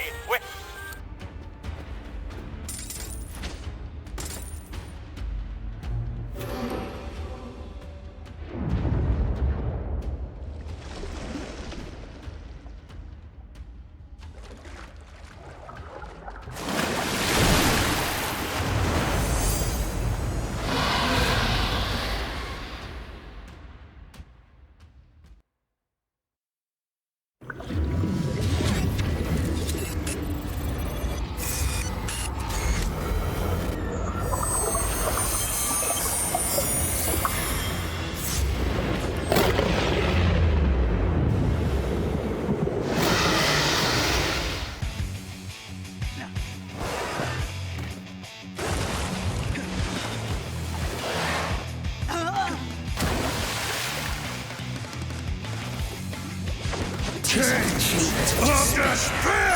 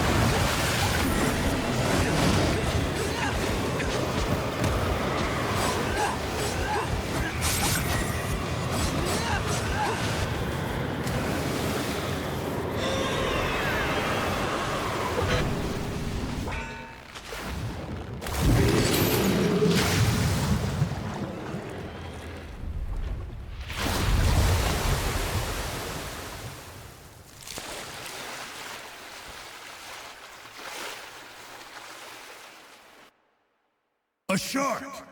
That was a shark! Did you see that just now, servant? Yeah, I saw it. Thought I was gonna die.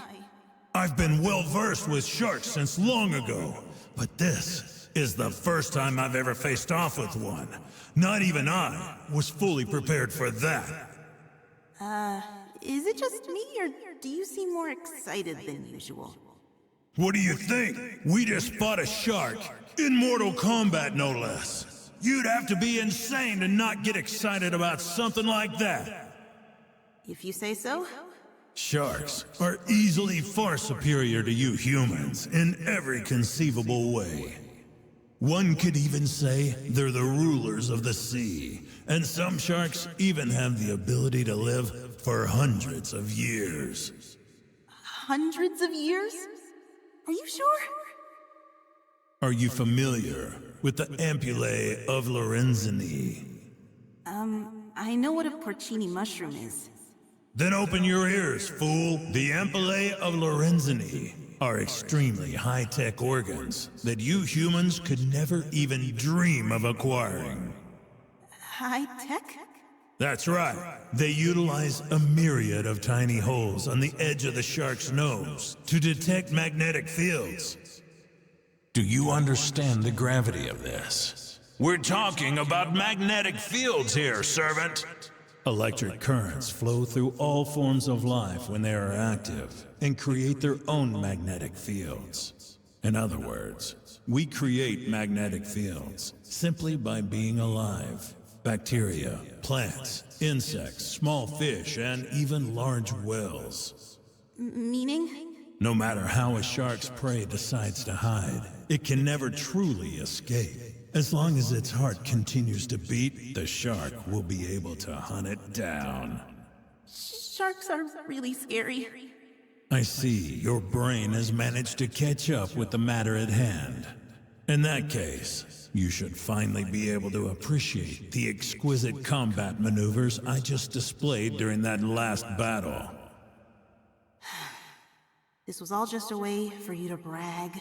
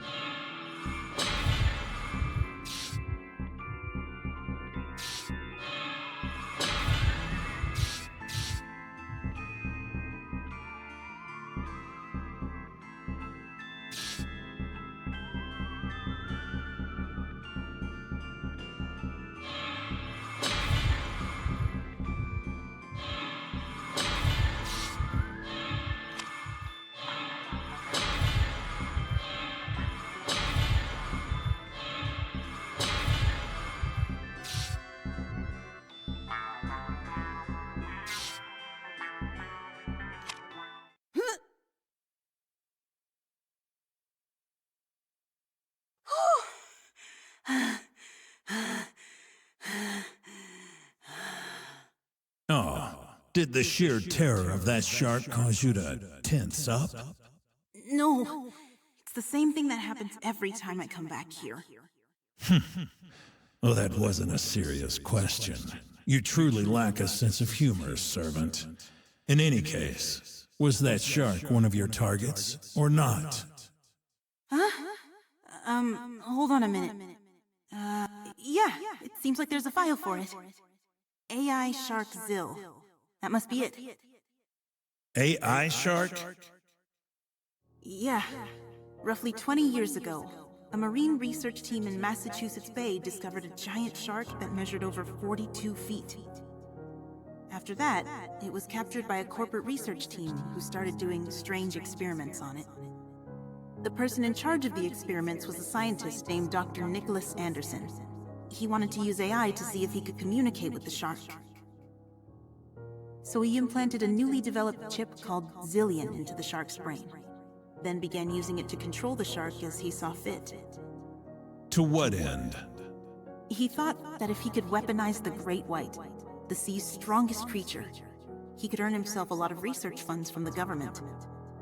Textbook idiocy. But how did that shark end up at this hotel? Zillion was hit by an unexpected bolt of lightning, which caused it to go haywire. The shark's mind took over, and it quickly destroyed the facility. But just before he died, Dr. Anderson opened up the lab's gates and released Zillion back into the sea. Apparently, he couldn't bear to watch his research get destroyed along with the shark. Pathetic. You humans and your sentimentality truly defy all logic.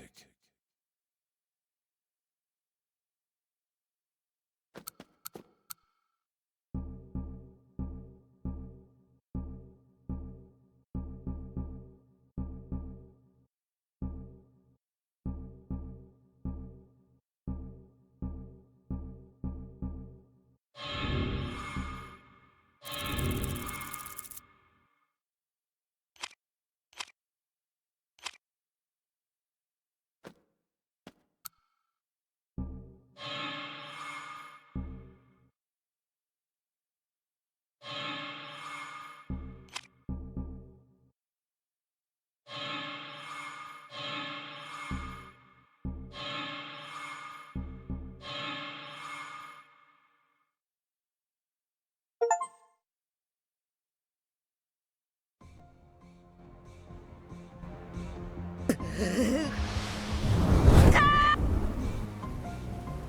for a little soul surgery. I'm sorry. I'm sorry. I'm sorry for lying. I'm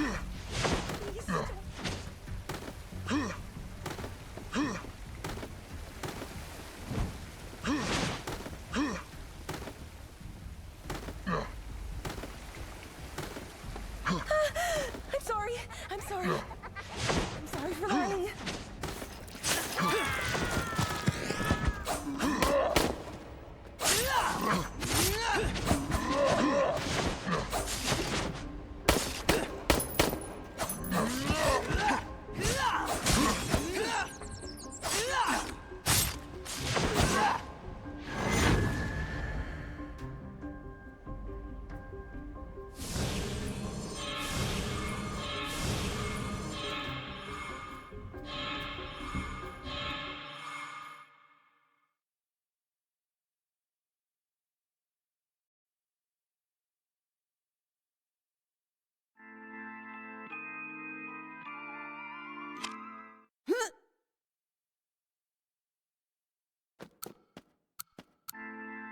It's almost time. I'll always be here.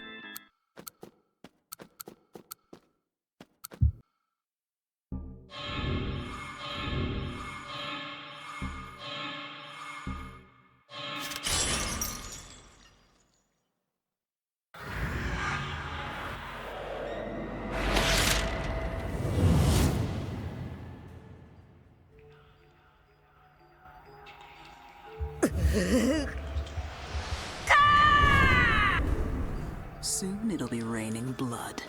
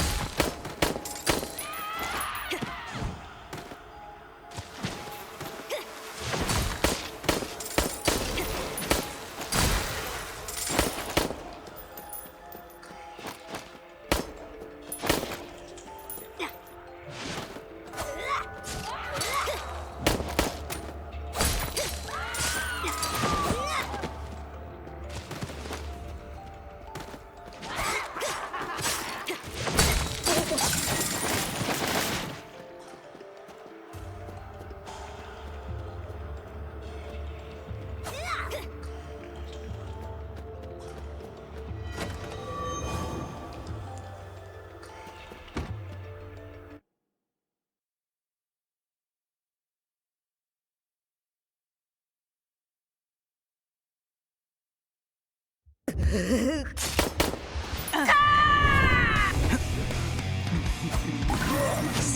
hungers.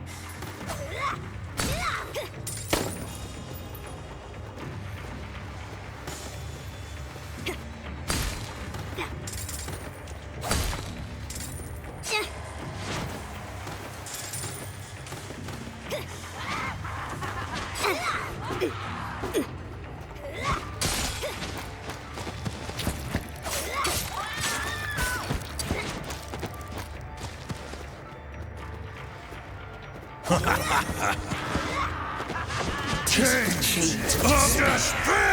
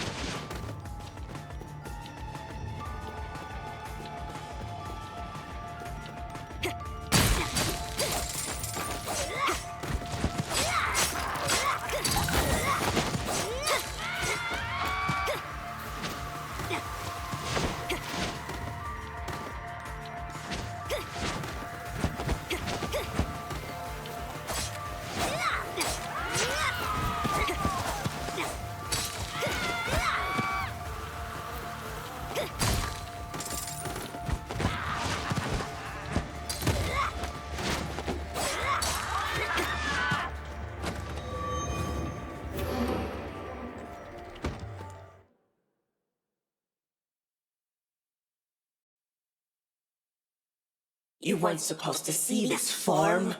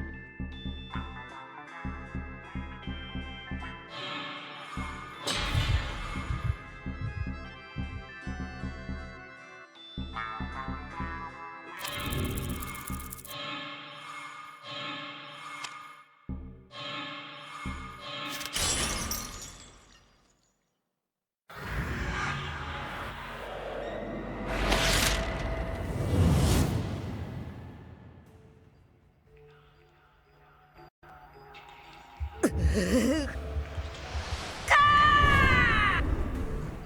for a little soul surgery.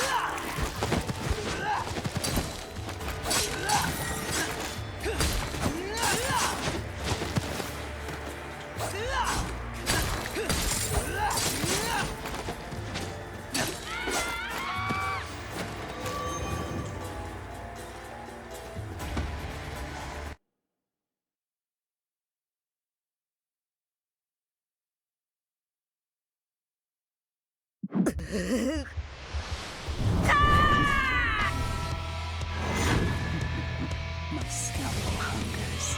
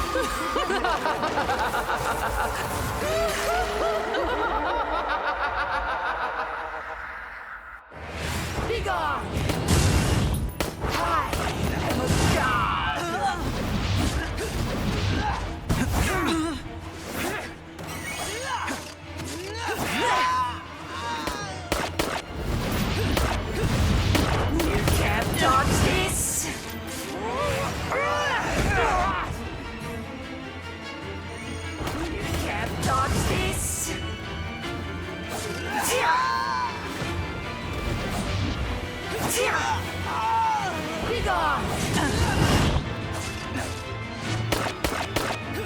I am a god!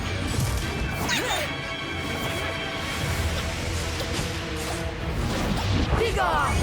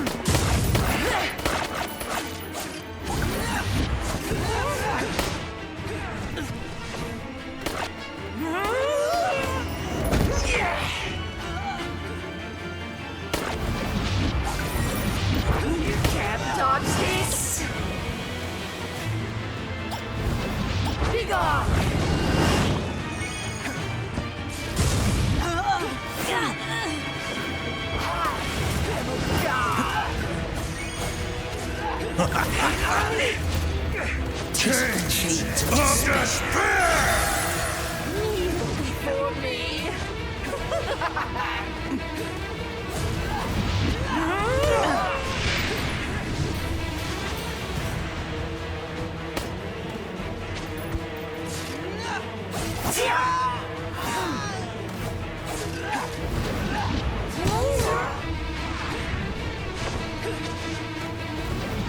You can't dodge this!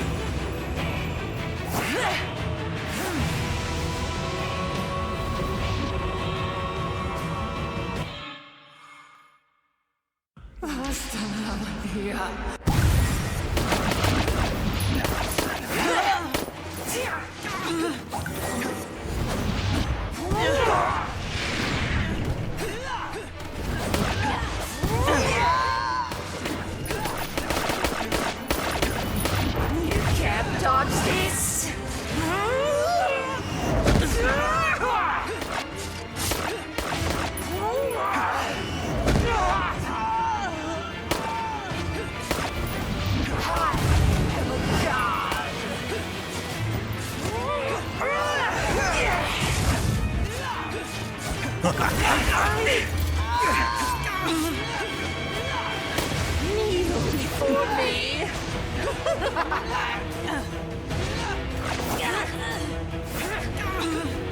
Change of despair!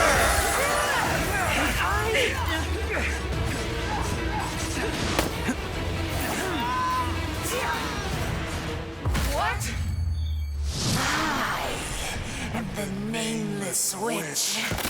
Immortal wretches will never stop me!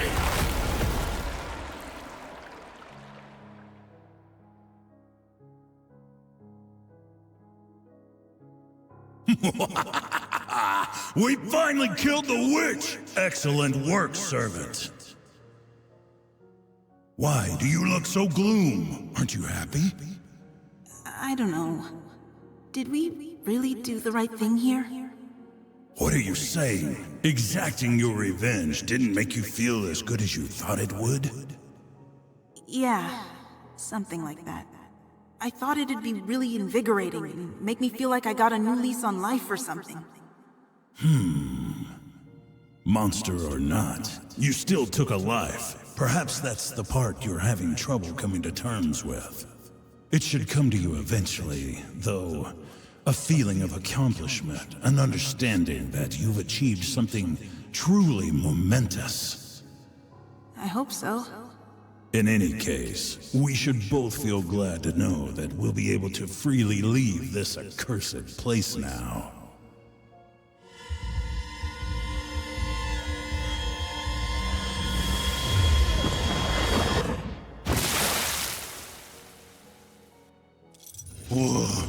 What the?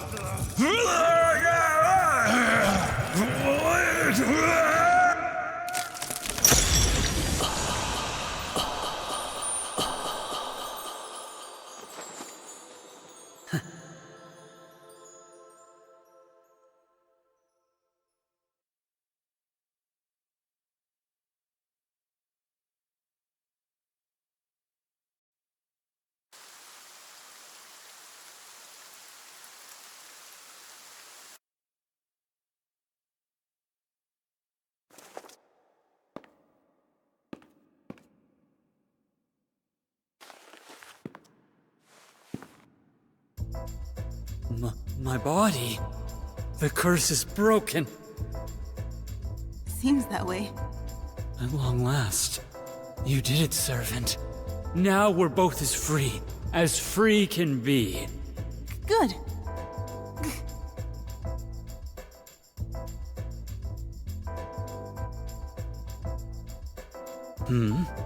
What's wrong? I think I may have cut myself in that last battle. A mere cut. Pfft. That's all it takes to make you hesitate. What? Come on. Aren't you even the least bit worried about me? Silly me to expect you to be a bit nicer now that you're on the outside. I'll always be me, regardless of what form I'm in. Don't expect any mindless flattery just because I look more handsome now. All right. Seriously though, you shouldn't call yourself handsome. Anyway, I'm fine. Let's just get out of here already.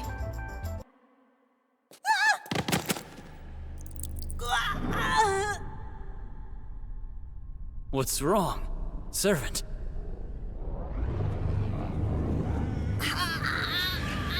Don't tell me. Your blood has started to go berserk.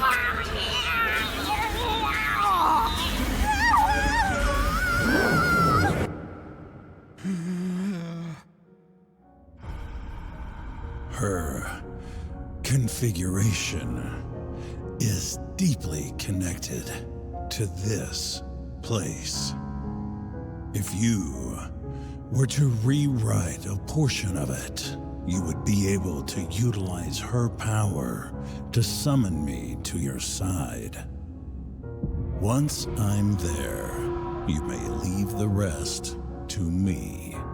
I'll defeat the crone and save your daughter while I'm at it. Well, shall we make a contract? Yeah, let's do it. All done. No, we aren't. I haven't stipulated what I want you to protect my daughter from. What? She's strong. She could probably survive this, even without your help. But the problem's what would happen afterwards. She possesses great power. Too much power. Therefore, what I want you to protect her from is herself. Save her from her own power. Those are my conditions. Well, humans only live for 100 years at most.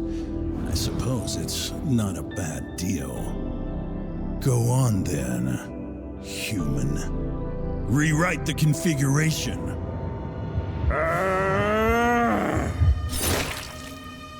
Contract signed.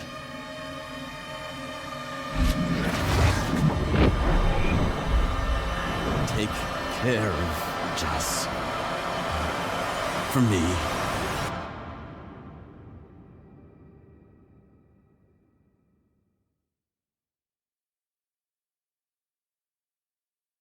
Rise, servant. You're not allowed to expire here. Here, I'll even assist you. Rise back up to your feet.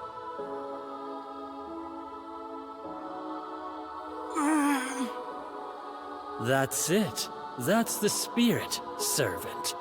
I will now re-enter your body, according to the terms of the contract. This time, however, I will most likely be unable to leave again. until the day you die. Prepare yourself and accept me once more. Well, will you uphold the contract or not?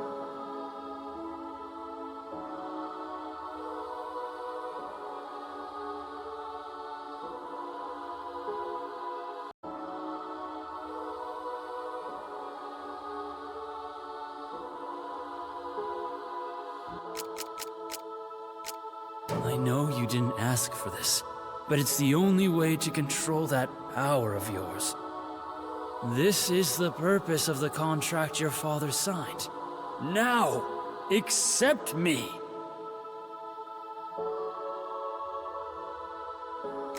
I know you didn't ask for this. This is the purpose of... I know you didn't... This is the... I know you didn't... This is...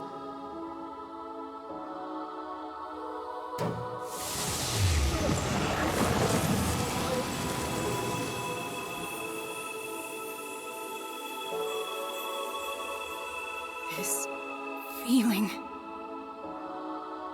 Powers flowing through me. True blood. You can't escape. True blood. You are mine!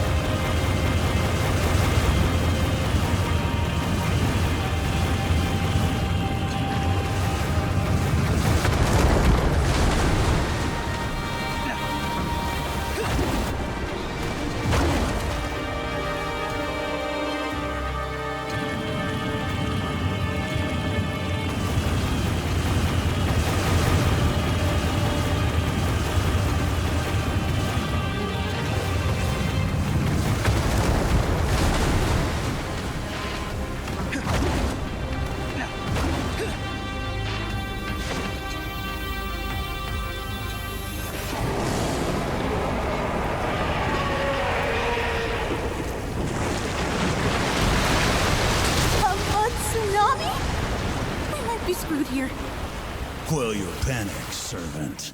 You have nothing to worry about. Just overcome this like everything else. But how? By surfing, obviously. Shut up and get on my back. Yahoo!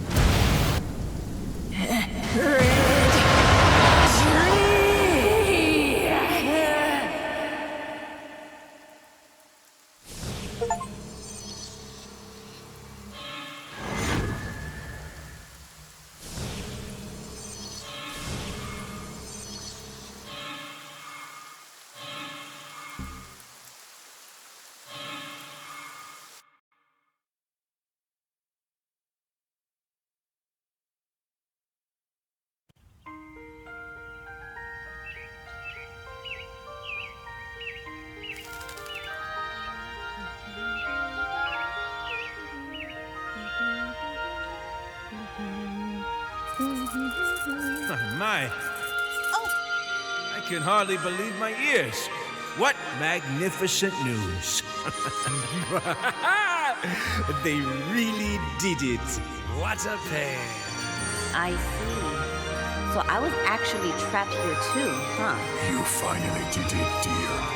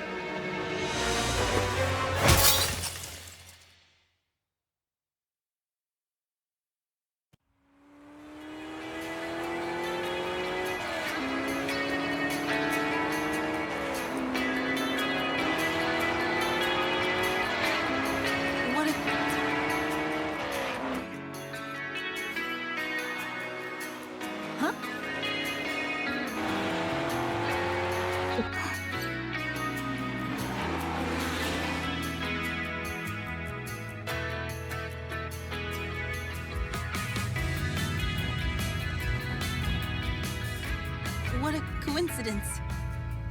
Yeah. Wanna hop in? Really? People keep telling me hitchhiking's dangerous. That's because it is. I'm pretty sure nothing worse than last time could happen to you now. Huh? I guess I'll get in then. Sorry, there's no back seat. Mind riding in the front? Oh yeah, no prob. Hop on in, then. This car is like such a vibe. What? Oh, never mind, Lols. I just didn't know what to do being stuck all alone in the forest like that. I was like, WTF? So I was really glad to see you totally poggers. Me too. We should, like, get married, you know? What? Why? Come on, it's just how people say thanks these days. You live under a rock or something? Sorry.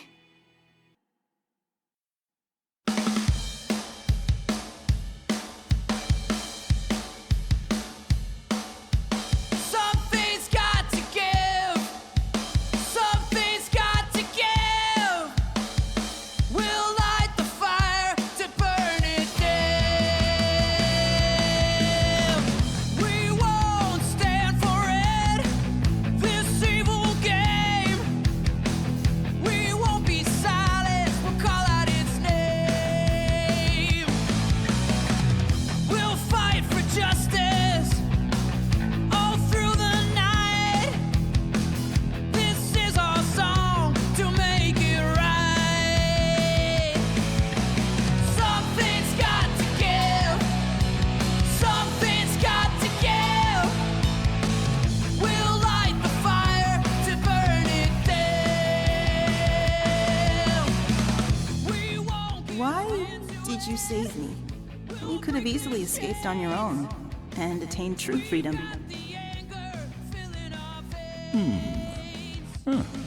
Up until now, I've always believed that accepting the way that others think is in fact the very antithesis of diversity. But perhaps I was wrong.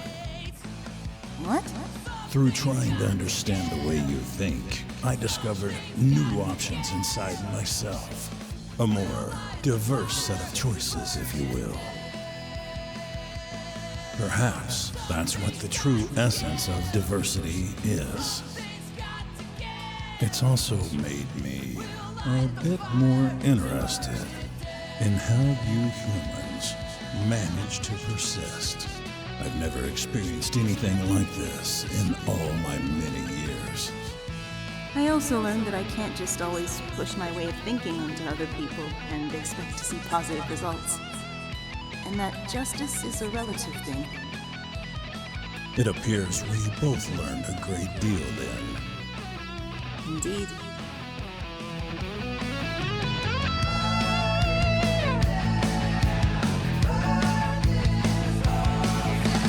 All day, all night.